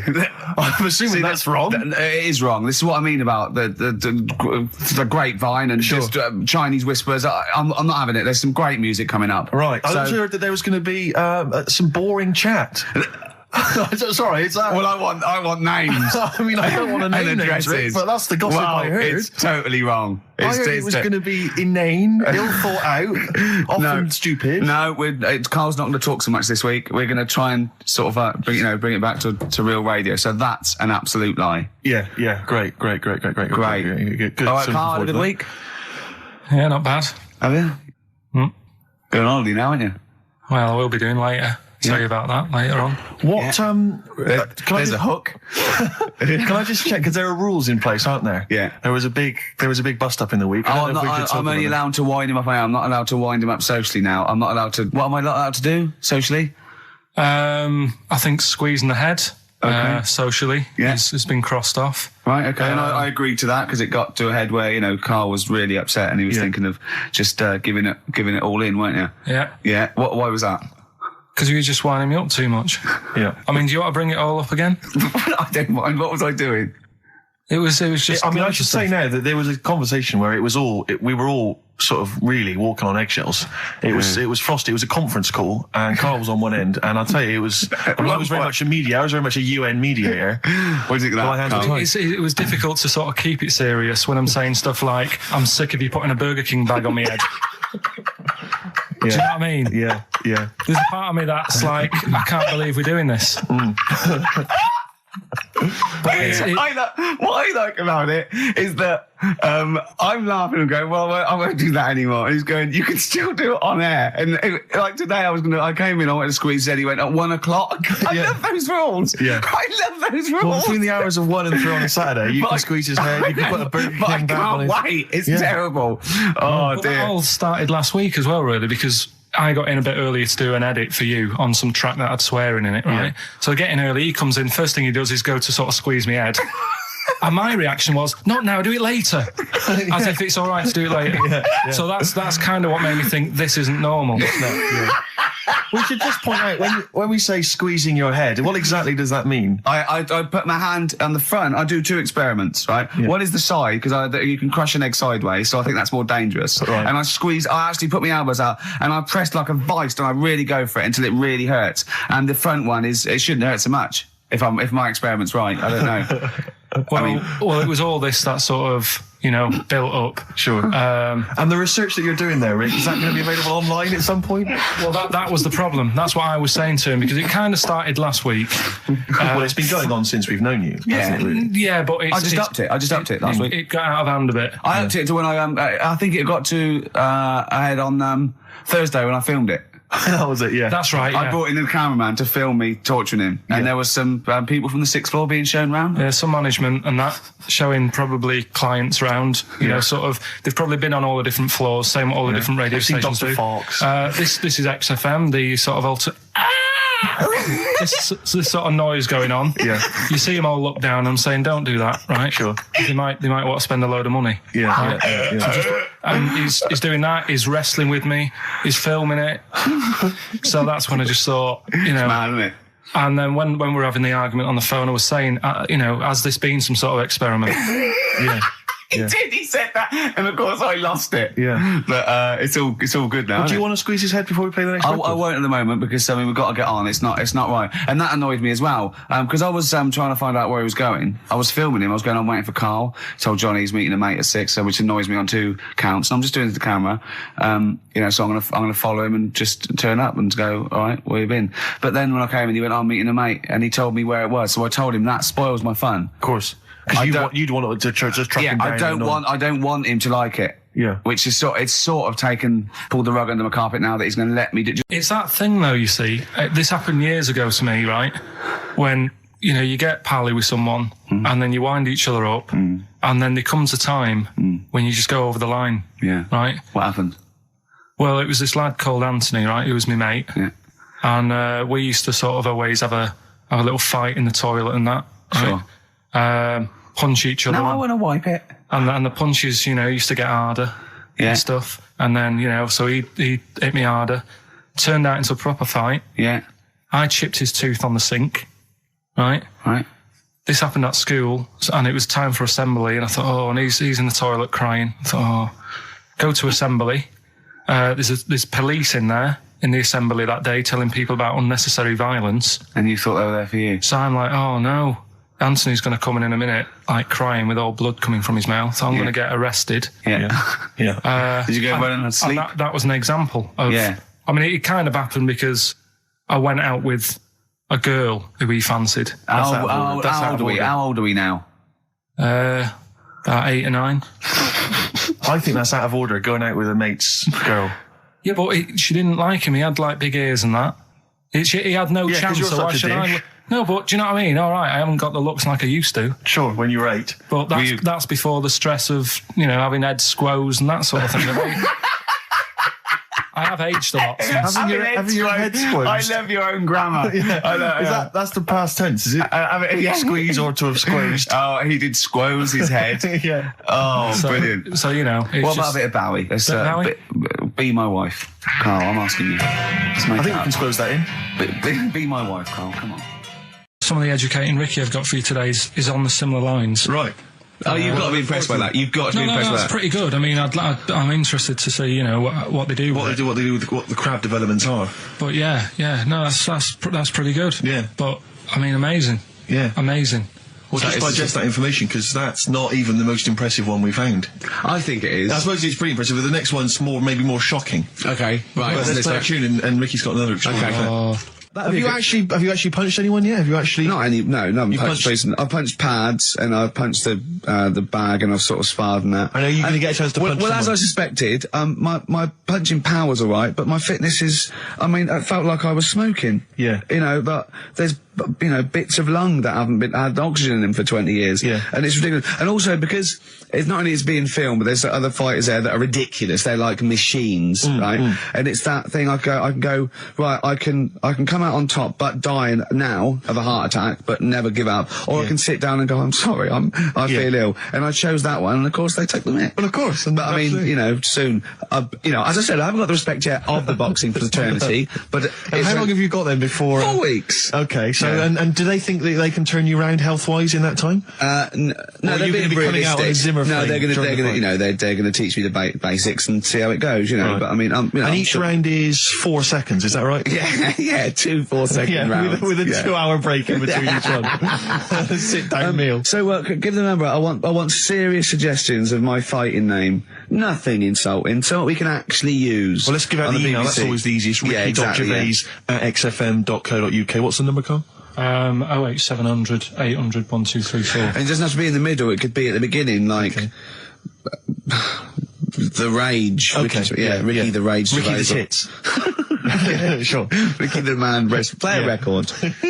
It was a good day, yeah. Ice Cube talks to me about my life. In the pub. Yeah. A couple of emails are already coming in. They're flooding in, Rick, inevitably, as boxing name suggestions for you. This is one from Matt, I think. He's given a couple, actually. Ricky the Pudding Gervais. Ricky Big Mac Gervais. There's a theme here, Ricky Pasty Gervais. The pasty. I quite like the pasty. Here comes great, the pasty. As Carl said, he said the thing is, if you have a really good nickname, it's embarrassing when you lose. Whereas if you just call yourself, it's not so embarrassing when you lose. Carl, this is doing no good for my ego. Do you know what I mean? If you have like Killer Gervais. Yeah, and then you end up like vomiting, choking on your own vomit upside down, hanging out the ring. What happens if you win? Do you have to do something? Whereas there goes the pasty being stretchered off in the first 2 minutes. Yeah. It's not such a problem. There he is, being lightly basted. And chucked down a mine. What do you mean, what do I have to do? Say if you beat Grant, say if that happened. Yeah. What happens next? What do you mean, what happens next? What? Do you think this is a contention fight for the big one? But do they... Well, then we make Ricky 2. No, but, you know, do you know if they're planning on making more money? Because it's for comic relief, isn't it? So what happens on the night? It's for a charity of our Comic choice. relief would make sense. Yeah.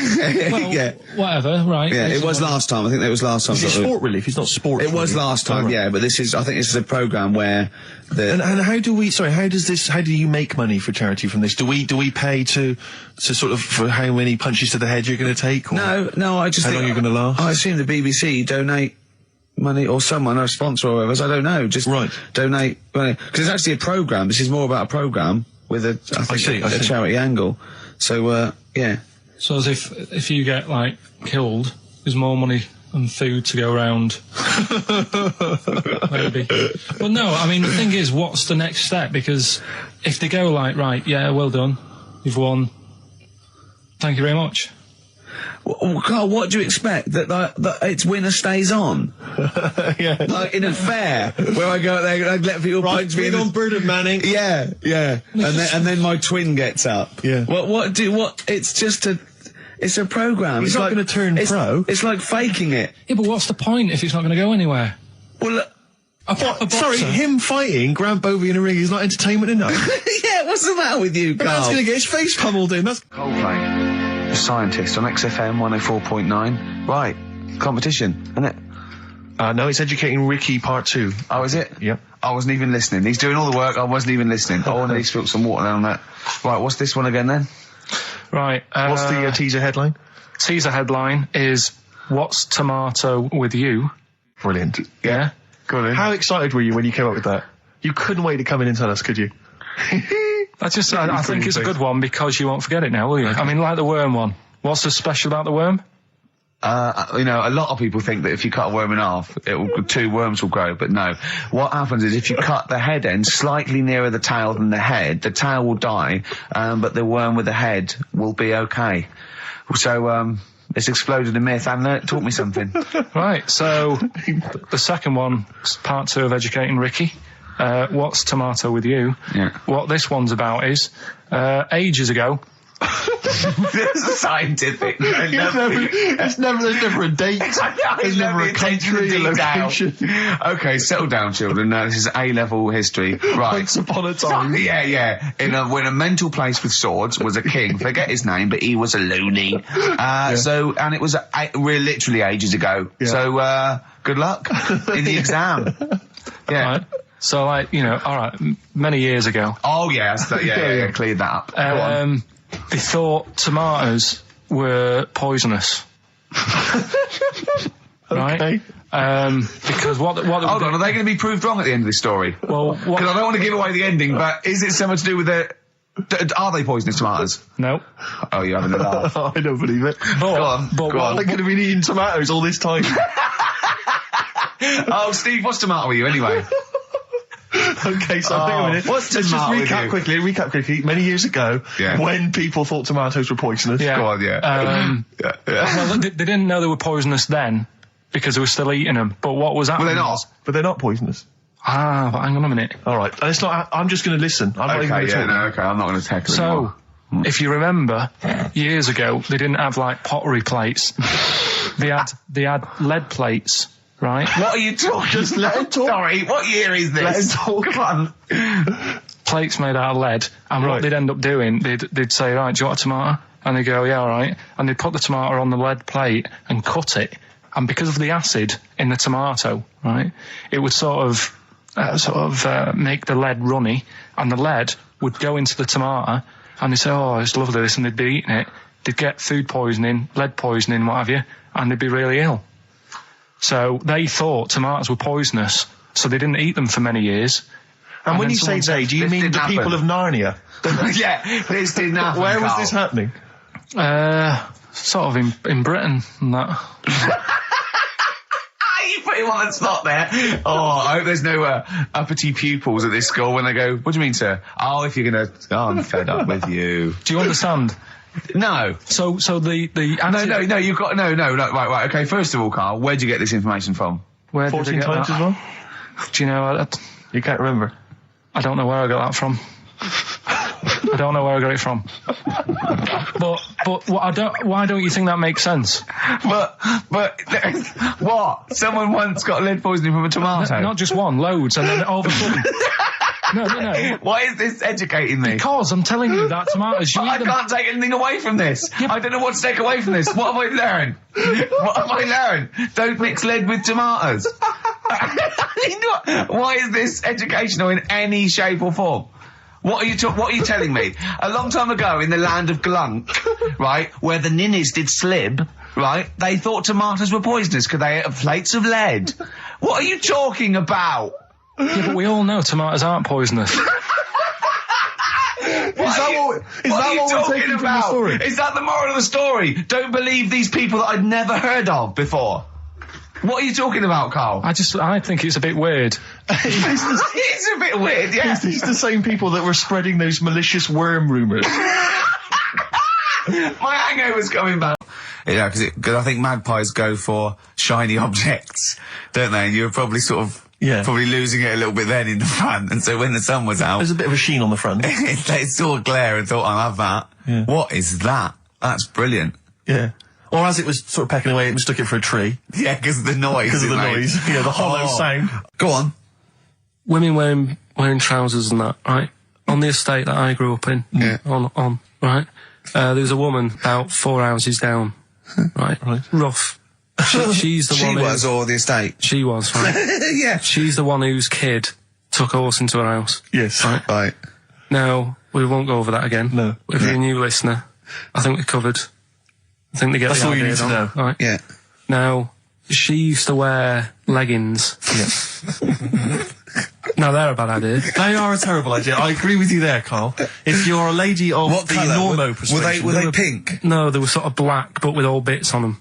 Oh, right. Do you know what I mean? What, toast and just horse droppings? Yeah, go on, yeah. And she used to, she's quite a big woman. Sure. Pauline Quirk, I think we described her as. Look like a light bulb. It is those kind of women that are attracted to leggings. Yeah, I know, yeah. They are drawn to them like a moth. Yeah. She used to wear them, and that's what I remember when I read this piece. She used to work on one of those sex line things. Right. She used to do that. But... What, was she an engineer? The weird thing with her was, she had big eyelids. Right. Go on. That were too big, and this is what I was thinking. What right? do you mean she had big eyelids? How big do eyelids have to be for you to go, they're big eyelids? What was she shoplifting with them? Would she come out of Dixon's with, like, radio stored in them? What do you mean she had big eyelids? It was another one of them popular things around our way, do you know? Like, what do you mean popular things? They go, oh, I say, well, all the rage, can I get some big eyelids, please? No, it was just like one of them things that people suffered with. Just big eyelids, they could hardly open their eyes.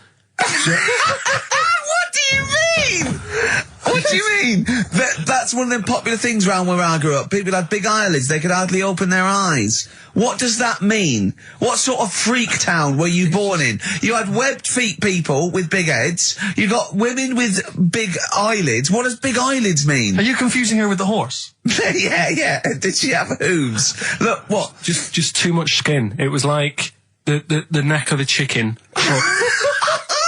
But on the eyes. Well, what's your point? Anyway, so there's this big eyelided woman with the leggings. And that's what I'm saying to you, though. That's... When I read that story with people with trousers, I went from that to a woman who used to have big eyelids. I still know the point. But then, and also the other bloke who had the eyelid problem was a mate of mine. Right. His dad had it, and same problem, massive eyelids. I don't know what that means. I don't know what that means. I used to say to my mum, I'm going round to, Dave's house. Yeah. And, or say, well, that's alright, but make sure his dad doesn't take you out in the car. Because he could hardly, see. He had to have his head. He gets to tilt his head back to keep his eyes open. Make sure! Did he have a couple of matches with him at all times? What a load of gobbledygook. But this began as educating Ricky. I know, So it's what- like he was people thinking- with eyelids. But it's like you're supposed to make that leap as well. Yeah. If I mentioned the trousers, Ricky will probably be thinking about people with big eyelids and women wearing leggings. Play a record, Carl. Got nonsense. Adverts. No. Oh, all right. I had so much mash last night. I had so much sausage mash, the second helpings, that I had to sit on the edge of a seat so my stomach could hang down. I love spuds. Spuds and bread. I could not do without spuds and bread. I feel like maybe I could make my own bread. Spuds, I wouldn't know where to start with a spud.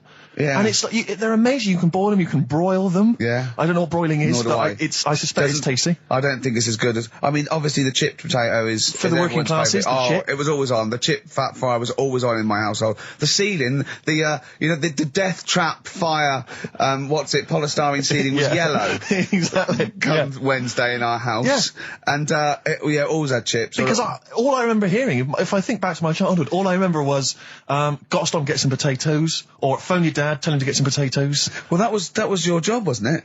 Carl? Yeah. I mean, it does concern me because What did you have to do? Did you have to fill a diary out for your teacher? Do you know when you're at school? I don't know if you do the same thing, but you get like a little red book, right? And every night, I think it was a way of the teachers sort of keeping an eye on you. So if you went out robbing, if you wrote it in your diary, they'd go, what you're playing at. Sure. Right? So you'd have to write down what you did every night. Yeah. But I didn't go. Right, nuisance is a bit of a nuisance. Yeah. Apparently, the old fella who used to hang people... 1700s? Yeah. He used to be able to tell somebody's weight just by looking at them. Right? That's a bit of a bonus fact. We'll be the judge of that. The thing that I wanted to tell you is money for old rope. Do you know what I'm saying?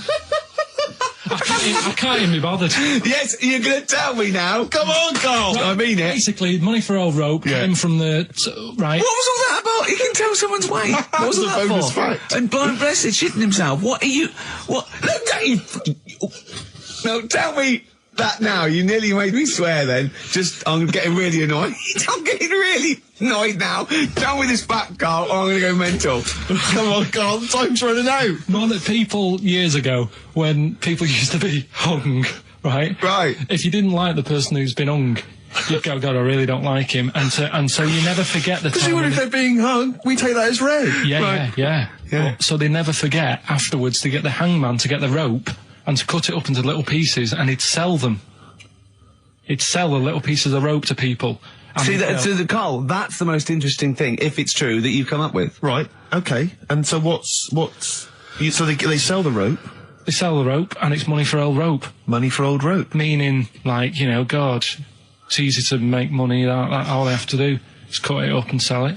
I'm cynical. I'm not so convinced. Listen, we're really tight. We haven't even got time for a last joke. We've got an ad break and we've got to give out... Okay, give the answers then. This is ridiculous. So, Steve, do you want to pick a winner? I've got a winner when you give us the answers. Okay, so the first clue was that army has got some well nice trenches. Yeah. That was DW. Who's that? Dandy Warhols. That's brilliant. That's brilliant. That's good, yeah. The second one. The top of them curtains are wrecked. All the material is worn. Yeah. HV. That's Holly Valance. Oh, he got a phone call for a woman saying I haven't heard it, and he was talking to her off air, and she went, what is it? So-and-so them curtains. She went, right. He said, you know the thing around the top of the curtain is a palmet, not a valance, and he went, cut her off. Yeah, but... My auntie's always making balances on everything. I'll tell you about that next week, right? I'm looking forward to that. Right. Is this the one that farted for 5 minutes? Yeah, the very same. Right? So we'll talk about that. I was in Texas, I tripped up, I landed on my knees in a puddle, WH, wet knee Houston. Right? Wet knee Houston. Yeah. So, you're a maniac. So, who's a winner? We've got Pete, Catherine and Laura in Newcastle upon Tyne. They're listening online, I assume. And they're going to get those great places. And remember, they've got loads of stuff. They've got the DVD here, they've got Linda Green, they've got Stone Roses, they've got another compilation, and Executive Decision. What did you read about Brian Blessed? Is it actually true, or have you libelled someone else? It was an interview. with him in it. And what did he say? Oh, come on, what did he say? He said I climbed Everest and I played of it with me belly. Let's talk about it next week. We've really run out now. Oh, you're a fool. Have you got some educating, Ricky, for me? Got some education. I need some education, Carl.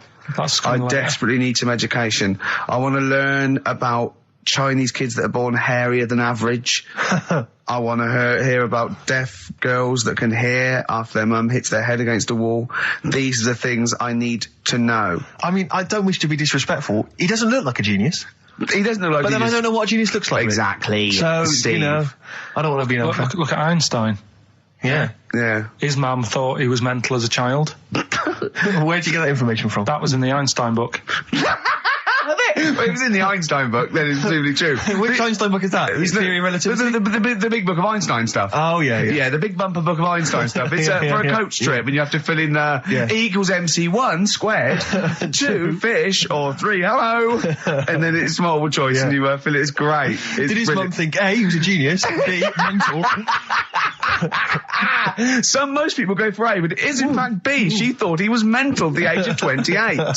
Oh, Carl, you never let me down. You never let me down.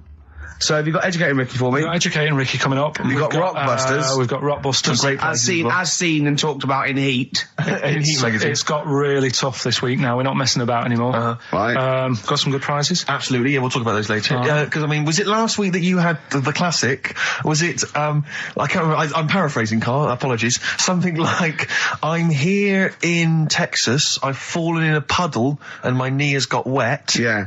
Whitney Houston. Yeah. And also, it was last week when there was a little bit of confusion over the one for Holly Valance. Right? Of course. I don't think it was confusion. I think it was your error. Yeah. No, it wasn't. And it was Holy Valance, and you meant Pelmet. Then Becky, who called up that time and said, if you're getting mistaken with Pelmet, right, she sent me an email in a week saying, I've done a bit of research. Yeah. It was my fault. I've made an error. Yeah. It is a Valance. Okay. And I know about Valances. As I told you last week, at the very end, my auntie loves them. Yeah. Right? She makes them. She started off just like putting them on top of the sort of window around the curtain. And then she thought, I can do more with this. Yeah. And she had a little coffee table that had magazines underneath. And she said, I'm sick of seeing them magazines when I'm sat down. She sounds like a Pilkington. So...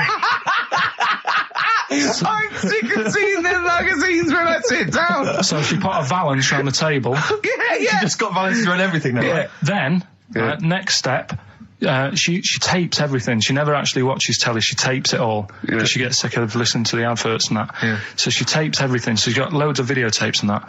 And the video used to get on her nerves. When she was watching a film, she'd see the clock changing. And it distracted her from the film. So she put a Valance around that. Yeah. That's genius. Yeah. So, that is or is it mental? Only Mrs. Einstein can tell. I don't know. She's even made a little Jack Russell look like a hovercraft. Yeah. It's great. So everything's got a Valance. If you go round and you stand still for too long, the chances are she'll put a Valance around your head. Yeah. This is this is Auntie who? Auntie Nora. And this is the one that farted for 5 minutes. She did. Lest our listeners forget. Farted for 5 minutes, called his mum, saying I'm farting. 2 minutes into the fart. She's about 2.5 minutes in. Yeah. Carl, you're making noises while I'm talking. Yeah, but you do this all the time trying to wind me up. And I'm not saying Manchester's the best place. And now it's Carl's bit. It's the re-education of Carl. He's like Liza Doolittle. And now he's coming to, or Lawnmower Man, if you've seen that film. More like Lawnmower Man, if you've seen the film. You'll know what I mean. And his homework was to just study quotes, really, on happiness and stuff and general well-being. He's not a big happiness quote fan, are you, Carl? Not really. So what have you done? You've come up with something, haven't you? Right, yeah, I told you, right? Because a lot of these are just things you say every day. They're nothing special. So what I'm doing... Well, you say them every day. Well, the sort of things you come out with and you don't even think about it, do you know what I mean? Yeah. They're on the TV all the time. People on the radio are saying these sort of little quotes. Sure. And what I've done is, remember that programme on Channel 4, Faking It? Yeah. Where they got some, like, posh kid to be on a door and all that. What I've done, I've... Imagine if that was the pitch for the show. Dear Channel 4. You're just going to get a posh kid on a door or something? Yeah, Yours come sincerely, in, Carl. come in. Yeah, TV producer. Yeah, go on. So what I've done, this little book of quotes, happiness quotes. I've picked 2 that are real. Okay. And I've made one up. Right. And we've got to guess. And you've got to guess. Okay, then go on. Well, I'll tell you what, Rick. Why don't we, when we've heard them, we won't confer. No. You'll write down yours, A, B, or C, and I'll write down mine, and we'll see how it Okay, works. Carl, off you go. Right, and just because I'm looking at this book, it doesn't mean I'm actually reading. No, I know. Don't worry, we're clever. No, we know. We can't see. Like call my bluff. Yeah, go on then. Nothing is worth more than this day. Okay. Yeah. Yeah. All right. Yeah. The way I see it.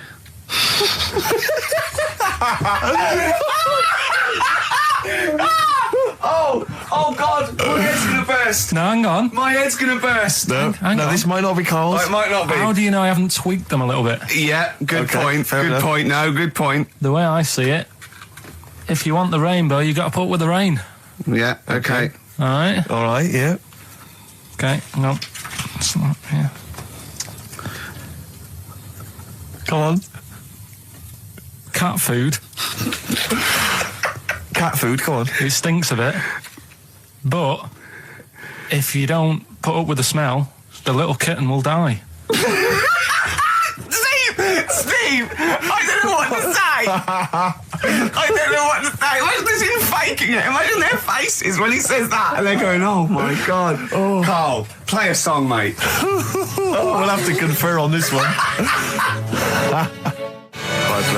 Well, that's just amazing, Carl. Just read them again. Two were real, one was fake. Go on in. Right. First one. Nothing is worth more than this day. Excellent. Next one. What does that mean? Well, cherish now, cherish your time. Okay. Because you can't get it back, and you know that's the way I saw it. Carpe diem, whatever it is, seize the day and all that. Okay. If you want the rainbow, you've got to put up with the rain. Yeah, of course. Yeah, rough with the smooth. You know, it's not all plain sailing, but you know, rainbow's beautiful, but it comes because of the rain, which you might not like. So make the most of everything, and good. Cat food doesn't smell good, but if you don't put up with it, then the little kitten will die. Right, now, Carl, that is a good effort. Now, that one's yours. I mean, obviously, right? Right, no, but it's a good effort, right? I mean, it slipped seamlessly into the others. Yeah. Don't think it didn't. No, but it's good. I mean, we knew it was that one. But what I will say is, it's good, but what you don't know, maybe subconsciously, is, I mean, it's very similar to the putting up with the rain and the rainbow. But that's good. Why do you think that? Well, what does mine mean? Well, even though it smells bad, it's good for something. Right. So I didn't look at it like that. What did you look at? I kind of thought... Was yours more specifically about cat food, generally? Because, you know, normally it's an analogy. Yeah, or a metaphor for something, you know. Well, no, the way I mean, Dolly Parton, who I think did the rain thing, she wasn't specifically concerned about weather conditions. No. It was a sort of general idea. It's all about life. Yeah. Well, that's what I've done. Go on. Okay. I've used an everyday thing. Yeah. And put it with today's problems, right? Go on. So, like, my girlfriend, she might like to go shopping for clothes. I hate it. Right. But because I love her, I put up with it. Ah, that's nice. Yeah? Yeah. So, you love that little kitten. You can't stand the smell of the stuff you got to feed it.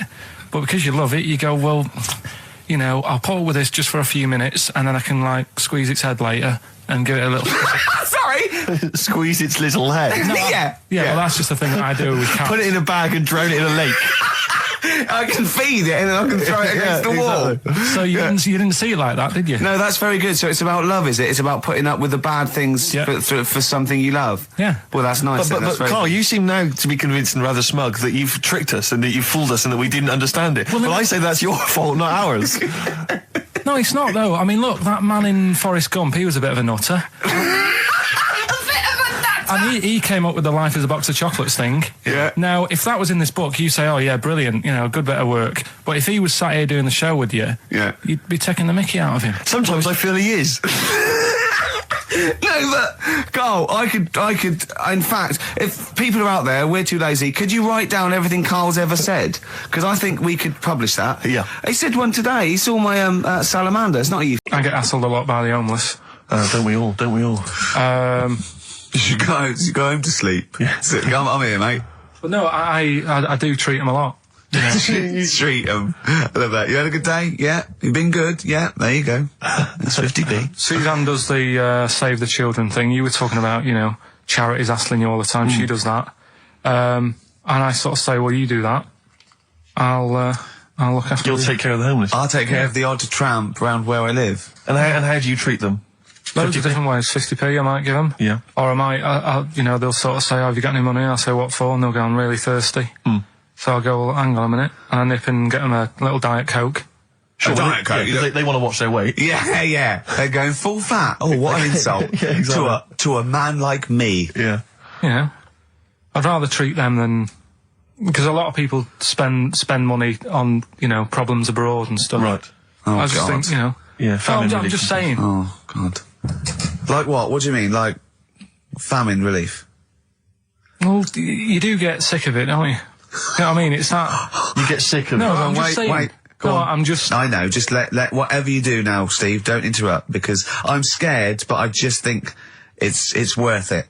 There's so many issues. There's freedom of speech, there's we're not responsible, there's he'll get away with it because he's a buffoon, and it is entertaining. Exactly. So, go on. All I'm saying is you're saying, who do I give me money to? Is it little, sick kids or whatever, or is it old people or whatever? HMV. That's where he gives his money to. Chiefly, they get a lot of it, Yeah. And for me, I just get sick of, problems abroad. It's like, what do you do? What do you do with famine and that? What are you meant to do? How can you solve it? It's gone on for years. Yeah. And it just keeps going. We keep giving them money. They keep spending it. And you're not getting any return for your cash. Well, it's just how many times, they've got to learn. What do you mean they've got to learn? What, are you going to teach them a lesson? What do you mean they've got to learn? What do you mean? Well, what are they doing with it?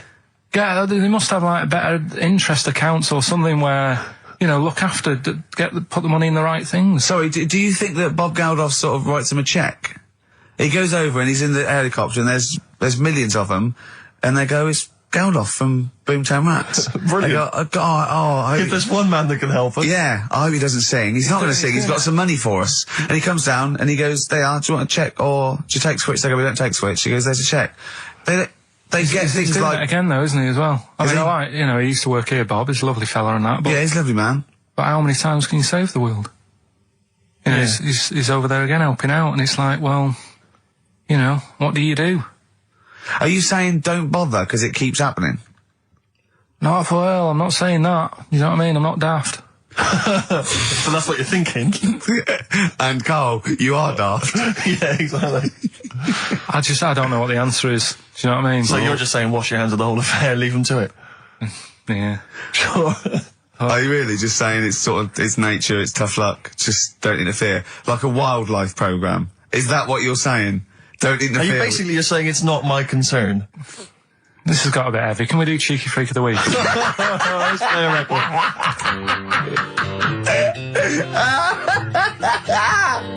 Oh, God! My Hey Hey out of the blue from the album Rust Never Sleeps by Neil Young. Such a brilliant song. Oh, he's a great musician. He's amazing. Yeah. He's incredible. I think we're playing Neil Young track a week. Okay. From now until Christmas. Brilliant, okay. Alright? Excellent. On XFM 104.9, I'm working with Steve Merchant and Karl Pilkington. We were talking about the homeless. I saw a homeless guy in the week as I was walking down Finchley Road, and he was peering in the window of one of the Dixons or something like that, just checking out the details on one of those cable TV packages. And I thought, one step at a time. I mean, firstly, I don't know, start eating your dinner off a plate. Yeah. And then work your way up to, a house, a home, a widescreen TV, a roof, digital television. But it's odd. Well, that might answer one of the questions, because I keep getting recognised by homeless people, and I never know what to say. I go, I think, well, either they're not really homeless, and they've got sort of digs or something, and they watch television, or the scariest one is that they've become homeless in the last few months since the office. And I think, oh God, that's really scary. Or they are watching it in Dixon's. They're going, the office is on tonight. Yeah. What are you doing? Yeah. Going down to Dixon's. Or they think you're one of them. Or that, well, I have. Because, I mean, the way you dress. Well, no, some that are probably not quite, got their faculties, maybe a little bit worse for wear, think they recognise me. And they whole scenarios where they're going, remember we were chatting, I was going, yeah, how are you? And it's just they recognise someone. Right, yeah. But that's a bit weird. But I mean, I think that's the worst thing. On a serious note, it is outside health. Well, we're talking about charity, and I don't know, I sort of, got these standards where I've been sort of like caught in the street. But the ones that I'd choose, I'd always think, charity is what touches you. You can't change the world, but you can change your bit. So cancer, obviously, because I'm so I give to cancer. And I think outside health, the next one must be being homeless, because there's nothing you can do. It's got everything. You're scared, bewildered, you're cold. It's just everything. Even if you're healthy and homeless, eventually you're not going to be. Well, I do feel bad because, I always feel that I want to give to the health charities, like cancer, for instance, because there's that fear that I might get it. Well, yeah, it's not just that. It's just like, if you're not healthy, that's the first thing, isn't it? If your life's being threatened, there's nothing else you can really worry about. Yeah. But I don't know if that makes it wrong though. That it's like I'm investing in a possible future. Yeah. Well, not really, because it's the same for everyone, isn't it? But Yeah. I saw a homeless guy as well, looking through the bins, but he wasn't pulling out food and scraps, he was pulling out newspapers. Just having a read. Yeah. I always found that odd. I see that a lot, homeless guys. I don't know if they're just checking out the TV listings. From when he finally gets his When's the office cable. on? Yeah, the office, they've moved it to Choice and UK Gold. I don't blame him, because there is some cracking stuff on cable TV. There's some great stuff. But I was flipping through the other day, and on digital TV you can see what other shows are on while you're watching something. I was flipping through, and there was one, and it was called, now, when are you ever in the mood to watch a TV show called I Survived a £200 Tumour? When was that on? Because it seems to me that if you've got a £200 tumour, you probably want to watch something else that'll take your mind off it, Big Brother or whatever. I'm not £200. Well, I can't imagine what this is. A £200 tumour? It must have been an error. £200 tumour? It must have been a £200 tuna. It was probably someone fell in the water. And it came I survived a £200 tuna. Yeah, and it was just a spelling mistake. Sure. A £200 tumour? Isn't that like kind of having That's Mr. another T person. That is another person. Yeah. Maybe, oh my God, maybe it was all his life they told him it was a Siamese twin. But someone had just painted a little face on it when he was at school. Just drawn a little face on it. Exactly, and they go, it's not your twin brother. I goes, isn't it? No, it's a tumour. We better take it off. It's £200. £200? That can't be right. You sure it wasn't £20 tumour? I'm assuming that's what it probably would have been. But it was certainly £200 on the digital thing. Maybe that's a mistake. That's great, isn't it? They're trying to make it more interesting. Yeah. It's someone at Carl got there. £20 tumour. Let's make it 200. At least they're watch. Exactly. That's what I'd be like, though. I wouldn't want to go to the doctors. You know what I'm like? Of course. Oh, I can't. Well, I'm sickened. I'm sickened because everybody knows that Gervais, and yet he's come out and he's spouted rubbish. I'm just. Oh. He thinks it's a good show. Oh. God, I'm disappointed. Oh, I'm so angry. He likes the show. I'm so angry because everybody thinks I'm an imbecile. Well, yeah. Well, fair enough. Yeah. No, because I was going to mention a couple, because I came up with a couple of my own TV shows. Go on, yeah, so I've got a few. Have you come up with your own? Yeah. Have you talked about this in the past? Well, yeah. Oh, yeah. You know, like when they have a cliche in the title, and that's the like the best one we come up with. Like a touch of frost, and it's his name. I know, I love it. Yeah. But my favourite, this is one I came up with, right? It was called Lady of the Night. Right, but that's night spelled K-N-I-G-H-T, right? Yeah. And what is clever about it is, what it is there's a knight, right, a knight of the realm, okay, but it's set about sort of 1870 or something, sort of Sherlock Holmes era, that sort of thing. And he's a knight of the realm, you know, was it Sir Johnson or whatever?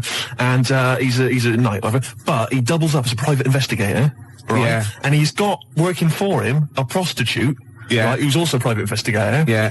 And it's called Lady of the Night, you see, and it's double meaning because it's a pun. Because she's a lady of the night, and she's a lady of the night. It's a night. It's fantastic. Brilliant. And they go around, but seriously, they go around investigating like crimes, sort of Whitechapel and stuff, and it's brilliant because you know, obviously she's a prostitute, whatever, and he's a knight, and there's a bit of sexual tension, Gervais obviously, and obviously got all the Victorian elements and everything, and obviously they can't associate with one another openly in the streets because that would be, you know, he's obviously got to maintain a certain reputation. Yeah. So it's Lady of the Night. And there's all all the intrigue and tension. What do you think about You that? thought this through. I thought that through. That is fantastic, using all your technical knowledge and your film study and your... Yeah. I came up with one, starring naughty Samantha Janus as a nun with Diana Rigg as a Mother Superior, and it's called None the Wiser. That's beautiful. And they're naughty. And the None the sequel, Wiser. she gets pregnant and she has to go and work in the kitchen, right? And that's called Nun in the Oven. I was going to say. Yeah. Of course it is. Yeah. Of course it is. Oh, that's beautiful, Gervais. Remember Ray Cooney, that thing in the 80s when all those had those farces on, and basically what he did was substitute the word life for wife. He had Run for Your Wife, right? Yeah. And wife begins at 40. Beautiful. Doesn't make any sense, does it, grammatically? No. I just thought of one like, I said to Claire a few weeks ago that it would be like a stage play and there'd be loads of people jumping in and out, like, of hospital beds. But in one of the beds, one of the wives, she just wanted to die. Because had no quality, and it's whose wife is it anyway? That'd be good, wouldn't it? That's nice. Yeah, Brian Ricks. Oh, that'd be beautiful. I love that. Touch of Frost. It's so clever. And the other one is, loads of lawyers with their wives jumping in and out of bed with just underpants on taking drugs, and it's this wife. That's beautiful. Yeah, that's great. That's a nice touch. So let's have some competitions then. But you know, I've got a whole game show as well, which I could mention. Go on. Do you want me to mention it? Well, should we play? I've got a game show, right, that I came up with. Yeah. Okay, and it features me, but I think it could be perhaps a vehicle for yourself, Gervais. Yeah. All right. I'm going to tell you. It's called Ricky Gervais Meat Rations. Right. And I like it already. You like it already? Because there's a part in there for me. Yeah. Could I play the Ricky Gervais? Yes. Yes. Fantastic. It was originally called, basically, let me just summarise very briefly. I'm not going to tell you all the games, but it's basically recreating the heady days of the war. Right. Right. That's fantastic. It's beautiful already, isn't it? It's got the nostalgia thing. I've got a game as well. But it was originally going to be called Ricky Gervais Fag Rations. Right. But apparently cigarettes weren't rationed in the war. So it's called Meat Rations now. Excellent. And I'll tell you some great games. My favourite is, what's it called? To be perfectly Anne Frank. It's a great game. It really is a great game where you've got to pretend to be Anne Frank and hide from sort of snooping Nazis. Oh, that is fantastic. It's a great game. And there's also, of course, let me go into it. There's also Dig for Granny. Good. I'll dig for victory if you like. And what happens is you're scavenging through rubble, right? Can I just say, and these are copyright. Anyone trying to rip me off? I mean, I've got the Penis Puppet Theatre. Yeah. I've got a stake in this, surely. Oh, certainly. Ricky Gervais Meat Rations. You can have a bit of my Penis Puppet Theatre. That's lovely. Yeah. And I've also got a new game that I'll talk about after yours. It's called Tip the Balance. And it's sort of like a game for 4, and it's like, I'll send it off to Waddington, see what you think. I mean, there's teething problems with it. Well, listen, Gervais, look, let's play Don't Fear the Reaper. Let's play that tune. By Blue Oyster and his cult. It's a classic. Yeah, and then we come back and we try and make some money. Let's make some cash. Well, you've got to be happy with that. Blue Oyster cult, Don't Fear the Reaper. Yeah? So go on then. So what other games are in this, Ricky Gervais's Meat Rations? Well, it starts off, there's the sound of an air raid siren. Yeah, I like it already. And we came up with, start queuing up, Mum, for Ricky Gervais Meat Rations. Excellent. Do I look like sort of Walker out of Dad's Army? Yes. That is fantastic. Now you come in. Yeah. And what it is, the set, right, is kind of like half of it is an old sort of East End pub, and the rest is kind of rubble and debris, and a skyline of ruined, Britain. And what it is you come in, you're fairly sort of sharp and dapper, and of course Chaz and Dave provide the music throughout the show. And you know the Dolly Bird that usually comes on? She's a woman with like curlers with a little scarf on it. That's right. She comes out with those little floral aprons. You've got it. You've got it. Fantastic. And there's a game show. There's a bit in the show called Roll Out the Barrel. Yeah. I don't know what happens in that. Yeah. Roll out the barrel. We could think of something. There's a barrel of fun, sort of thing. Yeah. And there's a dig for victory where you've got like a big pile of rubble, right? And you're digging through it, scavenging for food, canned food. But if you find like relatives or friends, you score extra points. Oh, that is fantastic. And there must be some sort of fun with like gas masks. Yeah. When you can all put them on and dress up as like, I don't know, one of the banana splits. Yeah. What could that be? Gas? Who snork? Yeah. Yeah. Well, possibly. So every week there's the real snork. Right. So it's like contestants come on, they put which one snork? Which one snork? Yeah. So you've maybe got three celebrities. Yeah, who's a gas mask and the real snork. That's great. So you've got someone like Ted Malt's son, he pops one on. You got Frank Bruno, and Jilly Cooper. That's it. And they put their mask on and like a little outfit, and then the real snork is there, and you've got to ask them questions. Like you get like Bernie Winters and Henry Cooper going, Number three. How long have you been in the banana split? and Jilly Cooper goes, about 6 years ago. Oh, I don't know. I don't think the Banana Split's been going longer than that. No, I don't think it's number 3. What do you think? And Bernie Winters go, number 1. Number 1. How did you get the job being in Banana Splits? And it's from Ted Maltson going, I answered an advert in the paper. That's not right. They were born. You know what I mean? And there's Chaz and Dave in the corner just going, na na na na na na na na na na na na na na, yeah, with the real snorks, and they always the lights go right, and the one stands up and he sits back down again, and then the real snork, and the others all take their masks off, and they go, "Lovely, Julie, what are you doing now?" "Well, I'm appearing Puss in Boots down in Brighton." "Oh, that'd be fantastic." Wait a minute. What? Jilly Cooper? I don't know. What does she do? Oh, she's a novelist. She's a novelist. Oh, yeah. Now appearing in Panto. I'm not letting you book the guest. Oh, God. But wait a minute. What? I mean, I love your idea. Yeah. Who snork. Yeah. It's a bit odd, isn't it? How we started off with a kind of wartime nostalgia show, but now we've sort of featured sort of quite bad 70s animal things. Nothing wrong with the Banana Splits. But I like that. That's a good game. Yeah, okay. That can be like a special feature. So I'm just going to make a note of it because we've got Dig for Victory, to be perfectly Anne Frank. Yeah, and Who's Snork? Who's Snork? Yeah. Well, I'm full of ideas. I could probably help you on this. Oh, this is great. Well, what other... maybe we'll come up with some other ideas as we go on. Yeah, we've still got Tip the Balance to go. But you know, can I just say, I did actually once try and pitch this. When I appeared on Blockbusters. Yeah. Well, I obviously met with a producer there, and I said, I got an idea for you. Have we talked about this on air? We talked about me on Blockbusters, Have we? but not about my pitching this thing. No, go on. And I said to her, sit down. I said, I've got a great idea. And I tried to bill it with me as the star. She said, who are you? Steve's Meat Rations. She said, why are you in it? I said, I am. Don't worry, I'm the one who can pull it off. Yeah. And she said, right, go on, what is it? And at that time, I had none of the games. All I had was the title, and she went, I like it, yeah, what are the games? I don't know. She said, if you'd have just said, well, stop me there, love, and just popped a gas mask on, and said, who am I? She'd have gone, Snork. No, it's not. We got an ad break, then we got a classic from Blur. It's 5 o'clock. So if you were going to watch that thing that started at 5:02, you missed the first 5 minutes of it. Yeah. So we're doing well with this new game show, aren't we? Yeah, we've got a few ideas there. Ricky Gervais's Meat Rations. Ricky Gervais Meat Rations. I love that. It's a great idea, isn't it? We came up with another quick game, because obviously so far we've got Dig for Victory, to be perfectly Anne Frank, and Who's Snoring, which is possibly, I think, the most popular game so far. Yeah. And also we've come up with a new one, haven't we? Puss in Jackboots. Yeah. You get a beauty of the age to come out. Saucy Samantha Janus? Yeah, maybe she comes out and she's got a little moustache on. Right, and a peak cap pulled low, and Nazi regalia, and you got Bernie Winters and Ted Maltson and Jilly Cooper going. You're obviously, by the warm applause, you're much loved. Yes, I am. Oh God. Show business, and the audience clap. Obviously, yeah. Well done. I don't know. You're doing the Nazi accent very well. You an actress? Yes, that is correct! Yeah, it'd be great, wouldn't it? Could you salute in, please? Yeah. Very nice. Just I'll do a little Nazi salute. Yeah. Little click, that'd be lovely. I thought of a little quick game. And what's that one? That's called Puss in Jackboots. Puss in Jackboots. Yeah, lovely. I thought of a quick one. It's called Get the Hell Out of Hiroshima. Right, it's against the clock. Anyway, there's that's there as well.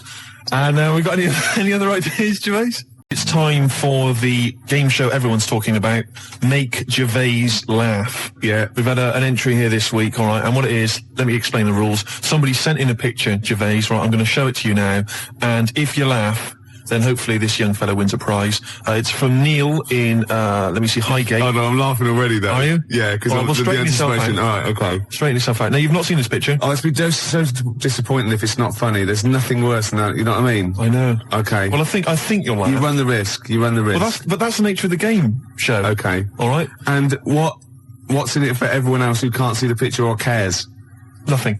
Right. Nothing. Yeah, that's good. But then, you know what? We're not here for their amusement, are we? All right. You know, we're busy men. We got things to do. We got to entertain ourselves. Yeah.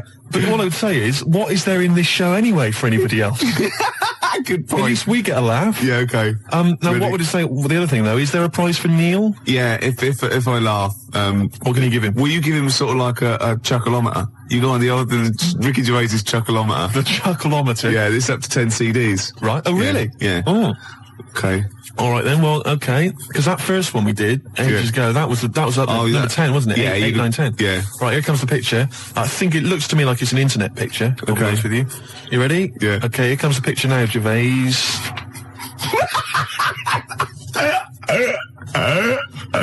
Oh God! Oh, has he done that? No. Now listen, what I'll do is let's play a record, Gervais, and I will.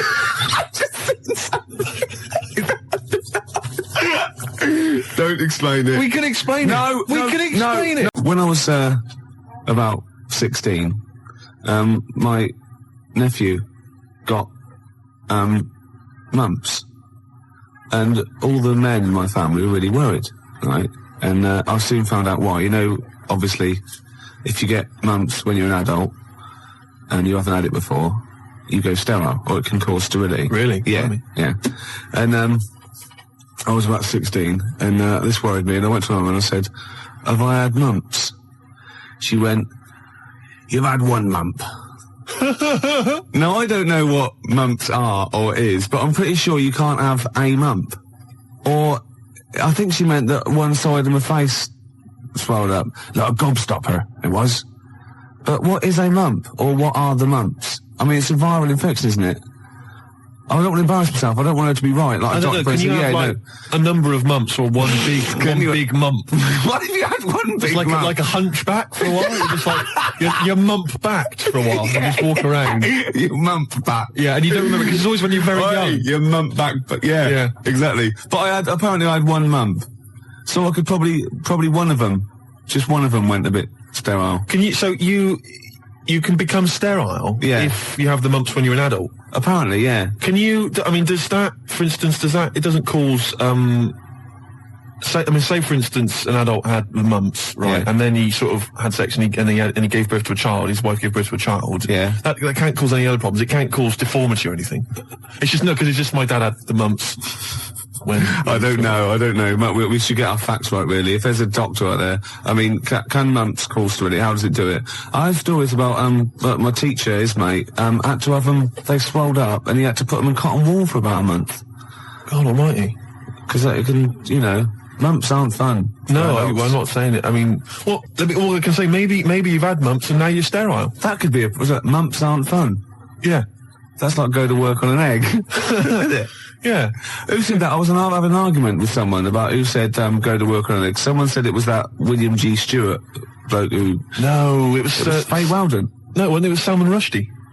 It was. No, it wasn't. No, hang on. No, maybe it wasn't. It was Faye Weldon. It wasn't Faye Weldon. Right. It was either... Right, let me tell you what it was. It was either that bloke that wrote A Year in Provence, or whatever it was called. Right. 0171 580 2000. Who came up with the slogan, go to work on an egg? It was either the Year in Provence fella. Who's that? I mean, what his name was, I don't know. 0171 580 2000. Who was the Year in Provence You know that fella who wrote that book, Year in Provence? Everyone read it. Everyone thought it was great. No, his name's Peter something or other. Right, and I think he definitely wrote that. Salman Rushdie came up with something. I think it was the year. See, again, I'm thinking that maybe it was the egg thing. But I would say as well that fella that wrote Year in Provence, he also came up with the Fat Willy cartoon series. What a hilarious series of books they are. Not Fat Willy, is it? It was called Fat Willy, wasn't it? What's the one? Where's Willy? That's Where's Wally. Where's Wally? Where's Willy? That'd be pretty straightforward every time, wouldn't it? There's a fella there. Not where you come from, it wouldn't. Oh. Well, there you go. Well, Peter Mayle is the name of the bloke who wrote Year in Provence. Thanks to Neil. And also, Neil says that Salman Rushdie did Naughty But Nice for the cake commercial. Now, I still don't know who did go to work on an egg. I think it was Faye Weldon. No, it was Peter Mayle. Do you reckon it was? Yes, absolutely. Absolutely. I'm gutted. Yeah. And you very rarely, Jerry from Balham, you very rarely go sterile from mumps, but it is a viral infection, yeah. It's such an informative This programme, exactly, Steve. Yeah. It's like a public service. It really is, isn't it? And we treat things sort of sensibly and maturely, and we give out, the correct information. I'll be honest with you. It's safe for kids to listen to, isn't it? Well, imagine if you were this happens to us all the time, you're in the pub and someone will say, well, is mumps a problem? Is it going to cause infertility? And you're there just saying, Well, I was listening to Ricky Gervais. And It's very rare. It is a viral infection. And do you know who did go to work on an egg? They went, no. Peter Mayle or Faye Weldon, we're not sure. Possibly Salman Rushdie. No, definitely wasn't Salman Rushdie. That's quite incredible, though, to go from writing naughty but nice about cakes to having to live in a hole for the rest of your life. I used to write when I was at school. Oh, yeah.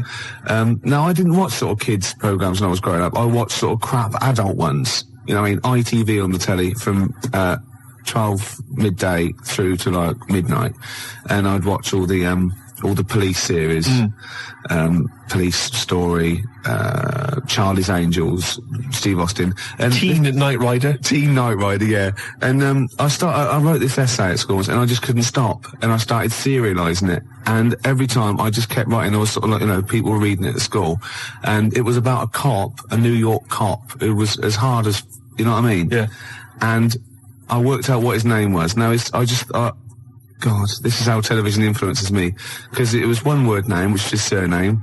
That was the title of the book, title of the series, and that's what all his friends called him. Right. It was called Jezuk. Jezuk? Yeah. Jezuk. Yeah, I thought it had a Z and a J. Jezuk. Jezuk. Yeah. Do you know, it does sound so close to like Pillock or Jesse. Yeah. Or Nonce. No, Nonce. There's no Nonce. Well, do you know what I mean? Cross between sort of Jezuk. like Pillock and Jism.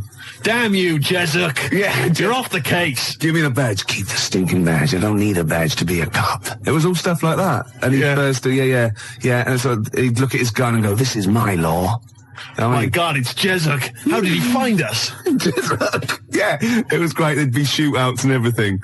Oh, fantastic. Let me just ask, did he have perhaps have a broken marriage? He was hard-boiled. He played by his own rules. Didn't he? Yeah. I imagine. Simultaneous with this. He was a bit of a drunkard as well, had a bit of drink. No, he didn't drink, no. Good, he was a good-looking fella. But he was letting himself go. He was a bit hard-bitten. Yeah. And the other thing I was sort of simultaneous, which was more of a novel. I wasn't serious. I was actually writing a novel, and I got like 3 exercise books, right? It was about this kid, right? Oh, God. Right? He saw his parents just brutally murdered for no reason by a gang of outlaws, yeah? And he buried his father, and he knelt down on the grave, and he said, looked up, and he goes, as God is my witness, I will avenge thee. And then he sort of went to the store, and he got loads of bullets, and he practiced, and he was the fastest guy. He was only about 16. Yeah. His name was Jody Barnes. Jody Barnes is all right, yeah. Yeah. Imagine, that's nice. Yeah. Oh, fantastic. Have you still got any of those exercise books? Yeah, not. That would be the incredible. teachers used to sort of like, I must have gone, yeah, it's good. I must have passed around the, he's done another one. Gervais has written another episode of Jezuk. Yeah. But I say, seriously, if you brought one of those in and read it out, I'd be entranced. Imagine it. Seriously, that'd be great. Do you think your mum might... of a twisted 14-year-old brain that only ever watched ITV cop shows. Do you think your mum might still have some copies of Jezuk? No. Was it like sort of, the initial one was like Jezuk, then it was like Jezuk abroad, Jezuk in Paris, Jezuk on safari. Yeah. Here comes Jezuk. My mum... Return of Jezuk. I liked that Jezuk. He's a proper man. Yeah. He's not like you. But Mum, I invented Jezuk. You're a Nazi. You couldn't be like Jezuk. He's in my mind. Return of Jezuk. Here comes Jezuk, son of Jezuk. Oh, it's fantastic. What if Jezuk met Jodie Barnes? They'd get on. They'd have no quarrels. They could team up. Oh, it'd be fantastic. After the break, a little bit of Lars. Teen Jezuk. Saw a programme about a parasite the other night. Yeah. Apparently they get in through your eye and eat their way out through your genitals. Anyway, here's Radiohead. Yeah, exactly. Play a record, Carl. Stone Roses, yeah? Oh, Fool's Gold. Classic. Stone Roses, Fool's Gold. XFM, 104.9. Brilliant. Can't help but notice you've brought some sandwiches in, Rick. What's in them there? Cheese and onion. Cheese and onion? Yeah. Because I've never, ever seen you make sandwiches before. I've seen you take a piece of bread out of a loaf and sort of fold it in half, crumbs everywhere. Well, Jane made that for me because I was in a bit of a hurry. I didn't think for a minute that you Why? Because it looks neat. Well, they're wrapped in the tin foil. A knife has been used. As opposed to chewing round the baguette. Exactly. Yeah, breaking it in half. Yeah. Albert Steptoe. Yeah, brilliant. Yeah. Nice. It's great, but the onions are strong. Are they? Making my eyes water. Yeah. If I come and breathe on you, it'll cure any sort of skin disease you might have. Skin disease. we watched that, Carl, you know, that Carl was raving about that thing about parasites, about worms coming out your brain and that. And I watched What is this? Is it a TV show? Yeah, called Body Snatchers. Right. And it was pretty fascinating. And, I mean, amazingly shot as well. I mean, it's got to win an award for photography. Yeah. And there was one bit that this little girl had been bitten by a mosquito and laid her eggs, and it went to the doctor. She had a lump on her neck, like a boil. And they pulled it out, and it was like a bullet, this maggot. Oh. And they put it down, and it was wriggling in her blood, right? But the hole left was sort of aesthetically pleasing. You know, like that feeling you get, like, I once had an ingrown hair, and I quite liked it when I pulled it out. And it's a perfect little hole. And I thought, I wouldn't mind having those as long as they sort of like healed over. What are you talking about? I don't know, it's weird, isn't it? But why would you want a hole in your body? No, it's got pulling something out, sort of like pulling something out of your body. It's I sort don't of know what you're cleansing, talking isn't it? No, but it's sort of like, I don't know what it This is it. You watch one programme recommended to you by Carl, you've turned into Carl. You want a hole in your body? No, it was like, you know, like squeezing a really good sort of like spot. I mean, I haven't squeezed spots for ages, and I'd never had spots, but maybe that's it. I didn't have spots. Right. And I always thought that'd be nice, squeezing a spot. I don't know what you're talking about. Why would these things be pleasurable? Why would an ingrowing hair? That's great fun. That was good, because I got it. It was like a little lump, and I pulled it, and then it pulled out, and it was like left a little... I know what you mean. Because I get thick hairs around there. Yeah. Like, really... Oh, when they come out, it's like a bit of wax. Yeah. Like putting out a little candle. And I love that. What? Yeah. Because I've got not much hair on my head, right? It sort of grows thicker on my face. No, not true. Sure, but go on. Yeah. No, it does. Not true, baby. Go on. No evidence for that. Just made it up. So it grows sort of thicker on my neck and that, and now and again I'll see like something that's like a twig. Right, it's really thick. Yeah, you feel it, and then you think, oh, I'm going to have that. And then you work at it, and then when you get hold of it, it's brilliant. It's like pulling out, it's fantastic. It's waxy and build up, and it pulls it out, and it stretches your skin, and it leaves a hole. I've just realised why we talk about Chinese people, monkeys and gays every week. Why? Because this is the sort of replacement. This is what we've got if we're not talking about them. But it was great as well. And there's this parasite, right, that lives in a fish, right? And what it does... it changes the fish's behaviour. Because to breed, it has to get its body temperature up, so it has to get into a bird. Right? What needs to get into the bird? The fish? Parasite. The parasite needs to get into a bird, right. So it changes the behaviour of the stickleback, and it makes the stickleback sort of suicidal. So the stickleback doesn't flee when it sees a heron, it gets caught. Right. Because this stickleback has changed its behaviour. Carl didn't quite understand this, I still don't really get it. I watched it, and you see like the fat fish and that, and you go, oh, it's not well. But I don't understand. Well, all it does is, it has to get into a bird because it has to breed, to lay its eggs, it has to have a raise of body temperature. So the fish is cold-blooded, so it has to get into a bird which is warm-blooded. There's lots of things, there's certain things at that level. Why is it doing that? Because it needs the temperature. It needs the heat energy for its reaction. Just like, for example, that's why your balls are on the outside. Because the cells have to be a certain temperature to survive. I don't know if it's the sperm or Sertoli cells, but they have to be a couple of degrees below body temperature. Otherwise, they'd be in a nice cage and we wouldn't get kicked in the nads. What do you mean? That's why your testicles are on the outside of your body. They have to be a couple of degrees below body temperature. Yeah, but that isn't why they're there. You see, this is like the chat we had last week about the giraffe having a long neck. What do you mean? They're there because that's where they happen to be. They didn't go, right. Well, that's what evolution is. It's a selection process. It's not a will. The balls didn't say, look, I'm too hot, let's get us outside, let's get outside of here! All right, hang on a minute then. What? So a little man monkey, right? Theirs are in the same place as ours. Yeah. But they're walking around naked, so it could be anywhere. They could be, like, on the back. It doesn't matter where they are. They call it... Well, they could be on the back, yeah. So why aren't they? This is a completely different... Steve! You started it! I wash my hands of the whole affair. And we're not only back to balls, but we're back to monkey balls. Yes. In one thing from about parasites, we're back to monkey ball news. Yeah. How do we get back to chimp testicle news? All right then. So this worm's in a fish. Yeah. It's like a little platyhelminth. I think it's some sort of.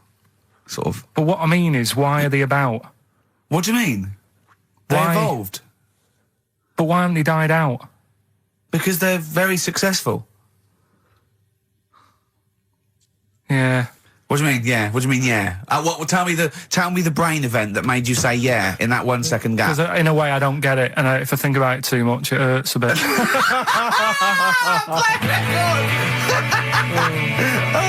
They've just been around for years, Carl. Yeah. Like Cliff Richard or something like that. Yeah. Roll Over DJ by Jet on XFM 104.9. I'm Ricky Gervais, with me Steve Merchant and Karl Pilkington.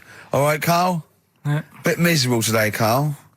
Let me explain why. Go on. Steve, and to you, the listeners. Oh, chimpanzee that monkey news. Okay, monkey-related news from Karl Pilkington. Right. Do you know the monkey that went into space? Yeah. Yep. It happened in 1958. Right. Now you know that. Yeah. Yes. What did he do next?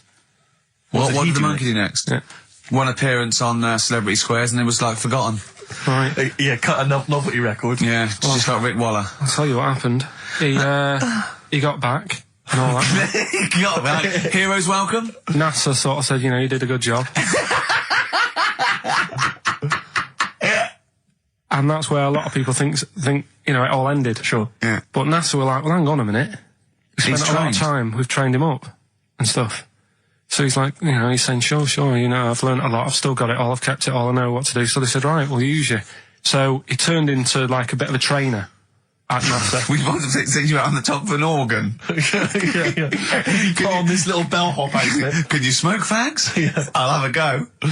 So they were getting in new monkeys.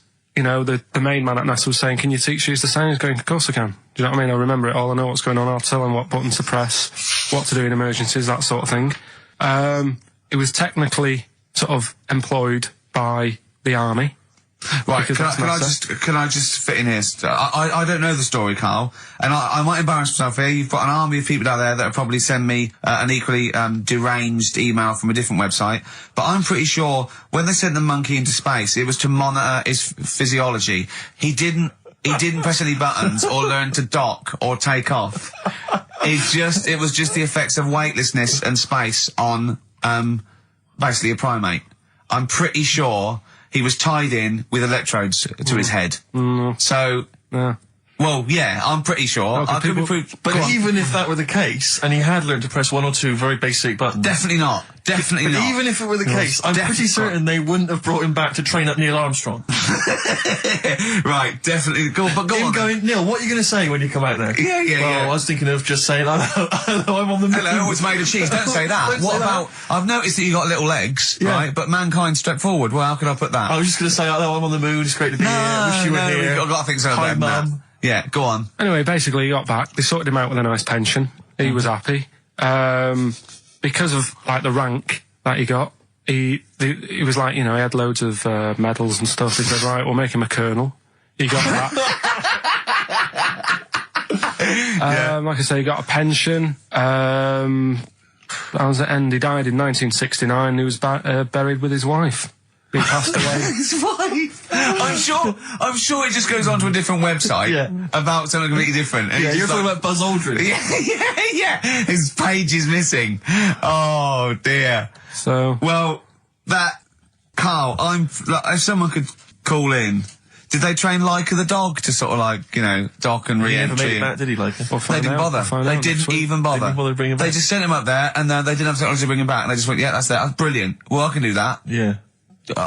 Amazing. Yeah. What do you think of that, Karl? Rubbish, isn't it? Sort of brought it down a bit. But But the little monkey made a colonel. Hero. Big hero. What was he in? What craft was he in? Sputnik. Just hang on a minute. He was in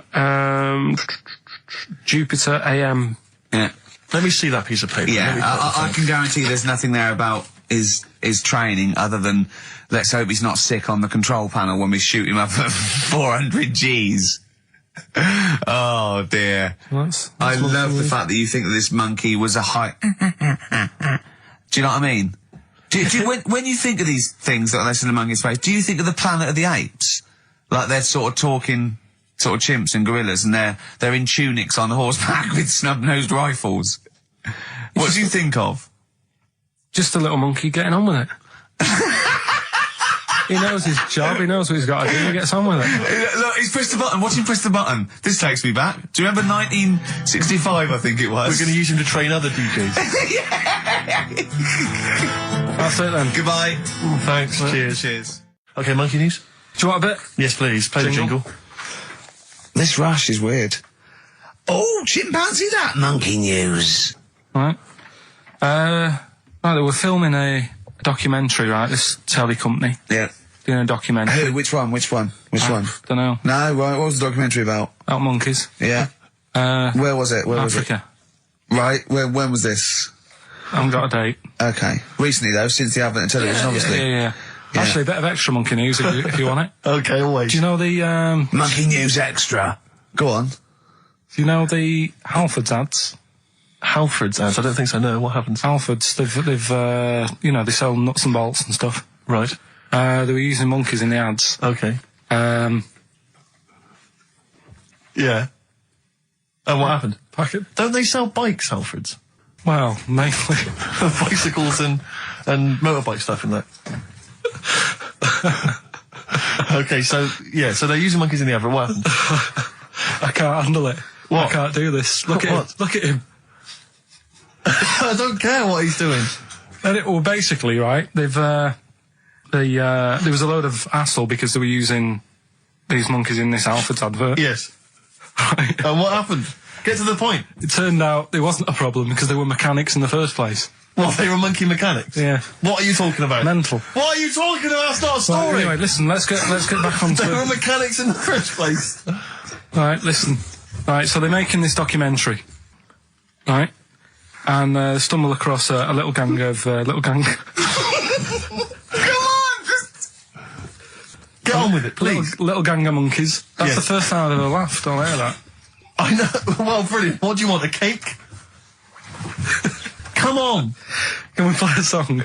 Oh, I don't understand what is wrong with you, you freak. It's making me laugh. Just tell us the story. All right, then. All right. So anyway, right, so there's this documentary being made. They found a little gang of monkeys. Right, play a song. I don't know what's going on here. I apologise. It's just if you were looking forward to monkey. Got to hide your love away. According to the Beatles on XFM 104.9, I'm Ricky Gervais with me, Steve Merchant. Right, Carl, come on. Monkey news. Everyone's composed. The jingle, please. Oh, chimpanzee that monkey news. Excellent. Okay. Right, where were we? We were just start again. There's some people making a documentary. For what? Okay. Making a documentary in the jungle and that. Right. Stumble across a little gang. Okay, come on. All right. A little gang of monkeys. Yeah. Oh, come on. So the camera crew are there filming it. Yes. Everything's going normal. It's all fine. Nothing odd about it. Okay. They're not running a restaurant. They've not got any barbershops. Nothing. No. Just regular monkeys going about their business. Yeah. So anyway, what normally happens is the monkeys sleep with the partner. They already do what? They don't sort of sleep around and that. Once they find the girlfriend or the boyfriend or whatever, yeah, they stick with them, right? Okay. But anyway, they were watching this one, right? And it's going around a bit, sleeping around. Oily. And it was getting fatter. They thought this is a bit odd. Yeah. Right. So followed it round and see it having it away. Turns out, little prostitute.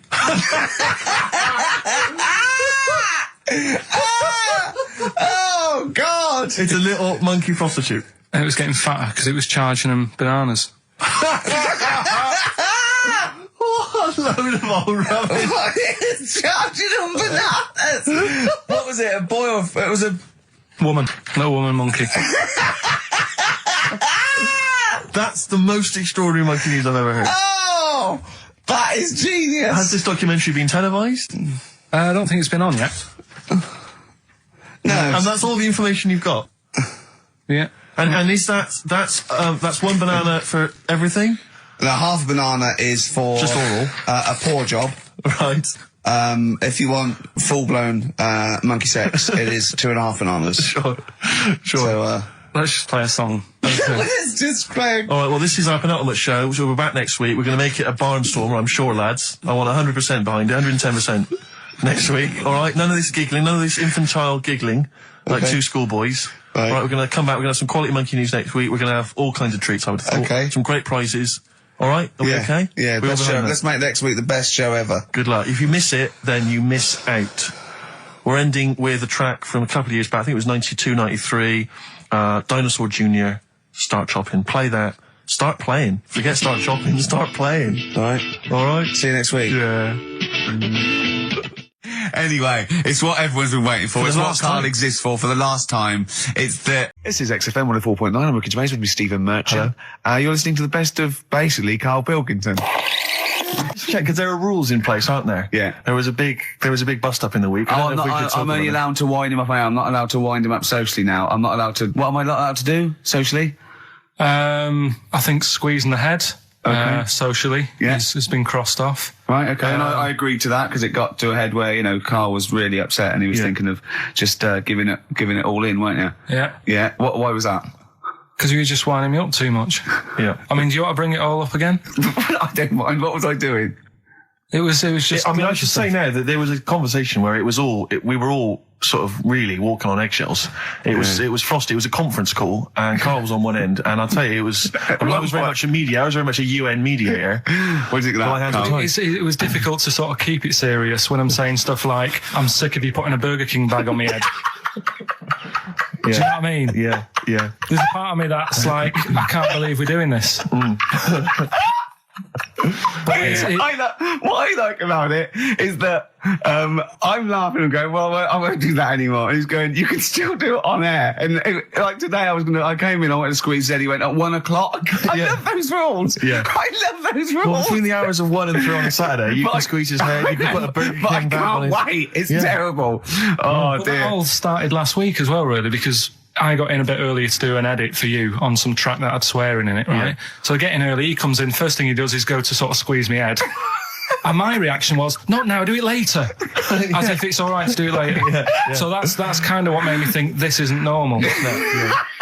We should just point out, when we say squeezing your head, what exactly does that mean? I put my hand on the front. I do 2 experiments, right? Yeah. One is the side, because you can crush an egg sideways, so I think that's more dangerous. Right. And I actually put my elbows out, and I press like a vice, and I really go for it until it really hurts. And the front one it shouldn't hurt so much, if my experiment's right. I don't know. Well, it was all this that sort of, built up. Sure. And the research that you're doing there, Rick, is that going to be available online at some point? Well, that was the problem. That's what I was saying to him, because it kind of started last week. Well, it's been going on since we've known you. Yeah, really? Yeah, but I just upped it last week. It got out of hand a bit. I upped it to when I think it got to ahead on Thursday when I filmed it. That was it, yeah. That's right, yeah. I brought in the cameraman to film me torturing him. And there was some people from the 6th floor being shown round. Yeah, some management and that, showing probably clients round. Sort of, they've probably been on all the different floors, same what all the different radio stations do. Fox. This is XFM, the sort of this sort of noise going on. Yeah. You see them all look down and saying, don't do that, right? Sure. They might want to spend a load of money. Yeah. Right? And he's doing that, he's wrestling with me, he's filming it. So that's when I just thought, It's mad, isn't it? And then when we were having the argument on the phone, I was saying, has this been some sort of experiment? Yeah. He did. He said that, and of course I lost it. Yeah, but it's all good now. Do you want to squeeze his head before we play the next? I won't at the moment because we've got to get on. It's not right, and that annoyed me as well because I was trying to find out where he was going. I was filming him. I was going on waiting for Carl. Told Johnny he's meeting a mate at 6, which annoys me on 2 counts. And I'm just doing it to the camera, So I'm gonna follow him and just turn up and go. All right, where you been? But then when I came and he went, I'm meeting a mate, and he told me where it was. So I told him that spoils my fun. Of course. Because you'd want to just track him down. I don't want him to like it. Yeah. Which is pulled the rug under my carpet now that he's going to let me do you know what I mean? It's just, it's a little bit annoying. Right, is this talking about diets and stuff, right? Go on. They've come up with a drug that, they tested it out on a mouse, right? They said, it's a problem that weight is a big issue in the world, and, a lot of people are depressed, and that, probably like Rick Waller. Well, right? I'm depressed looking at Rick Waller. Well, Oh. I mean, you could sort out Rick by, Jono is an old man, he's got loads of money. He's not old. No, but he's getting on a bit, right? He's about hang on a minute. What I mean is he does his own shopping, right? So I bet it's hard. What do you mean? Because he's like, how old is he? 35. Right? He's got loads of money, he does his own shopping, so when he goes to the supermarket and he passes, the sponge cake section, it must be tough when you've got loads of money to burn, that you go, oh, just one more. Yeah. One more. Look, so we are getting close to libel here, I think. No. But I'm saying how it is, because Right. I've tried, like, losing a little bit of weight. Have you? And it is difficult when you're in Waitrose and you see a little chocolate muffin and you think, well, one more and I'll do without... Do you like a little chocolate muffin now and again? Yeah, right. Is that your favourite thing? So the thing is... Let him finish his point. So the thing is, right, now with Rick, he lives at home with his mum, so why doesn't his mum just say, I'm going to buy less this week, and if you eat it all, you're not getting any more? Yeah. That's sort that Does he live with his mum? Sharp shot. I bet he does. So you don't actually know if this is true or not? No, but anyway, right, so this drug they've come up with... They've tested this on mice, haven't they? I'm worried if they haven't tested it on mice. Thank God for that. It's definitely been tested on mice. Definitely. They fed a mouse a load of cake. Yeah. Right? And it went a little bit chubby, and he said, right, stop a minute. And then they gave it this drug that makes you lose weight. Yeah. And its weight went down, but the only bad side effect was its eyes were popping out. Well, that seems to be fine then. Let's give it to Jono. There doesn't seem to be any problem. Oh, Rick should get some of that. Hey, Struth, Doc, look at these. Oh, Jesus, Jono, your eyes are popping out. That happened to the mice. Sorry? That happened to the mice. But what do you mean? That's the option. What do you mean that's the option? So I love the fact that your choice is either be like a fat, happy man who has the odd sponge cake. What albums am I getting? Yeah. Is that good? Mm-hmm. Good, yeah. What albums am I getting from for working for this place for 6 years? All right. Ricky.Gervais at XFM.co.uk. Do you want to apologise once more for anyone you might have offended over the year? Yeah, like I say, I never want to upset anyone. We're just chatting about stuff. It's just chatting. It's from the heart. You see something, you say, "Oh, it looks a bit like so and so," or "Isn't it a bit?" You're not really, you don't really try and hurt anyone's feelings, do you? But I think most people know that. And I've got to apologise for laughing at anything you say. I actually can't help it. Again, it's not vindictive, but when Carl comes out with some of the things he says, it's impossible for me not to laugh or react. So, have a Merry Christmas, everyone. Well, before that, Rick, is there some final, for the year, Monkey News? Tell you what, let's play a good song. Okay. Right, we'll have a bit of Monkey News, and then that's it. A bit of Amy Mann, then. Perfect. Brilliant, this one. I bought in Metal Christmas, is that all right? That's my only request from this show, that we do play Paul Di'Anno's version of Santa Claus is Coming to Town. The rest of it's over to you. Yeah, we're going to play some Christmas tunes, we're going to play some, our favourite hits of the year, but mainly, this is the rock programme. This is the rock programme. What worries me, Rick, is there's a lot of people who listen to our show, and they're not regular XFM listeners. They just kind of crawl They're out not regular people. Stupid on a Saturday afternoon, put the show on. So they might not be familiar with Well, Ian Canfield is a young man. He's been in he's about 14. He's been in radio. It's weird, he's 14, but he's been in radio for 15 and a half years. He was weaned on the milk of Avant. Yeah. Right? And he's going to be the new rock god, aren't you? Well, I'm trying. Yeah. No DJ Canfield. Just go, yeah. Right? And over the 2 hours, I want to work out the 4 pillars of rock, right? I want 4 names, 4 pillars of rock, right? Huge rock pillars. And then I want the king who stands astride them like the archangel of metal. So we'll be asking Ian, every few minutes we're asking, right, who's your first pillar of rock? And then, keeping the one that stands astride them. Okay? And how many do we need? Well, we need 5 names then, don't we? The 4 pillars of rock and who stands astride them. Right, okay. Like the Overlord with these Axe Attack albums. Yeah. Yeah. This is Oasis. Christmas. I just wonder if there's one more contender. I don't know who this was, Ian, that phoned in with it, but possibly it's topical. Deathly Hem. Yeah. Deathly Hem. It's brilliant. Oh, it's Deathly Hem. Please welcome to the stage, Deathly Hem. It's Deathly Hem. Who's that? We've got to give it to I don't know who that was. Oh, well, if you came up with Deathly Hem, email again. Deathly Hem. It's the greatest name for the greatest rock band of all time. Will you please welcome to the stage, Deathly Hem. It's golden tonsils. Isn't it? I went to, I was going to go see him once at the Camden Underworld about a year ago, and they had this sign up, right, saying that Graham Bonnet, who sung that song, had cancelled, right, and it said, God willing, He'll be performing tomorrow. And just in case you thought he'd cancelled because maybe no one bought any tickets, the doctor's certificate was beneath the cancellation sign. Brilliant. Well, we've sung that a couple of times drunk, haven't we, Ian? At the top of our voice. We have done it. It is the best ever. Yeah, it is. Ben has won whatever you're giving away. Yeah, Ben came up with Deathly Hem. Yeah, Deathly Hem. Yeah. I mean, if you are in a rock band, you're looking for a name, and you think you deserve that name, then, you know, write to us. We want to know that you're really heavy, and Ian Camphor would officially hand over the deeds of the name Bethlehem. Bethlehem? Bethlehem, yeah. Bethlehem. They only play at Christmas. You only play, like, big venues at Christmas, and it's all things about, like, fighting, like, good versus evil, and God versus the devil. And you got to write songs like that, yeah. Bethlehem on XFM 104.9. Perhaps that the debut should certainly be a concept album based on the nativity play. Yeah, Nativity, yeah, that'd be just good. the whole kind of Old Testament in kind of rock form. Yeah, with like, it'd be extraordinary. It's the battle for humanity. Yeah, it's called Humanity Manatee, and it's a fight in the ocean of hell. Yes, sure. Yeah, sure. Yeah, I'd like to see a serpent.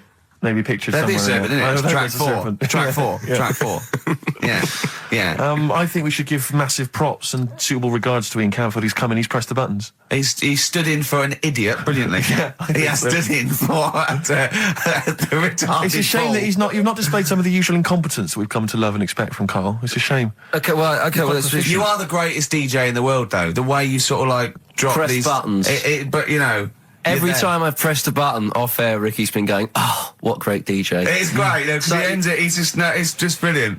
I mean, we're lucky if we can talk with the mic on. That's the title. Not talk over a record.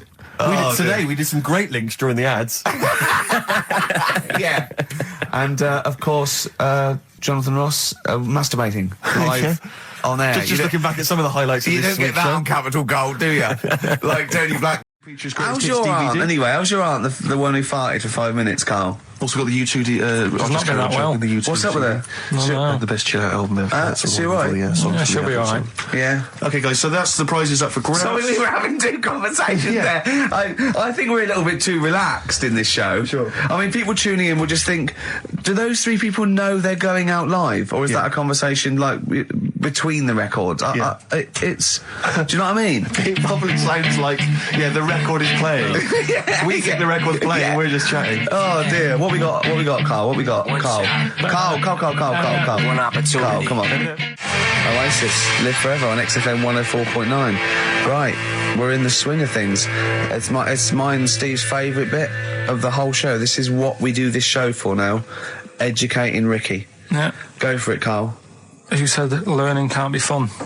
Yeah. Yeah. Okay, I'll go for the one. What's the one about the butcher going down the butcher shop? You've got to get your kit on. We're off down the butcher's. Yeah. You going for that one? Yeah. Well, do you know the saying, don't let the cat out of the bag? Yeah. Do you know what it means? Yeah, well, don't give away a secret. Right. Well, do you know how it came about? No. Well, ages ago. Before, like... ages ago. 17th century? Yeah, before, like... Yeah, 17's good. Yeah. Before, like, you know, proper butchers and Dewhursts and supermarkets and that, you used to get these blokes who sold meat. Right. Butchers, they were called then, I think. Yeah, but the difference was they didn't stay in the same place, they moved about. Right, so they'd turn up on a street corner, and he'd have, like, loads of carrier bags of, like... Carrier bags? Yeah, with meat in and that, and people would plastic be like, carrier bags. Yeah, with mobile butcher on them. Yeah. Right, so and an email address. Yeah, go on. People went, right, yeah, I need some meat. Right, so they'd go up to this bloke and say, what have you got? And he'd say, well, I've got a you know, you can have a bag full of pig, or you can have whatever, a bag full of chicken, whatever. Yeah. And they'd go, yeah, how much? They go, you know, call it a fiver, whatever. Yeah. And they'd buy them, and to make more money, they didn't always fill the bag with what they said was in it. And yeah, I thought that might be the case. Right. Yeah. So what did they used used to to do? Put cats in there? Yeah. But I don't see what. Okay, so sometimes they would put a cat in the bag and pretend it was chicken or whatever else. Yeah, so why was a cat any cheaper than a chicken? Because cats are wandering around the streets, aren't they? Chickens aren't. So they'd get a chicken, they put a chicken on the top so that when they look in it, they'd go, yeah, that's all right. got a bag full of chicken. They'd get home to make the dinner, and they'd be like, "What are we having tonight?" And they'd go, "Well, you'll never guess." And they'd have like, you know, well, you can have a chicken leg, and you know, but it would be a cat. Yeah. They'd have to defrost a pizza. Yeah. Did they mind that they were eating cat then? In those days? He didn't say. He just was saying about the saying, "Don't let the cat out of the bag." It's like, you know, if they see that, they're going to go mad. I'm mildly disappointed with this story. It's all right if it's true, but yeah, there's something about it. It's just, I want to know more. He always leaves it. Is it Carl doesn't quench your thirst for knowledge? He creates more. I don't know if that's a good thing or not. Well, yeah, he's like the pot noodle of information. Yeah, do you know? He never. I want to go. I'm not nourished by it. It's if for every fact he tells me, there's 10 others that spring up that I have to get clear. Well, so it was the people that were doing this. It was the dodgy butchers that coined this phrase. Were they saying to each other, "Don't let the cat out the bag"? I.e., what I mean by that, Jack, is don't let them see the cat. Yeah. What we've stuffed in there. Yeah. Dodgy butcher. That's another phrase, isn't it? Yeah. So that's the first one. Is that a euphemism or is it dodgy butcher? As his meat delivered around the back. Sure. So that's that one. So let's get your kit on. What does that mean? Show, is it? I just suddenly caught myself. This is nothing. I told you that before. It's been bad today. No, but I mean, it's the way, this casual way that it's like we almost have no regard for our listener, and I'm not proud of that. I just don't know what to do about it. Do you know what I mean? I don't know how to do this properly. I mean, we're just chatting here. I mean, it's only Anderson who's seen through us, and that surprises me that more people haven't. I mean, what are the figures like? Do people listen to this show? I'll find out for you. You keep saying that. But, there's this parrot, and apparently it lives. I mean, Rick, it's unique, if nothing else. I mean, when you wake up with Woken tomorrow, you're not even going to hear him start a line with "there was this parrot." Go on, there was this parrot, yeah, go on. And it can talk and that. Someone's obviously, you know, taught it how to speak and that. And it flew away. And it's living in this church. Right? And people are at the church doing hymns and that. And then trouble's brewing. In between the hymns. That parrot was owned by an old miner who used to swear a lot. Yeah. Well, then the vicar is going to be really annoyed. That vicar, that vicar's going to go on. I just hope it stays quiet, Rick, during the vicar's sermons. Yeah, go on. Have you read it? No, go on. Have you read it? No, because that's what happens, right? Go on, tell us, Carl. During the hymns, it's sort of effing and jeffing and stuff. Effing and jeffing? Yeah. And everyone's like going, "Oh, you know, it's quite funny, really. You know, it doesn't know what it's doing." Everyone's having a laugh. Yeah. But it's causing a havoc at funerals. There's an elephant in India with sore feet. Why? There's an elephant in India with sore feet. I'm interested. Why? Tap dancing. Why? See, I didn't really He's trying to break Roy Castle's record. He's still going. Go on. What is it? Think. It's an elephant, and it was really old. It was about 76. Right. And it had sore feet because it's old, and they don't make stair lifts that big, do they? Roads are bad and that. Yeah, go on. They said, "What are we going to do?" And the town was like, "Oh, you know, we're used to seeing it around. It's part of the thing. You know, we don't want it to have sore feet." Yeah. So they got some slippers made for it. And it had like a picture of the elephant looking happy wearing some slippers. I love him! I love Carl, his world! Where did you see this picture? That was on the internet. Right. That's a lesson, though, for any elephants listening. You know, don't wear stilettos to work every day, because it can do your feet in. So don't elephants have really bad memories? No, they have really good memories. Oh, do they? Yeah. Oh, well, that's good then. No, I just thought they'd forget where they put them. I thought there was something about elephants having bad memories and that. It goes on, "Where's my slippers? Yeah. I'm sure I left them by the test." So sorry, there's an elephant walking around wearing slippers? Yeah, that's in India. What kind of slippers? Those sort of old man ones with the sort of check. Well, round ones, I imagine. Yeah. Big round ones. There was that going on. And is it happening? Is it happier? I mean, does it feel more satisfying? It looked it. Did it look? How can you tell the elephants, please? What else is there? There was a woman who's had a breast insured for 150 grand. Right.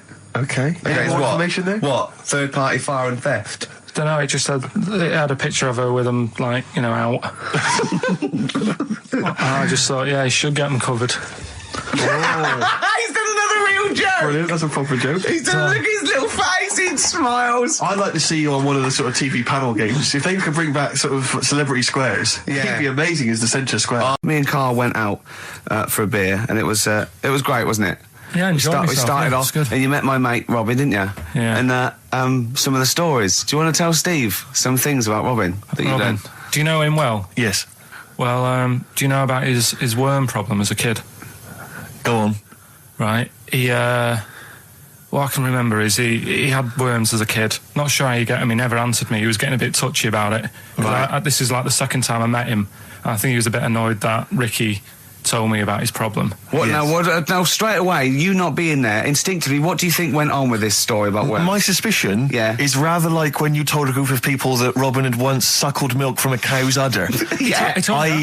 Did you mention that as well? Yeah. Yeah. My suspicion is that, like the cow story, the worm story is not true. But why would he get so sort of uppity about it? Well, imagine if that wasn't the first time he'd done it. Imagine if he did that every single time he was with somebody for the first time and Robin was just met them. He will tell that story to anyone. But they do say there's no smoke without fire.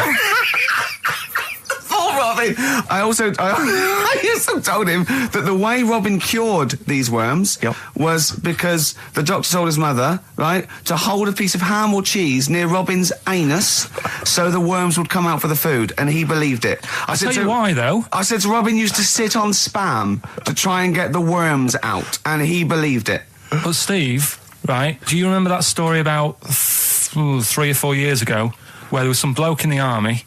He went away to somewhere, Vietnam or whatever. He was messing about in the woods. Messing about in the woods? Shouldn't he have been fighting? Whatever. Yeah. Right, and he walked through some lake, and I think he'd cut his toe or something on something, and some worm of some sort crawled in the gash. Yeah. And it was in his body, and the doctor said, we've got to get this out of your body. So what they did was, they said, right, the thinnest part or something of your body that things can crawl through is on the top of your head. So they wrapped where the skull is. So they wrapped some bacon. No, they didn't. They did. That's right. Thing. So he's gone in via the toe. So what we do is, I'll tell you what, that worm's probably heading straight for the head. We'll put a bit of bacon on it. The thinnest part of the body is the skull. Of course, it's not the thinnest part of the body. It's where your brain case is, isn't it? It's the skull. There was a reason for it.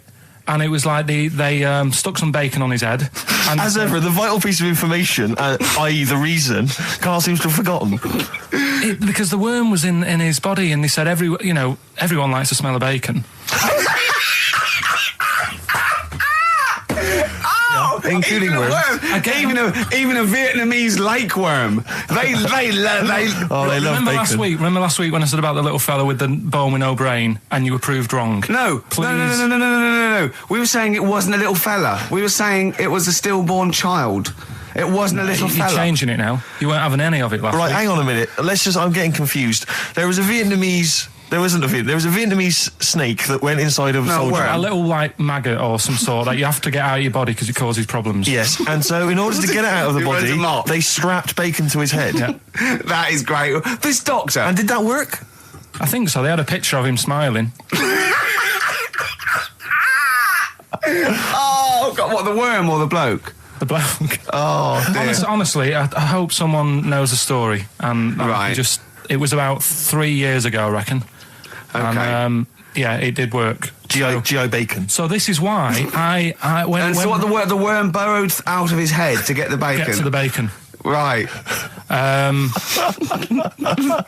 That's great. So this is why when Robin was telling his story, I was a little bit disappointed if it wasn't true. Right. Because in a way, Robin's never been to Vietnam. No, but what do you really think that Robin? Well, as Robin said at the time, Carl, why would I sit on ham then tell Ricky Gervais? It's a very good point. Because if he was a kid, you do daft things like that as a kid. Right. It's the telling Ricky Gervais though. Yeah. And then, bless him. Okay. And then anyway, Robin left, and I tried to chase him, but he got away. And he knows that and then we had a few pints, and then Carl embarked on some of the greatest stories ever told. Can you tell the story about your dad? Let me run it. I haven't spoke to him all week, so let me run it by him. Okay, play record. Because what we got? We've got one of Steve's. Yeah, well, bizarrely enough, this comes from the Teachers 2 soundtrack, the soundtrack to the current TV series. There's a slight whiff of nepotism in the air. Yeah. Rick, would you like to explain why? Well, that's why you're doing it. My girlfriend worked on it, but Yeah. you were going to play this anyway, weren't you? Well, I was actually. Bizarrely enough, I was going to play some I Am Clute, and this is from, as I say, the Teachers soundtrack. This is called To You. It's a good track. That's I Am Clute, a track called To You from the Teachers soundtrack. That's also got, I noticed the Electric Soft Parade, The Hives, Star Sailor, Feeder, Turin Breaks, Mercury Rev on there. It's a good little collection. Lovely. Carl has just had confirmation. He's looking smug because someone phoned up and went, it is true, it's a Laogai chi worm and you wrap bacon around your head. That's all the bloke knew as well. Yeah. And his name was Gary. Yeah. So I'm not having it. No. And he said, see, that's why the Robin thing isn't so weird. He said, but when you said he tried it with cheese, he said I was having none of it. He's got standards. Strokes, hard to explain. Like Carl, really? Yes, yes. So, Carl, concentrate. Yeah, go on. So, we'll leave the worm with the bacon wrapped around the head, shall we? Well, if you're ever caught in the jungle... Yeah, always carry some... bit of Danish. 5 burgers here, yep. And so I don't know, how should we begin, Carl? Do you want to just look at the size of these burgers? Look, they can see it on webcam, can't they? They can see us stuffing these burgers into your mouth. Hmm. And by the way, I'm filming this, Steve. Look, Brilliant. Look, I've got a little camcorder. Yeah. We'll put this on unseen footage on a DVD or something. Or maybe on the website. On the Oh, Carl, what if you break the record? Okay, Carl, I'm coming round now to just monitor this and adjudicate. What's the web? If you want to see this on the webcam, what is it? XFM.co.uk. Right, okay.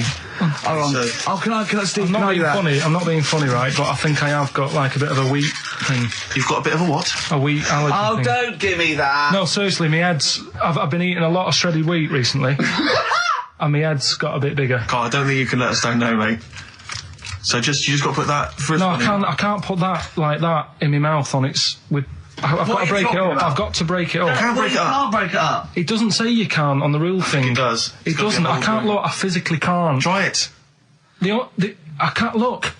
I'd have to be Jay Goody to be able to do that. Seriously, look. Try it. Yeah, I know, but you're not approaching it right. That's it. Come on. That's Come all. on. Oh, God, he's not going to do one. Keep going. That's good work. Keep going. Keep pushing. Ease it in. Ease it in. Keep pushing. Get one in at least. Ease it. Get one in at least. Get one in. Ease it in. Get one in. Push it. That's one. Let's go for another one. I reckon you've got to rip it up a bit. Okay, do that then. See how many you can get in. You've got to get in 2. No, just one. No. Well, it's don't pack it in. What do you do? Pack your cheeks first. Honestly, Steve, my head is swelling a bit because I have got a wheat thing, a wheat allergy. That'd be good. There'd be more room. Right. Okay. Look, Carl is now just sticking it in his cheek. Yeah. Don't eat any. You can't swallow any. It's like a hamster. You got to work it like a hamster. Yeah. Stick it in. Come on. He looks like Marlon Brando in The Godfather. Come on. Don't lose any yet. Right. Pack it in, then use your fingers to pack it in. Come on. Wedge it in.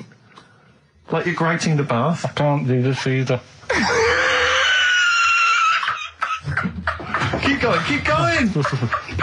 Keep going, don't give up so early. This is part of the problem. You just give up, Carl, too quickly. You failed again. It's like your history O level. Come on, Carl. Come on. Do something well. Succeed at something.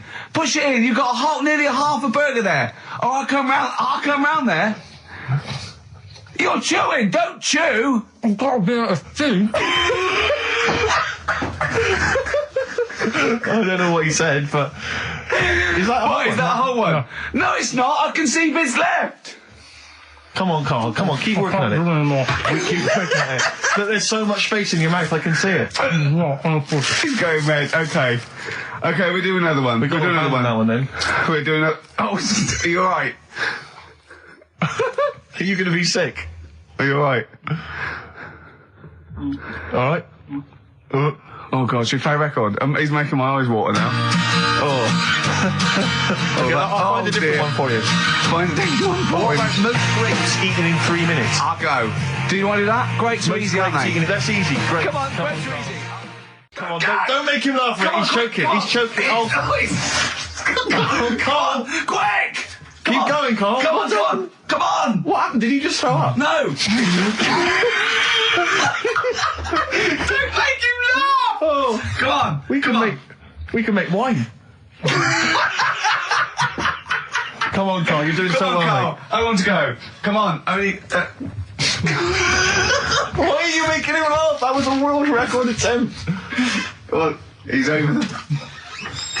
Keep going. Come on. You got 25 seconds.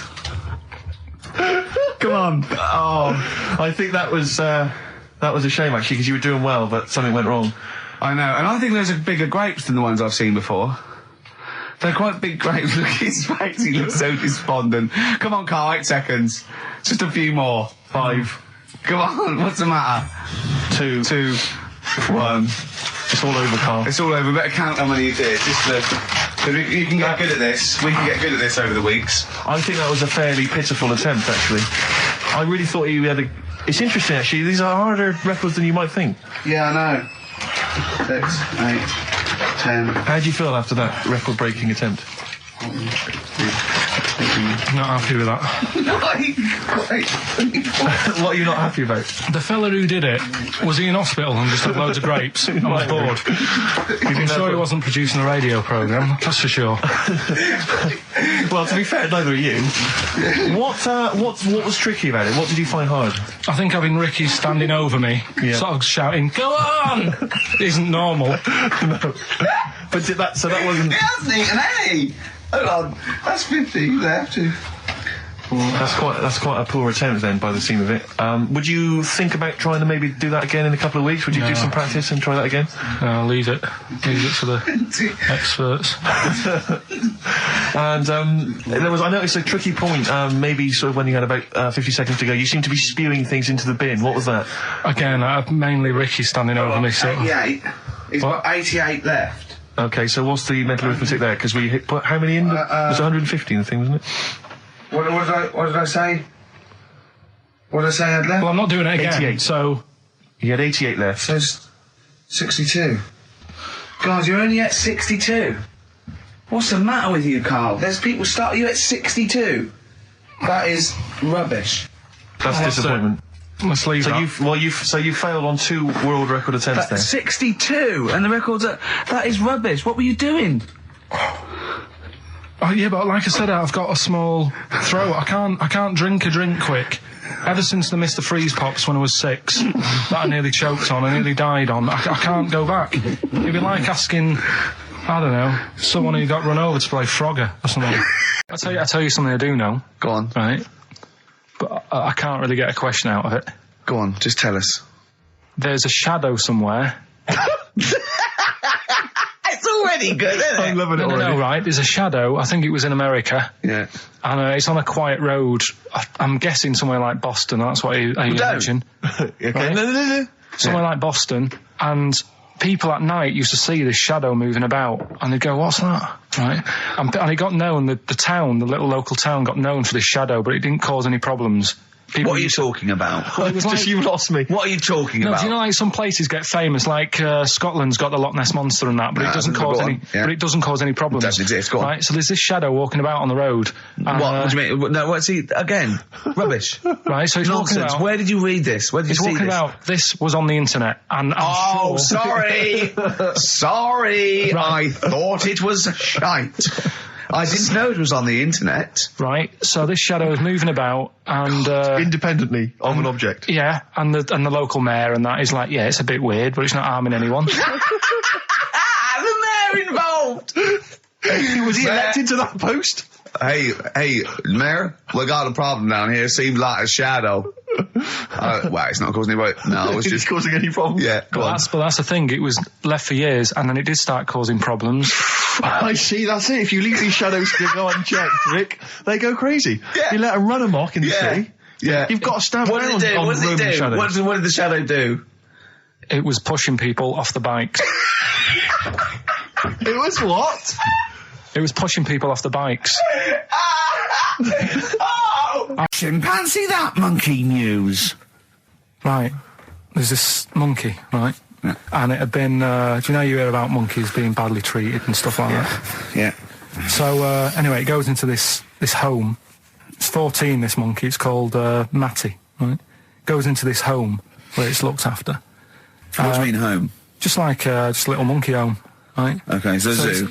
Yeah, kind of, yeah, but they haven't got any other monkeys there, right? What have they got there? They've got just other animals and that, but not that many monkeys. But anyway, because he's there on his own, again, you know... When you say monkey, do you mean a chimpanzee, by the way? Because you usually do. Yeah. I can't believe that journalist thought this was scripted. Amazing. So anyway, yeah. So it gets sort of pally with the people working there and that, and it's smoking fags, it's having a drink at night and all this, right? What do you mean it's having a drink at night? How? It's all here, Steve. I mean, we haven't really got time, but don't say it's all here like it's proof. You've got another stupid story that someone has put onto the internet. Someone sitting at home in their bedroom has put onto the internet. So it's having a fag. It's drinking a lovely glass of Bang Rock Station. Yeah, the wine that's perfect for a barbecue. Yeah. Anyway, it's loving life. It's forgetting about its past and everything, right? When this other monkey comes along. Oh no. Trouble's brewing. Go on. Right? That comes in. Something's said. Right, forget it then. Forget it. Another big moment here. We've had Rockbusters. Now we're going to have Carl's film quiz thing, isn't it? Yeah, it's a film quiz thing. I've done Planet of the Apes, right? Because one of the things we did in Lanzarote went on this tour with sort of 3 northern blokes, and they didn't really know what they were talking about. Joking. You're joking. Northerners not know what they're talking about. You're having a laugh. No, they'd obviously sort of not had much luck here, right? And thought, let's go over to Lanzarote, buy some vans, right? Get people in it. We'll do a tour of the island. And whenever someone asked the question, like, what year did the volcano happen? They go, oh, we'll take you to the visitor centres. You can read about it there. So they never actually answered anything, right? So they were useless. But one of the things that they told us was that Planet of the Apes was filmed in Lanzarote. Right, okay. Right? That makes sense. A bit of it. Well, does it? Does it make sense? Well, what do you mean? Well, maybe it was, maybe it wasn't. Okay, anyway. No. I mean, if they wanted to show sort of an barren, sort of post-apocalyptic sort of subject, choose where you went on holiday. Yeah. Obviously. Yeah, but when we were there, he took us to this sort of beach, and I said, "Is this where they did it?" And he was like, "Yeah." I said, "What? Right there, yeah." And I watched it, and I couldn't see where I was. Yeah, you know that if you watch a film from 1968 and you've been to the same place, you're not going to feature. You're not going to see you in the back walking along the beach. It's a new one, new Planet of the Apes. Oh, the recent Planet of the Apes. Yeah, that's what they said. Yeah. Right. So I thought I'd sort of. Now that sounds a little bit more far-fetched. I'd have thought that was probably a lot in Hollywood. Yeah. Well, anyway, is this the current Planet of the Apes or the old one you've done? Current Planet of the Apes. This is the recent one. All right, there'll be a question at the end of it, so listen on that. Is this entertaining to anyone, this? I mean, just take the last 4 minutes of conversation. But seriously, Rick, who cares? I don't. Do you? No. I don't. DVD's selling well. Exactly, what do I care? All right, come on then. All right, so Planet of the Apes, question at the end of it, listen and win some stuff, all right? Hey, where am I? What is this place? Hang on a minute, hold on. According to the Lanzarote guide, we've been dropped off at the volcano bit. Apparently there's 36 volcanoes here to be seen. I hope you don't mind my saying, but this is a waste of time. I know what you mean. Don't know why they need 36 volcanoes. Just keep one. Fill the rest in. Like a car park or something. Excuse me, guide. Why's the bus dropped us off here? What's so special about this place? Well, according to our holy writings, that is where creation began, where the Almighty breathed life in the time before time. Wow, it's amazing, that, isn't it? All this has been stood here for years and years. What about the coffee shop there? Is that old, is it? Well, nothing. You're out to rip us off. I raised about £4 for a coffee there. Always ripping people off. That's what annoys me with these trips. You get us in the middle of nowhere, we die in a thirst. Well, I'm not to do without. The reason I've come here, I believe this is where they did Planet of the Apes, innit? Love monkeys. Especially the ones in Planet of the Apes, because they talk and that. Talking monkeys can't exist.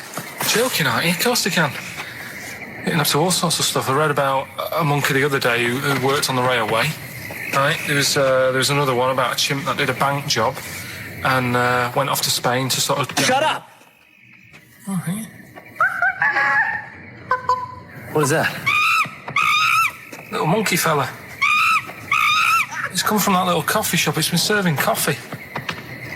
Now that is worth paying £4 for. No, you're teasing him. I'm not teasing it. It's working, isn't it? It's serving the... We want some coffee. Get us some coffee.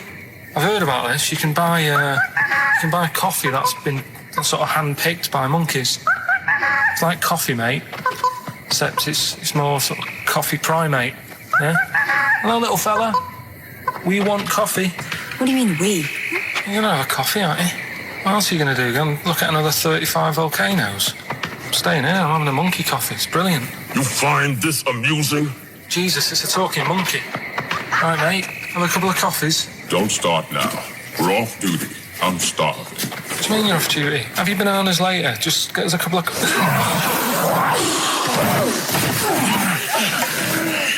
Right. I understand that you're tired and you've probably been on your hands all day. Just forget the coffee. You go and get some lunch. After you've got some coach, you lazy ass. You damn human!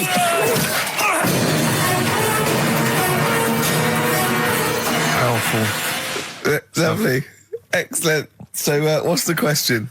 If you've been listening to the whole show, how many volcanoes do I think's on the island of Lanzarote? Okay. Yeah. I might have it wrong, what I've been saying, but it's roughly around that. Yeah, so what have you been saying? Yeah. Yeah. Brilliant. Ricky.gervais at xfm.co.uk. You're more likely to win the prize if you leave your address on the email. Yeah. Because otherwise we can't really be bothered to phone people or email them back. So, good point. Put your address on there and you could win some crap. In a jiffy bag. Carl's theme tune there by Placebo. Special Needs on XFM 104.9. Right. New Year's resolution, Carl? I don't know. I don't do it. Really. It's more like something like, I don't know, start smoking. Do you know? There must be something. No, it's a waste of time, isn't it? Don't bother with that. Right. Yeah. Me, no, I've never really made any New Year's resolutions. I just be good to people. Just treat everyone as you want to be treated yourself. Give to charity. Hate, crime, racism, famine, sexism. I know you're going to keep to all those, except the give to charity. That's... Me and Carl find that a little bit hard to believe. Never going to happen. Well, you've always got to break at least one of your New Year's resolutions. Exactly. Yeah, well, I think I'll be nicer to Carl.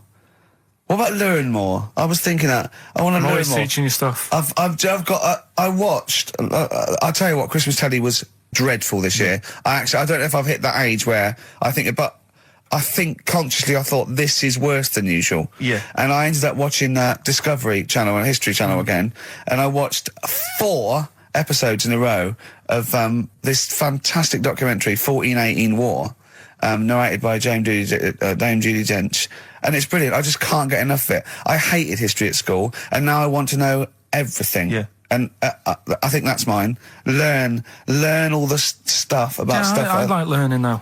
I always say that to you. I'm always looking up stuff. When I was on holiday, even though it was sunny outside and they had big holes to look at if I wanted to, I stayed in and watched Discovery there and was watching stuff about scorpions and that. Yeah, what did you learn? Well, nothing, because it was all in Spanish. But I just watched it. What I found out, right? What I found... Scorpions, I'm going to get it. It's only about poison you get with. What I don't understand is with scorpions, right? They have like this sort of weapons, don't they? They have the poison and stuff, right? Yeah. Which can kill a man. Yeah. But there was a couple of little animals and that were its sort of enemy. Yeah. And it stung them, and it didn't kill them. So what's the point? Well, firstly, not all scorpions kill a man. Some of them, this one did, they said. Yeah, well, they range from like bee stings to so much venom it can take down a horse on things like spiders and snakes and scorpions. So it depends. But a scorpion that will kill a man would kill a rabbit. So I don't know what you're talking about. No, there was a snake that it stuck its thing into, and some sort of beaver, and they were just like running about. There's nothing funny about that, so why are we laughing? Well, the snake wasn't running about, was it? Well, it was slithering about a bit. Yeah. What was the beaver doing when the snake... It just sort of... I think it ate it in the end. What? At what? At the scorpion. Just wandered off. Well, it wasn't a beaver. There you go. There's no that. way it was a beaver. All right, an otter.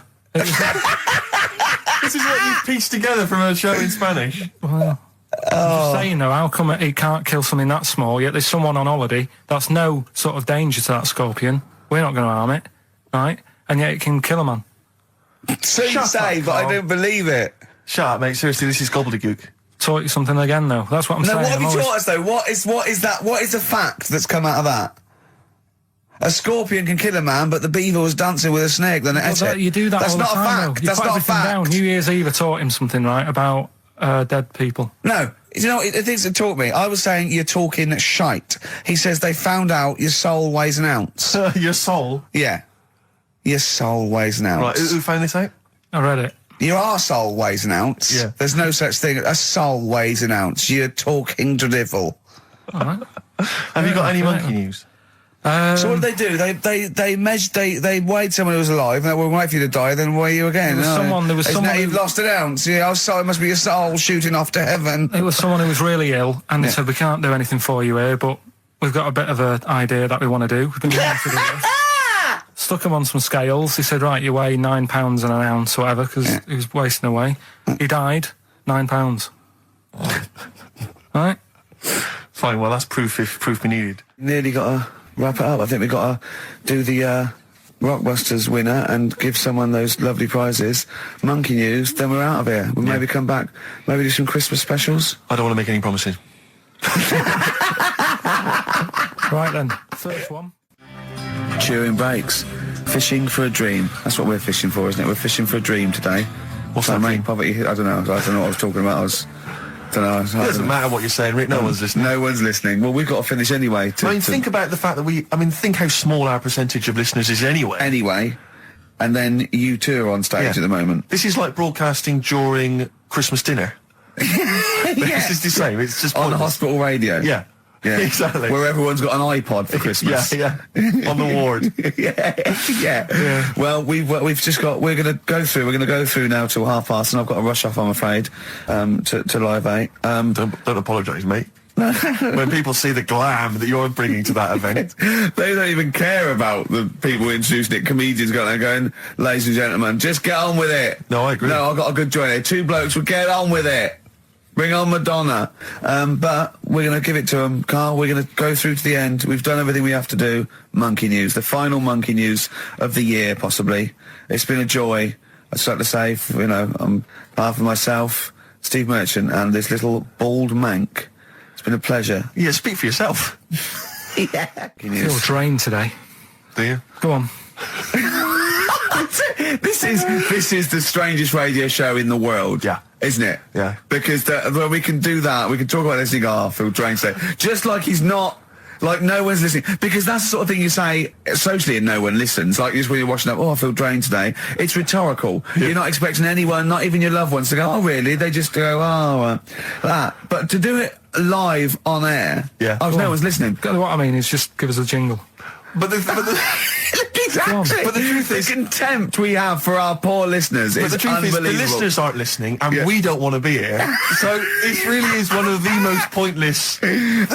No, would have been quite happy to do a full show. But you know what? The flow of it's just. I would love to listen to this back in 10 years. This actual show. Let's keep this forever. Let's keep this show forever. The show we went early. We were bored. It was a day we're trying to save Africa, but we're a little bit annoyed that no one's listening. Right.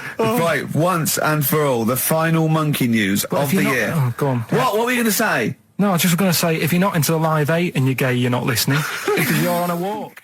Game went on for hours, right? No one's listening. The terrible thing is that not even we're listening to Carl now. I know. Literally no one is listening to Carl. Insulting. There was a lot of smoking going on. It's going on. A lot of eating and nuts going on. That was a bit weird because they don't normally get through as many, but for this night.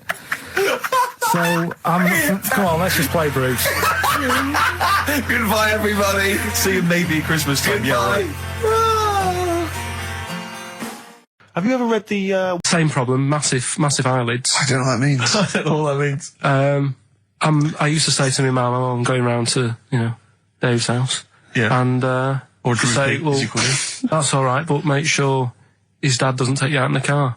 because he could hardly see. He had to have his head. He gets to tilt his head back to keep his eyes open. Sure. Did he have a couple of matches with him at all times? What a load of gobbledygook. This began as educating Ricky. I know, So it's what- like he was people thinking- with eyelids. But it's like you're supposed to make that leap as well. Yeah. If I mentioned the trousers, Ricky will probably be thinking about people with big eyelids and women wearing leggings. Play a record, Carl. Got nonsense. Adverts. No. Oh, all right. I had so much mash last night. I had so much sausage mash, the second helpings, that I had to sit on the edge of a seat so my stomach could hang down. I love spuds. Spuds and bread. I could not do without spuds and bread. I feel like maybe I could make my own bread. Spuds, I wouldn't know where to start with a spud. Yeah. And it's like, they're amazing. You can boil them, you can broil them. Yeah. I don't know what broiling is, Nor do but I. I suspect it's tasty. I don't think it's as good as... I mean, obviously the chipped potato is... For the working everyone's classes, favourite. the chip. It was always on. The chip fat fire was always on in my household. The ceiling, the death trap fire, polystyrene ceiling was yellow. Exactly. Come Wednesday in our house. Yeah. And, always had chips. Because all I remember hearing, if I think back to my childhood, all I remember was, gotta stop and get some potatoes, or phone your dad, tell him to get some potatoes. Well, that was your job, wasn't it? Carl? The potatoes. Yeah. I mean, genuinely, it does concern me because What did you have to do? Didn't you have to... Did you have to fill a diary out for your Well, it's teacher? do you know when you're at school? I don't know if you do the same thing, but you get like a little red book, right? And every night, I think it was a way of the teachers sort of keeping an eye on you. So if you went out robbing, if you wrote it in your diary, they'd go, what you're playing at. Sure. Right? So you'd have to write down what you did every night. Yeah. But I didn't get up to that much at that point. Sure. I used to just go on my errands. Yeah. And it was my job to like... I haven't had errand since the 70s. Nice to hear that. I went to U-Phase, right, the little local supermarket. Yeah. And I got... What's it called? Euthanasia? What? I did... U-Phase. New phase. U-Phase. U-Phase. Yeah. H-U-G-H. U-Phase. Oh, Hugh it's Phase his is his name. name, right. Yeah. And I just had to get like a bag of potatoes. Of course you did, yeah. And a loaf. Staple. So I used to put that in my diary every day, and it got to a point when like even the teachers were like, just make something up. Yeah. Stop putting the same thing in. Sure, start joyriding or something. Live. I love the fact that he was fascinated by the strangest village in Britain, but the stories he's told us about where he comes from, there's him going around with two fellas with big heads, webbed feet, a little pigeon-chested bloke, him on his grifter with Maggie pecking at him, his dad in a telephone box nicking groceries, and a horse in the house next door. I mean, how strange was his upbringing? And him hanging from his satchel. Unbelievable. There's another woman who I remembered. Actually, I'll tell you later. Go on, what? I'll tell you later about another woman who I remembered. What's give us a teaser. It's just a woman who rode around on a three-wheeled bike with her husband in a basket. Right, I'll tell you that. Right, and the final You don't get clip. teasers like that on the other radio That's a hell of a funeral service. Right, listen. Right, tell us about this woman. Well, it was just because you were saying about the, our living. We are broadcasting now, aren't we? This is actually going out. This is live. This isn't us sort of like... Yeah, but you were just talking about how I lived in an odd village. Yeah. With kids with big heads and all that, right? And what I wanted to do... What is that again? There's two kids with big heads. Yeah, they just had sort of big heads and webbed hands and that. They went to my school. And when I spoke to my dad the other day, because I'm going to see my mum and dad tomorrow. Oh, yeah. So I said, have we got any school photographs with the big-headed kids in? And he said, no, nobody bought those sort of school photos because they were in it, so it was always a bit ruined. But I said, well, no. He said sales were, because he obviously talked to other dads and stuff like that, and he just said, no one bought them. But anyway, so I would love them. Yeah, that's why I'd buy them. Yeah, but I wouldn't stand out, would I? If it's on the mantelpiece. Yeah, well. But anyway, so I was talking about, When you say they had big heads, what do you mean? Do they look like someone from Doctor Who? They were just quite big. But they weren't related? No. So why did two blokes with big heads and webbed feet? I lived in a weird area. There was a chemical plant close by. I can't believe you've never told us that before. That explains a lot. Not just the freaks in your neighbourhood, but... No, there was loads of weird stuff going on. There was this, like I said, there was this woman who used to like live in one of the council flats, right? And She had a three-wheeled sort of big, what do you call it? Three-wheeled son. He was the weirdest bloke we ever knew. What do you call it? Like a big tricycle, but for an adult rather than one for a kid. It was a big one. It wasn't a motorbike though, it was a... No, it was a push bike thing. Yeah. And she used to sort of ride down the road with a fella sat in the basket on the back with his like legs dangling over, and they'd be going to like the pub and what have you. Was it a different fella each time or the same one? No, same. Yeah, little sort of bald-headed fella. So it wasn't collection for like organs and things. Bring out your ale, and then people just throw Grandad just in the back and go, right, we're getting £4 for Grandad. But she's got a lovely pair of testicles on him. They're very low, but they bring out your dead or nearly dead. She used to pick on her husband quite a lot. They'd be in the pub and what have you, and they'd be sat by themselves, but she'd always be sort of, having a go at him, moaning at him, sort of pushing him about and that. So my dad and his mate, right, they went round to their house, knocked on the door, she answered, and he said he was a copper, right? He said, Detective Pilkington, gonna come in and have a word. So I'm just going to make a note of impersonating a police officer. Yeah, but for the good, he went in and sort of now I've heard, superhero. Yeah. I've heard, you picking on your husband a lot. Yeah. We'll be keeping an eye on you. Do it again, and there'll be trouble. And she backed off after that. She was all right. And how was the husband? Was he still in the basket though? Was he allowed to ever sort of like ride up front with her? Or was he just always in the bar? She'd sort of stopped picking on him in public places and stuff. That's good. You can't get done, can you, just for doing that? I think impersonating a police officer. Well, you probably did. There was no gain. I think you can't impersonate a police officer full stop. But I think they'd probably be lenient on him that he was, Well, let's face it. He's not going to be caught because why would anyone know about it? It's not like his son's going to say it on a radio station, is it? And stitch him right up. Is this something you did generally? Kind of a little bit of like vigilante work? Just whatever, him and his mate, just, if they saw something going on, they go, what can we do? What little scam can we do, or whatever. That's fantastic! See, Christian's giving away a trip to Salem, Massachusetts. That's bizarre, actually, because I was in America recently, and I went to Salem, Massachusetts, and that's not a prize. Isn't it? Believe me, we were there, we were sort of obliged to go because we were at someone's birthday. It's rubbish. Really? I mean, that's a really poor trip.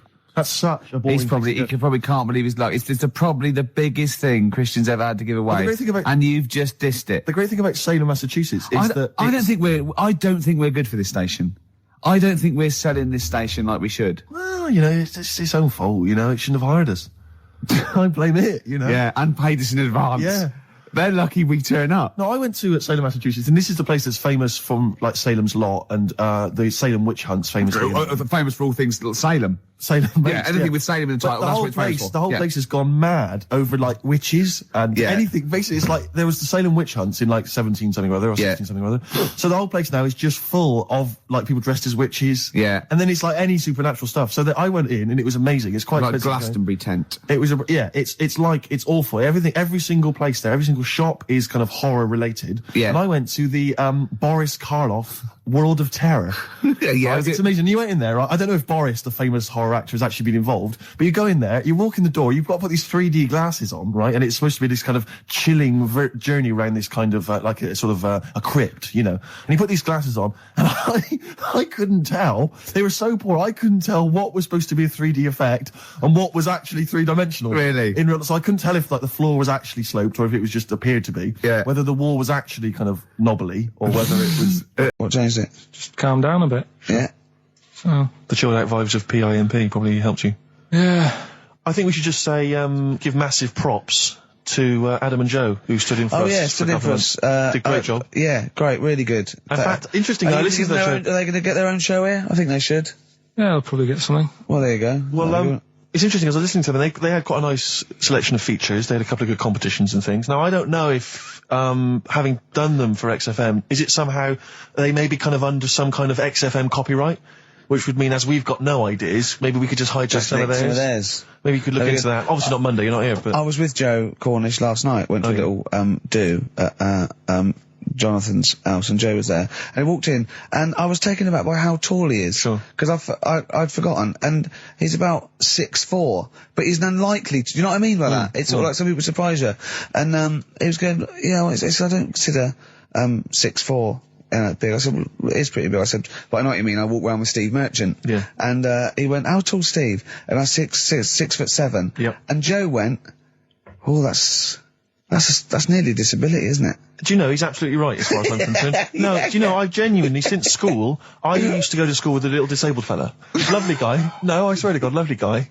And I remember he came in when we got in the sixth form, and he'd basically got, I don't know what the ins and outs of it were, but as far as I could tell, he'd got a car for free. A specially converted car. Yeah. You know, because he was disabled. And he was driving same as Carl. Me. I need this, I need that. But it seemed to me that I was thinking, well, why can I not get something similar? Because there are some cars I can't fit in. Because I'm too tall. I genuinely cannot drive the smaller cars, the cheaper cars. I'm obliged to buy a more expensive, larger car. Because I can't fit in the tiny. Yeah, that's like saying you've got to pay more for your shoes because there's more leather, which is true. Which is absolutely true. It's a nightmare getting shoes. But fat people have to pay more. Do you know what? It's a nightmare getting chairs, comfy chairs that I can sit in the home. I sit in a chair for very long and my back's killing me. Now, how is that not a disability? But no, I don't see, you don't see people like me whinging. But I think tall people, I read an article that taller people on average, get higher wages through an advantage, or just because they're taken more seriously than little dumpy fellas. Sure. Do you know what I mean? But I don't think I genuinely don't think there are many benefits of being really tall. People seem to assume there are, but beyond the fact that I can reach things down from a high shelf, I know. I don't think there's any real perks. I've seen you hit your head a few times. That's a disability. I know, I have seen you hit your head a few times, and I think, oh God, that must have hurt. Obviously I'll make sure okay and then laugh. Of course. But I know it must be annoying. Thanks, mate. No, but I mean, there's one pub in Soho that he has to go down backwards. Yeah. He has to lean back, it looks like a limbo dancer. Yeah, they've almost got to lower me in on ropes. I always find it amusing. But like, for instance, on an airplane, I can't get some of the seats, I can't fit in some of the seats. Not in any way, not the way that I could. Because how is that not a disability? There's some seats that people can't afford because they're poor. It's not a disability. That's irrelevant. Don't go on a plane then, because you're poor. But if you can't afford to go on a plane, you can't afford to go on a plane. You should have studied hard at school. But what annoys me about that is there's a physical disability I was born with. There's a weight allowance, so I might not be allowed loads of bags on, but there might be a big fat pig in the queue who's allowed the same chocolate allowance as me. That's because they've been eating like a bloater. I couldn't stop myself from growing this tall. It wasn't a conscious decision. I didn't think, I'll tell you what, I won't smoke when I'm a teenager. Maybe I'll shoot up. I'll eat healthy. I'll probably add an extra 2 feet. It just kept going. You do eat too healthy. You eat way too many greens. But that's not why I grew to this height. It's a genetic thing, isn't it? Yeah, but if you live near some sort of pylon or something and just, as I say, smoked from an early age, you wouldn't have been that tall. Don't think when I was a gangly teenager having the piss taken out of me, I wasn't thinking I wish I'd been born near a pylon. Or Chernobyl. Could your mum or dad, could they have banded you like they did with little, didn't they do that with someone's feet? Well, yeah, concubine, yes. I didn't come out this tall, did I? No, but how would they bandage him? They'd have to bandage him round the feet and round the top of the head. Yeah, I'd be walking around like a mummy. Yeah, or a bonsai boy. But people didn't really realise I was going to be this tall until I was 14 or 15. You know, you don't realise when you're an 8-year-old. How tall were you when you were about like a gangly, so a typical gangly teenager, 15. How tall were you at 15? I don't know, 6'5" maybe? And I bet you were like a beanpole, weren't you? Well, of course. Yeah. And what sort of glasses did you have? Cool. Now, what did you have? I don't know, a monocle. No, I can't remember. Did you wear a bow tie once? I wore a bow tie? I thought I was trying to preempt the styles that might be coming around. I think I've been watching a lot of George Formby films. And I thought it can only be a matter of time before the bow tie comes in. I thought it might be quite kind of urbane and debonair. Yeah. So what that was Robin Day at the height of his fame? I think he might around this time, yeah. Yeah, I wanted to go for that dandy look. I thought that's what the girls are going for. I know, the dandy. Oh dear. So I still want to see you with a pipe and trilby. Yeah. I just think you'd look great walking on the street. Yeah. But I genuinely, I really, it does frustrate me that I don't get any allowances for being very tall. It doesn't count as a disability. Well, it does count. No, it doesn't. It's not a disability being 6'7". But how can you explain, for instance, travelling on a bus or a coach? There's some seats I can't sit in. The only disadvantage is, people look, I've seen people stare at you, but they stare at me because I've been on the telly. What's that a disability? People being recognised? Yes, but you could avoid that by not being on the telly. It's your choice. This is my point. It's your choice. Yeah, it's the same as the big fat people. It's their choice. It's a different sort of stare, isn't it? I've been there. Yeah. When, the sort of stare that you get and the sort of stare. Well, obviously sorry, Steve, but I'm gonna, follow up this inquiry. What do you mean, Carl? No, I'm just saying it's more of a stare of fear. then, like with you, they go, oh, it's him. Yeah, go on. Whereas with you, it's more like, jeez.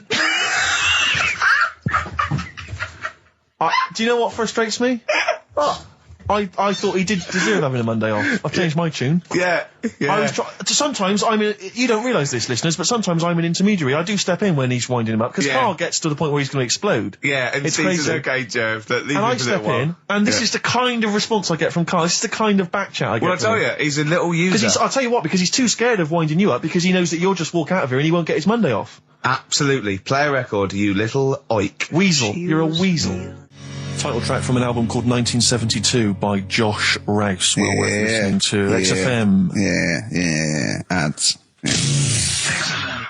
Joe Jackson, Different for Girls on XFM 104.9. Ricky Gervais, Steve Merchant, Karl Pilkington. He's annoying me now, because he's got a day off, and he's got 2 hours, and he's miserable. He's not even doing anything to the show. It really annoys me. Well, hang on, wait a minute. You've forgotten his brilliant film quiz. Yeah. He's contributed that. That he probably did during the week. Well, do you know what I mean? What, are you going to change your attitude, Carl, or what? Or should we just, like, not bother with this show? Told you. What? Don't annoy me, and you'll get the best out of me. Yeah? I told you, I told you, this show is to annoy you. You knew that. But this is what you're going to get. Do you know what I mean? But no, you've got to be good and get the day off, or there's no point for any of us. Right, if you were having an operation, would you annoy the doctor? What? You can't concentrate, can he? Don't wind him up. The fact that he's a doctor. All of a sudden. Yeah, he's got to press a button and find out what a monkey did in 1932. And he's, Where's the monkey news? It's been a bit quiet, hasn't it? I've been... What, in the last 3 months? Okay, there was something that I found last week about one that was in an old people's home. It escaped from some zoo, it was wandering about, it was enjoying itself, and then when it got to the night time, it was like, oh, what am I going to do? And the first place it came across was like this old people's home. Went in there, I think it was there for about a week and a half, without anyone realising. No, it did. No, so the helpers and the nurses and the social workers and the matrons and all that, they thought, well, Mr. Sanders looks a bit hairy. But I mean, that happens, you know, it comes out your ear and your nose when you get to about 70. And he stooped over, yeah, of course he has. He got bow legs, yeah. And he eats more fruit, of course he does. Well, that's when they realised. Why? Because someone in the kitchen said, hang on a minute, getting through more bananas than we normally get. Right, sure. Do the competition. Do the one thing you've done this week, probably in their time again. You're getting paid for it. You're having Mondays off. And you're not into it, so that waste of time. That film sounds good. It was like this. Yeah, come here.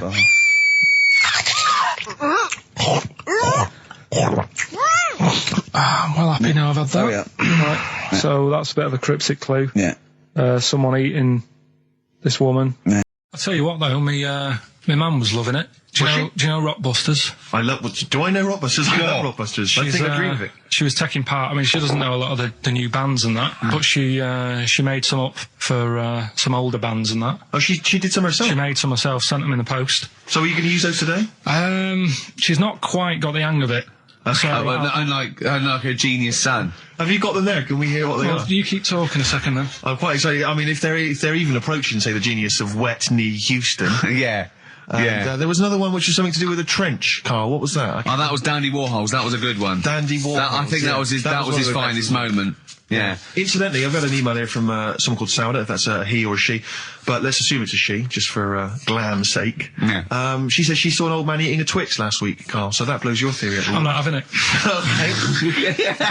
So if you are a bloke, he's calling you a liar, so maybe you want a little rumble later? In fact, if you are a bloke, he's calling you a girl. Yeah, exactly. Right. Yeah, then.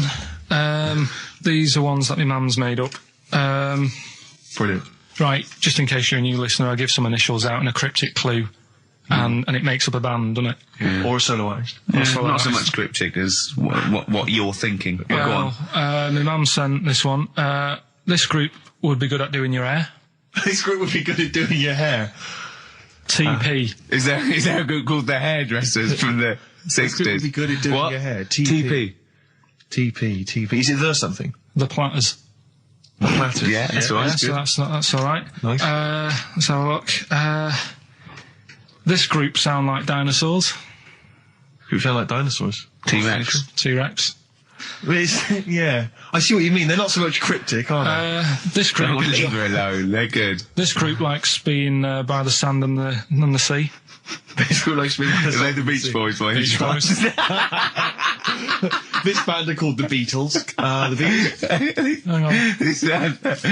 We just have a What else you got? It's funny because one of them that she's done, I'm actually doing today. I thought of in the week. Right? So, Is it the same clue? It was, yeah. Wow, great minds think alike. Here's So the this is last one. obviously coincidence. Here's the last one from her. This guy sounds superb. This guy sounds superb. The Bachelors. Glenn Campbell. That's good. I like that. I'd say this. I think you should get onto one of the big game organisations, Parker Brothers or whatever, because this has got to be. This could sweep the nation at Christmas. Don't you think this is the perfect Christmas game? Yeah. Well, I think this is what's going to make or break the MTV thing. Right. Some kind of TV version. Yeah. I'm just thinking into ad breaks, coming up next is this band. Be careful though, Carl, because, make sure you retain the rights, because I can see this selling abroad. And I can see someone coming along and taking the sort of like the Rockbusters and changing one word and making another game out of it and just using the same format. I don't know. I can't think of them there, but they could change. So sort of like they change the word rock to something else and have it. What could it be? Brick, block. Yeah, and so you have to, you know what I mean? So be careful. Blockbusters will never work. Look at his little face. So we're doing that later. Got some good prizes. Okay. We'll have a big fire tomorrow. Yeah, go on. Is that the one you want? Let's go for it. Right. I think this was like round the 1700s. Bluffing. And just bluffing. Who was the king then? Don't know. Go on. But it's about the word bonfire, right? Bonfire. Yeah. Do you know where it comes from? No, go on. No. Right, what happened is it's got nothing to do with Guy Fawkes and that, which is what I thought when I saw it. It's got nothing to do with that. But ages ago, at 1700s, right, they didn't have enough houses, like I mentioned. Okay. Yeah. So if that happens, you get people living on the streets. You get diseases, people aren't cleaning properly. So you get more deaths. All right? Yeah. So think about it. You've got all these dead bodies lying around. They're running out of space because there's like, I don't know why they're running out of space, but they haven't got much. I don't know why really. I was going to say they should have just buried them, but there's probably more land back then than now. He doesn't need anyone else in the room to have a dialogue with himself. Yeah, we could leave and we'd come back and he'd go, I've sorted it. Yeah. But anyway, for some reason, they presumably, if it's going to be they burnt them, it's presumably to do that it also kills the parasite or whatever's carrying the parasite on them, as opposed to burying them and not killing the disease. Well, yeah. So there you go, you've worked it out. They piled them up and they turned it into a celebration because there was a lot of fed up people at that time. Is this going to be the word bon, meaning good? No, I'll tell you in a minute. Go on. So you've got all these people who are like going around and like, so-and-so died the other day. And, nearly every week someone they knew was dying. Yeah. So you can imagine like just constant like being depressed. So, and they've got all these bodies lying everywhere. It's like, oh God, what are we going to do? So they said, we're all too fed up at the moment. Said, let's make this a better world. This was 1701 by the time they got together. Yeah. So they said, what we need to do is have a big party. So they said, yeah. Good thinking. See what you're thinking. So they go, right, well, we'll put all the bodies in a big pile. And they're all diseased and that. So they set fire to the bodies. And they said, let's have this as a celebration to remember them by. And, we'll have a drink and that and have a chat. We'll have this big fire going. And it came from bone fire. Ah, right. So it was all the bones. Bonfire is bone fire. Yeah. Excellent. Yeah? That's interesting. So that's how it came about. Yeah, in the 1700s. Yeah. That was? No, probably, okay. I reckon it was 1600. Probably earlier. I reckon it was the plague. I reckon it came from. But interesting stuff. So that's... Did you celebrate Bonfire Night? Is that a big celebration for you? Do you like the fireworks? I'm sick of fireworks. I just think they're rubbish. Yeah, I'm not impressed. I've never been impressed by fireworks. Even as a kid, you know, you have to go to like sort of community kind of gatherings with a bonfire and fireworks, and some local vicar or whatever would come out. But I also think the adults think the kids love it, and if they just got together and said, "Should we go this year?" They'd all go, "No." Yeah, absolutely. Let's not go this year. What would be better is if the vicar had wheeled out like a massive rocket, climbed in, gone last one to the moon is a bender, and then fired himself off. Now that, I'd pay to see. That's a firework display I'd like to see. As it is, it's just rubbish. Oh dear. Yeah. What? That's not, it's not, what do you mean? No. When a woman has a knob put on, to have a sex change, where do they get it from? Is it constructed? Do they find like, I don't know. From a donor. A donut? From a donor. Oh, well, yeah. A donor? A donor, yeah. Yeah, but presumably it's like maybe there's someone who wants after they're dead, I mean. No, I thought very few people. It's not like giving someone a kidney and then sort of like celebrating maybe with if them. you're a guy and you want to become a woman, you've got one to spare. That's true. Yeah. Well, a swap. Yeah, just do a little swap, probably on the internet or something. Or Noel Edmonds. What do you mean? On Swap Shop. He's not a man. No, but you could go, we got a fella here who, got a lovely, nearly new, unused penis. Keith Chegwin out in kind of Bognor Regis. Wants a couple of tits and a fanny for that, so, call in. It reminds me of the, do you remember the John Wayne Bobbitt story? Which it's always seemed odd to me. I never really kind of got all the information. Do you remember that one, Carl, where the woman cut off her husband's penis because he was sleeping? I think he was sleeping and she drove off. I think he woke up quite quickly. That's so much better than the alarm clock. Yeah. And she threw it off. She threw it out of the car into the woods. And he went and found it. Yeah. But imagine if he'd got to the hospital and they'd sewn it back on. He'd gone, "That's bigger than I remember." I'm not sure this is mine. How many of you got us where we done Paul the Knobs? We done Paul the Knobs in there. Yeah. That was an extraordinary story. And then, bizarrely, he became a porn star. Yeah. Yeah. Very strange life that man's had. Well, it is a bit of a shock to the system, isn't it? Oh, cutting your knob off. I know. Do you remember that French bloke, the performance artist of like 1910? Do you remember him? No. He, as a performance art, in a theatre, he cut his knob off to a crowd of people. Now, what? That's only a one-night trick, though, isn't it? Exactly. Yeah. But what if there had been a bang outside? They went encore. He went, what? Yeah. Or they looked outside because a car backfired. He went, "Did you see that?" I go, "What?" I go, "Oh, just cut my..." Did you? Yeah. Think of that. Sacre bleu. I know. French are funny, aren't they? Cutting your knob off for your art. There's a kid in Kenya. He was messing about with some beans. Magic. We guessed that as well. You did, yeah. He's fed up because we've guessed his puns, I think. He put one of them in his ear. Yeah. The mum or the dad said, "What have you done that for?" or whatever. Yeah. So I'll have to take you to the doctors now. So they took the kid to the doctors, and the doctor said, he said, "I can get that out. I can sort that out for you." So he took it out. And the doctor said, "Right, that's £3.50. And the dad said, "I've only got £2.70 on me." And the doctor said, "Right, well," and he put the bean back in his kid's ear.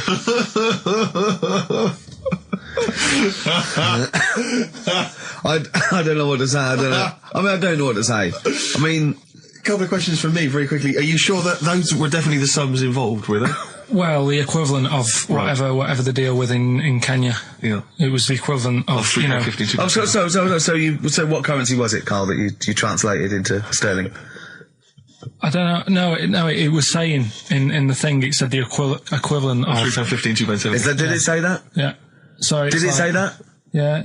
Carl, look at me. Did it say that? Yeah, it said that was the. Did it say that? Yeah. Yeah, it did. It definitely said that. Definitely. Yeah. So it's just like, I suppose, I don't know. I mean, all these things.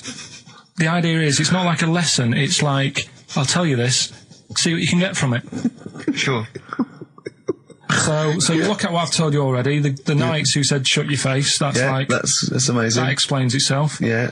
Turkey with the circumcisions in a restaurant. Yeah. That'll hold me in good stead. Yeah. Don't go there. Whatever. Yeah. This one, if you're in Kenya, don't put beans in your ears or something. Doctors or carry £3.50 or the equivalent of. It's just the idea that the doctor put it back in his ear. He forced it back in his ear. So is it still there to this day? I mean, is there any update on that stuff? Or does he go back with the £3.50? people who have tattoos, I've never understood it, right? That they have something put on their arm. Well, sorry, have we started the educate? Is this part of it? Are you educating me? This is something that will be useful in my life that I didn't know about. Yeah. Go on then. No, it's just that they've got a machine out, right, that does tattoos. You come up with a design you want, and you sort of this machine scans it, and you put your arm in this thing, and you press print or whatever, and then it does the tattoo on your hand or on your arm. Like loads of little needles that follow a pattern? Yeah, the computer, basically, yeah. Is it a real tattoo? It's a proper one. The fella said, well, as long as it goes out, it pierces the skin with a I just wondered if it's one of those kind of, those kind of... No, it must be lots of little needles or a moving needle that can go Sorry, along. but how is this cleaned, like, in between each person? Don't know, probably, I don't know. Well, no, as long as it's only that, if it's one needle, it's just the head, isn't it? If it's one needle that moves, and does it like loads of little... What are we gaining from a machine doing it? Just because they're not going to sort of mess it up. But hold on, how do you keep your arm still? Because your skin moves slightly, so the machine it's won't... sort of strapped to your arm. Right, so it's spread... the fella said that the tricky thing was in all this, it was the fact that, nobody would let him test it out on anyone else, so he had to do it himself. But did it work? Because the thing is with a tattoo artist, they can see when your skin's moved, and they can see what they've done, and they keep wiping it and looking, whereas a machine's just got to trust itself. Yeah. So I think one needle... could go wrong if it was a lot of needles that it just came down like 1,000 needles that was an imprint. Yeah. But obviously I'm asking someone who hasn't delved any further than there's a machine that can give you a tattoo. That's all you've got at the moment, isn't it? Well, basically. That's all you've got. I mean, that's what I've got because I'm not a fan of tattoos. I don't. But where did you read this again? This was internet. This was on the internet. Yeah, it was. Yeah. Okay. And I just don't understand why people do it. That's what got me attention. Because me... Sorry, what have I learned from this? That if you wanted to get one, you can get one done by a machine now. People say machines are sort of taking over and that. And there's another one. But it's just the fact... I mean, I don't know. So give us the snappy title of this education again. Why don't they just get a diary or some paper or something to write it on? That's what I always think when I see people with loads of tattoos. Like there's that fella who we were talking about the other week in Scotland who was covered 99% in tattoos. It's just like, what have you done that for? Yeah. Do you know what I mean? You can't get rid of it now. You've done it now. Yeah. One of my uncles, right, Tattoo Stan, he's just caked in them. Tattoos. Right. I don't think he's my proper uncle, but it's just like my dad's got... Tattoo Stan! No, my dad's got... That's a province in Russia, isn't it? My dad's got loads of mates who... When you say he's not your proper uncle... do you know, like, when someone comes around, you're alright, Uncle Stan? Yeah. Do you know what I mean? And there was my dad had loads of mates like that. There was John the Screw. Right. So he either works in a prison, or he likes to have sex. Cabbie. Cab driver. Okay. There was Jimmy the Hat. I don't know why he Jimmy did. the Hat? Yeah. And, did he wear a hat? No. No. There was Fred the Veg. You sure he wasn't a relative? Sorry. Fred the Veg used to get us like big bags of potatoes and that. Fred Veg, okay. And there was Tattoo Stan. Right. And he was just caked in them. And I used to always look at him thinking, why have you done that? I must have only been like, 6 I or suppose 7. if you're born with a name like Tattoo Stan, exactly, you're destined, aren't you? Were really? they like a 1950s gang? I'm worried about doing a bank job. What was his name? The Hat. What was his name? Jimmy the Hat. I'm worried about Jimmy the Hat. Yeah, not having a hat. I don't understand it. Are you sure he didn't have a hat? Not when I met him. Did he ever wear a hat? I didn't see him that much. Do you think it was a joke, like, when your mate's sort of like, 8 foot and huge, you call him Little John or Tiny? Do you think the fact that he never wore a hat? Yeah, they went, hold on, I've noticed something about Jim. Go on. No hat. And I go, oh, true, let's call him Jim the Hat. Jim the Hat, yeah. But my Uncle Stan, he had like loads of them. He did them himself. Oh dear! And it was always that thing. God. What was it? Things like he had like the cross cut here, made in Britain. And if you're going to do them yourself, I'd say at least make sure you're sort of a good drawer. Yeah, and don't do it in the mirror so it comes out backwards. Well, that was the other thing. But like, I remember he did. Names are all right. He had like all his kids' names down his arm. And, what are they called? Yeah. Oh, God, it's... Tattoo Stan Jr. Yeah. And, Paul shits to bed. I'm trying to... Oh, Wabbai Kate. Yeah. But yeah, Frankie never amounts to anything. Oh, God. So he had like... Johnny, I don't think he's mine. So he did all this... I don't even know why I'm telling you about tattoos. No, nor do I, Carl. Hey, to be honest, Carl. So... Yeah, okay. Any other nicknames your friends of your family had? What was your nickname, Carl? Just Pilky, really. Because for a minute I thought Carl the Veg would have made a lot of sense. Yeah, Carl the Veg. And why has your dad got a little tattoo, dopey twat, on his arm? Right, well, the reason I did this was to get that kitchen, right? Now... Brilliant. As we speak now, right? Builder's in the flat. He's been annoying me. Of course he has. Of course he has. What's he been doing? Well, when he turned up on Monday, right? Yeah. Wanders in, and the first thing he says to me is, said, the pub across the road, is it any good? I said, well, it doesn't matter, does it? You're working on the kitchen. Think of saying that to a builder. Probably making conversation. Probably meant, do they do a toasted sandwich? Because I've got a half-hour lunch break. Not an hour, like Karl Pilkington. So I'll probably go and get a nice, cheese and tomato sandwich. So is that genuinely what you said to him? Yeah. So Suzanne had a go at me saying, why have you said that? He hasn't even started on it yet. I cannot believe that. You're unbelievable, Carl. And you say it's us that are rude, crass, I wasn't being thoughtless. rude. I just was letting him know. Do you know what I mean? I know what he they're up knows to. what he was there for. He had it down on his little docket. Do the kitchen this week. He didn't come there and go, what did I come out for? Was it to go to the pub for a week? Why am I wearing these overalls? Yeah. Who's the little bald mank twat insulting me? Let me just check. Let me call the head office. I wasn't having a go, though. I mean, they should have finished it yesterday, and they're there now, right, on their own. And what annoyed me is they turned up late today. Hold on, Carl, I've just realised something. They're probably listening to the radio. This, I assume, tuned to XFM, isn't it, in your kitchen? Yeah, but they don't know it's me, do they? Do you know what I mean? No. They'd go, he's got a whiny mank voice as well. So's the bloke who owns this place. And the bloke who owns this place, when I said, what's that pub like across the road, said, well, you won't be bothering that. He's working on this. No, he won't be able to put two and two together, will he? You've suddenly, the penny's dropped, doesn't it? You've suddenly realised. Look at his face! Yeah. He's suddenly realised they might know it's him. And they could be listening, and they're going to clean you out, mate. Oh, if you are the builder working in, where is it? I won't say the address, but it's... Central London, isn't it? Yeah. Go mental. Have whatever you want.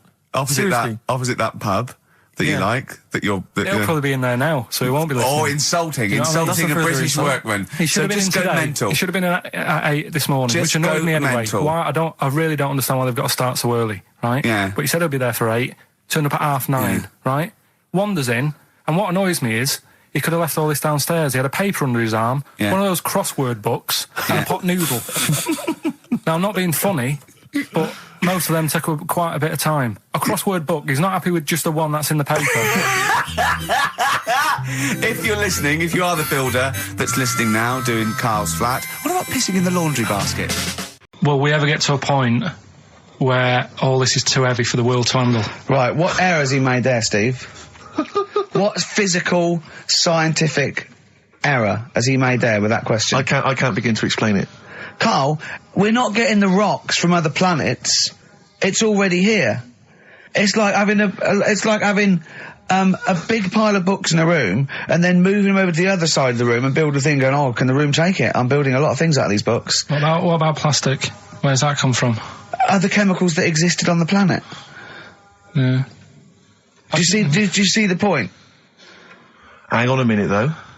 What about a little tree? You plant that as an acorn, it grows, Rick. That's bigger. That's more stuff. Yeah. Don't listen to him, Carl. He's patronising you. What about acorns and that, though? Right. They grow from minerals and proteins already in our atmosphere or in our the mass of Earth. What about a cat, Carl? Right, you get it. It's a very tiny kitten, but it grows up and it's bigger. Carl, he's doing it on purpose. Elephants. They're very small to begin with, but they get bigger and bigger and bigger until they get heavier and heavier. Mind you, dinosaurs have gone. You know, but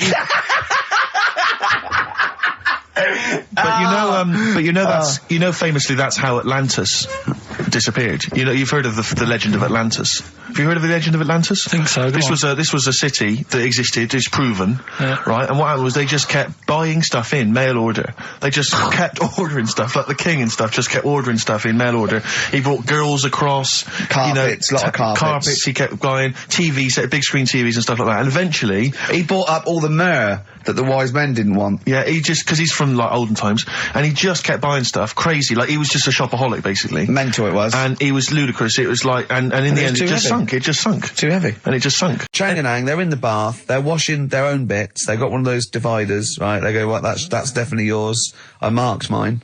That's definitely mine. Don't wash that, Chang. I wouldn't, Ang. I wouldn't wash that. Right? So what are they doing? They're in the bath. Carry on with the story. That's about it, really. I mean, that's the fact that people... So, two little Oriental fellas joined in the hip, had a bath. No. That's your story. No, they didn't have a bath. They they must have done some sort of research, right? Who? Chang and Ang, right? And they said, well, what do people want to see? Isn't that a Bay City Rollers song? But it's an idea that people have queued up. They've paid their money. They're in a tent. They're, well, I hear they're going to have a bath. They're going to have a bath. Two Siamese people, they have a bath. How would they possibly do it? Well, I've heard they get into a bath. But that's I don't know what they wanted to see them nude and where the join was. No. More than how do you get in the bath? I don't know. They just that's what they picked. They said what would be good to see. What do you want to see them do? Having a bath. How'd you get into trousers? Was there exactly? This is all part of it, and that's why they picked having a bath. This is all part of it. Well, they want you to get dressed afterwards. Yeah. Who was the best out of Chang and Ang? Who was your favourite? They both look the same, to be honest. There's a surprise. One was a short ginger woman. Oh dear. Is there anything what would be better than having a bath for you when you'd seen them? What would sort of make you go, I wonder? One of them pulling and the other one going home alone. Yeah. I go, look, she's definitely up for it. I'm taking her home and go, what am I going to do? Can I watch? Definitely not. Definitely not. Look, you go to bed. I want to wine and dine her. But if he's got back to their place and they're going at it hammer and tongs, but are you saying one of them? No, hammer and tongs were their cousins. Right. They lived miles away. Yeah. If one of them gets knackered, can the other one take over?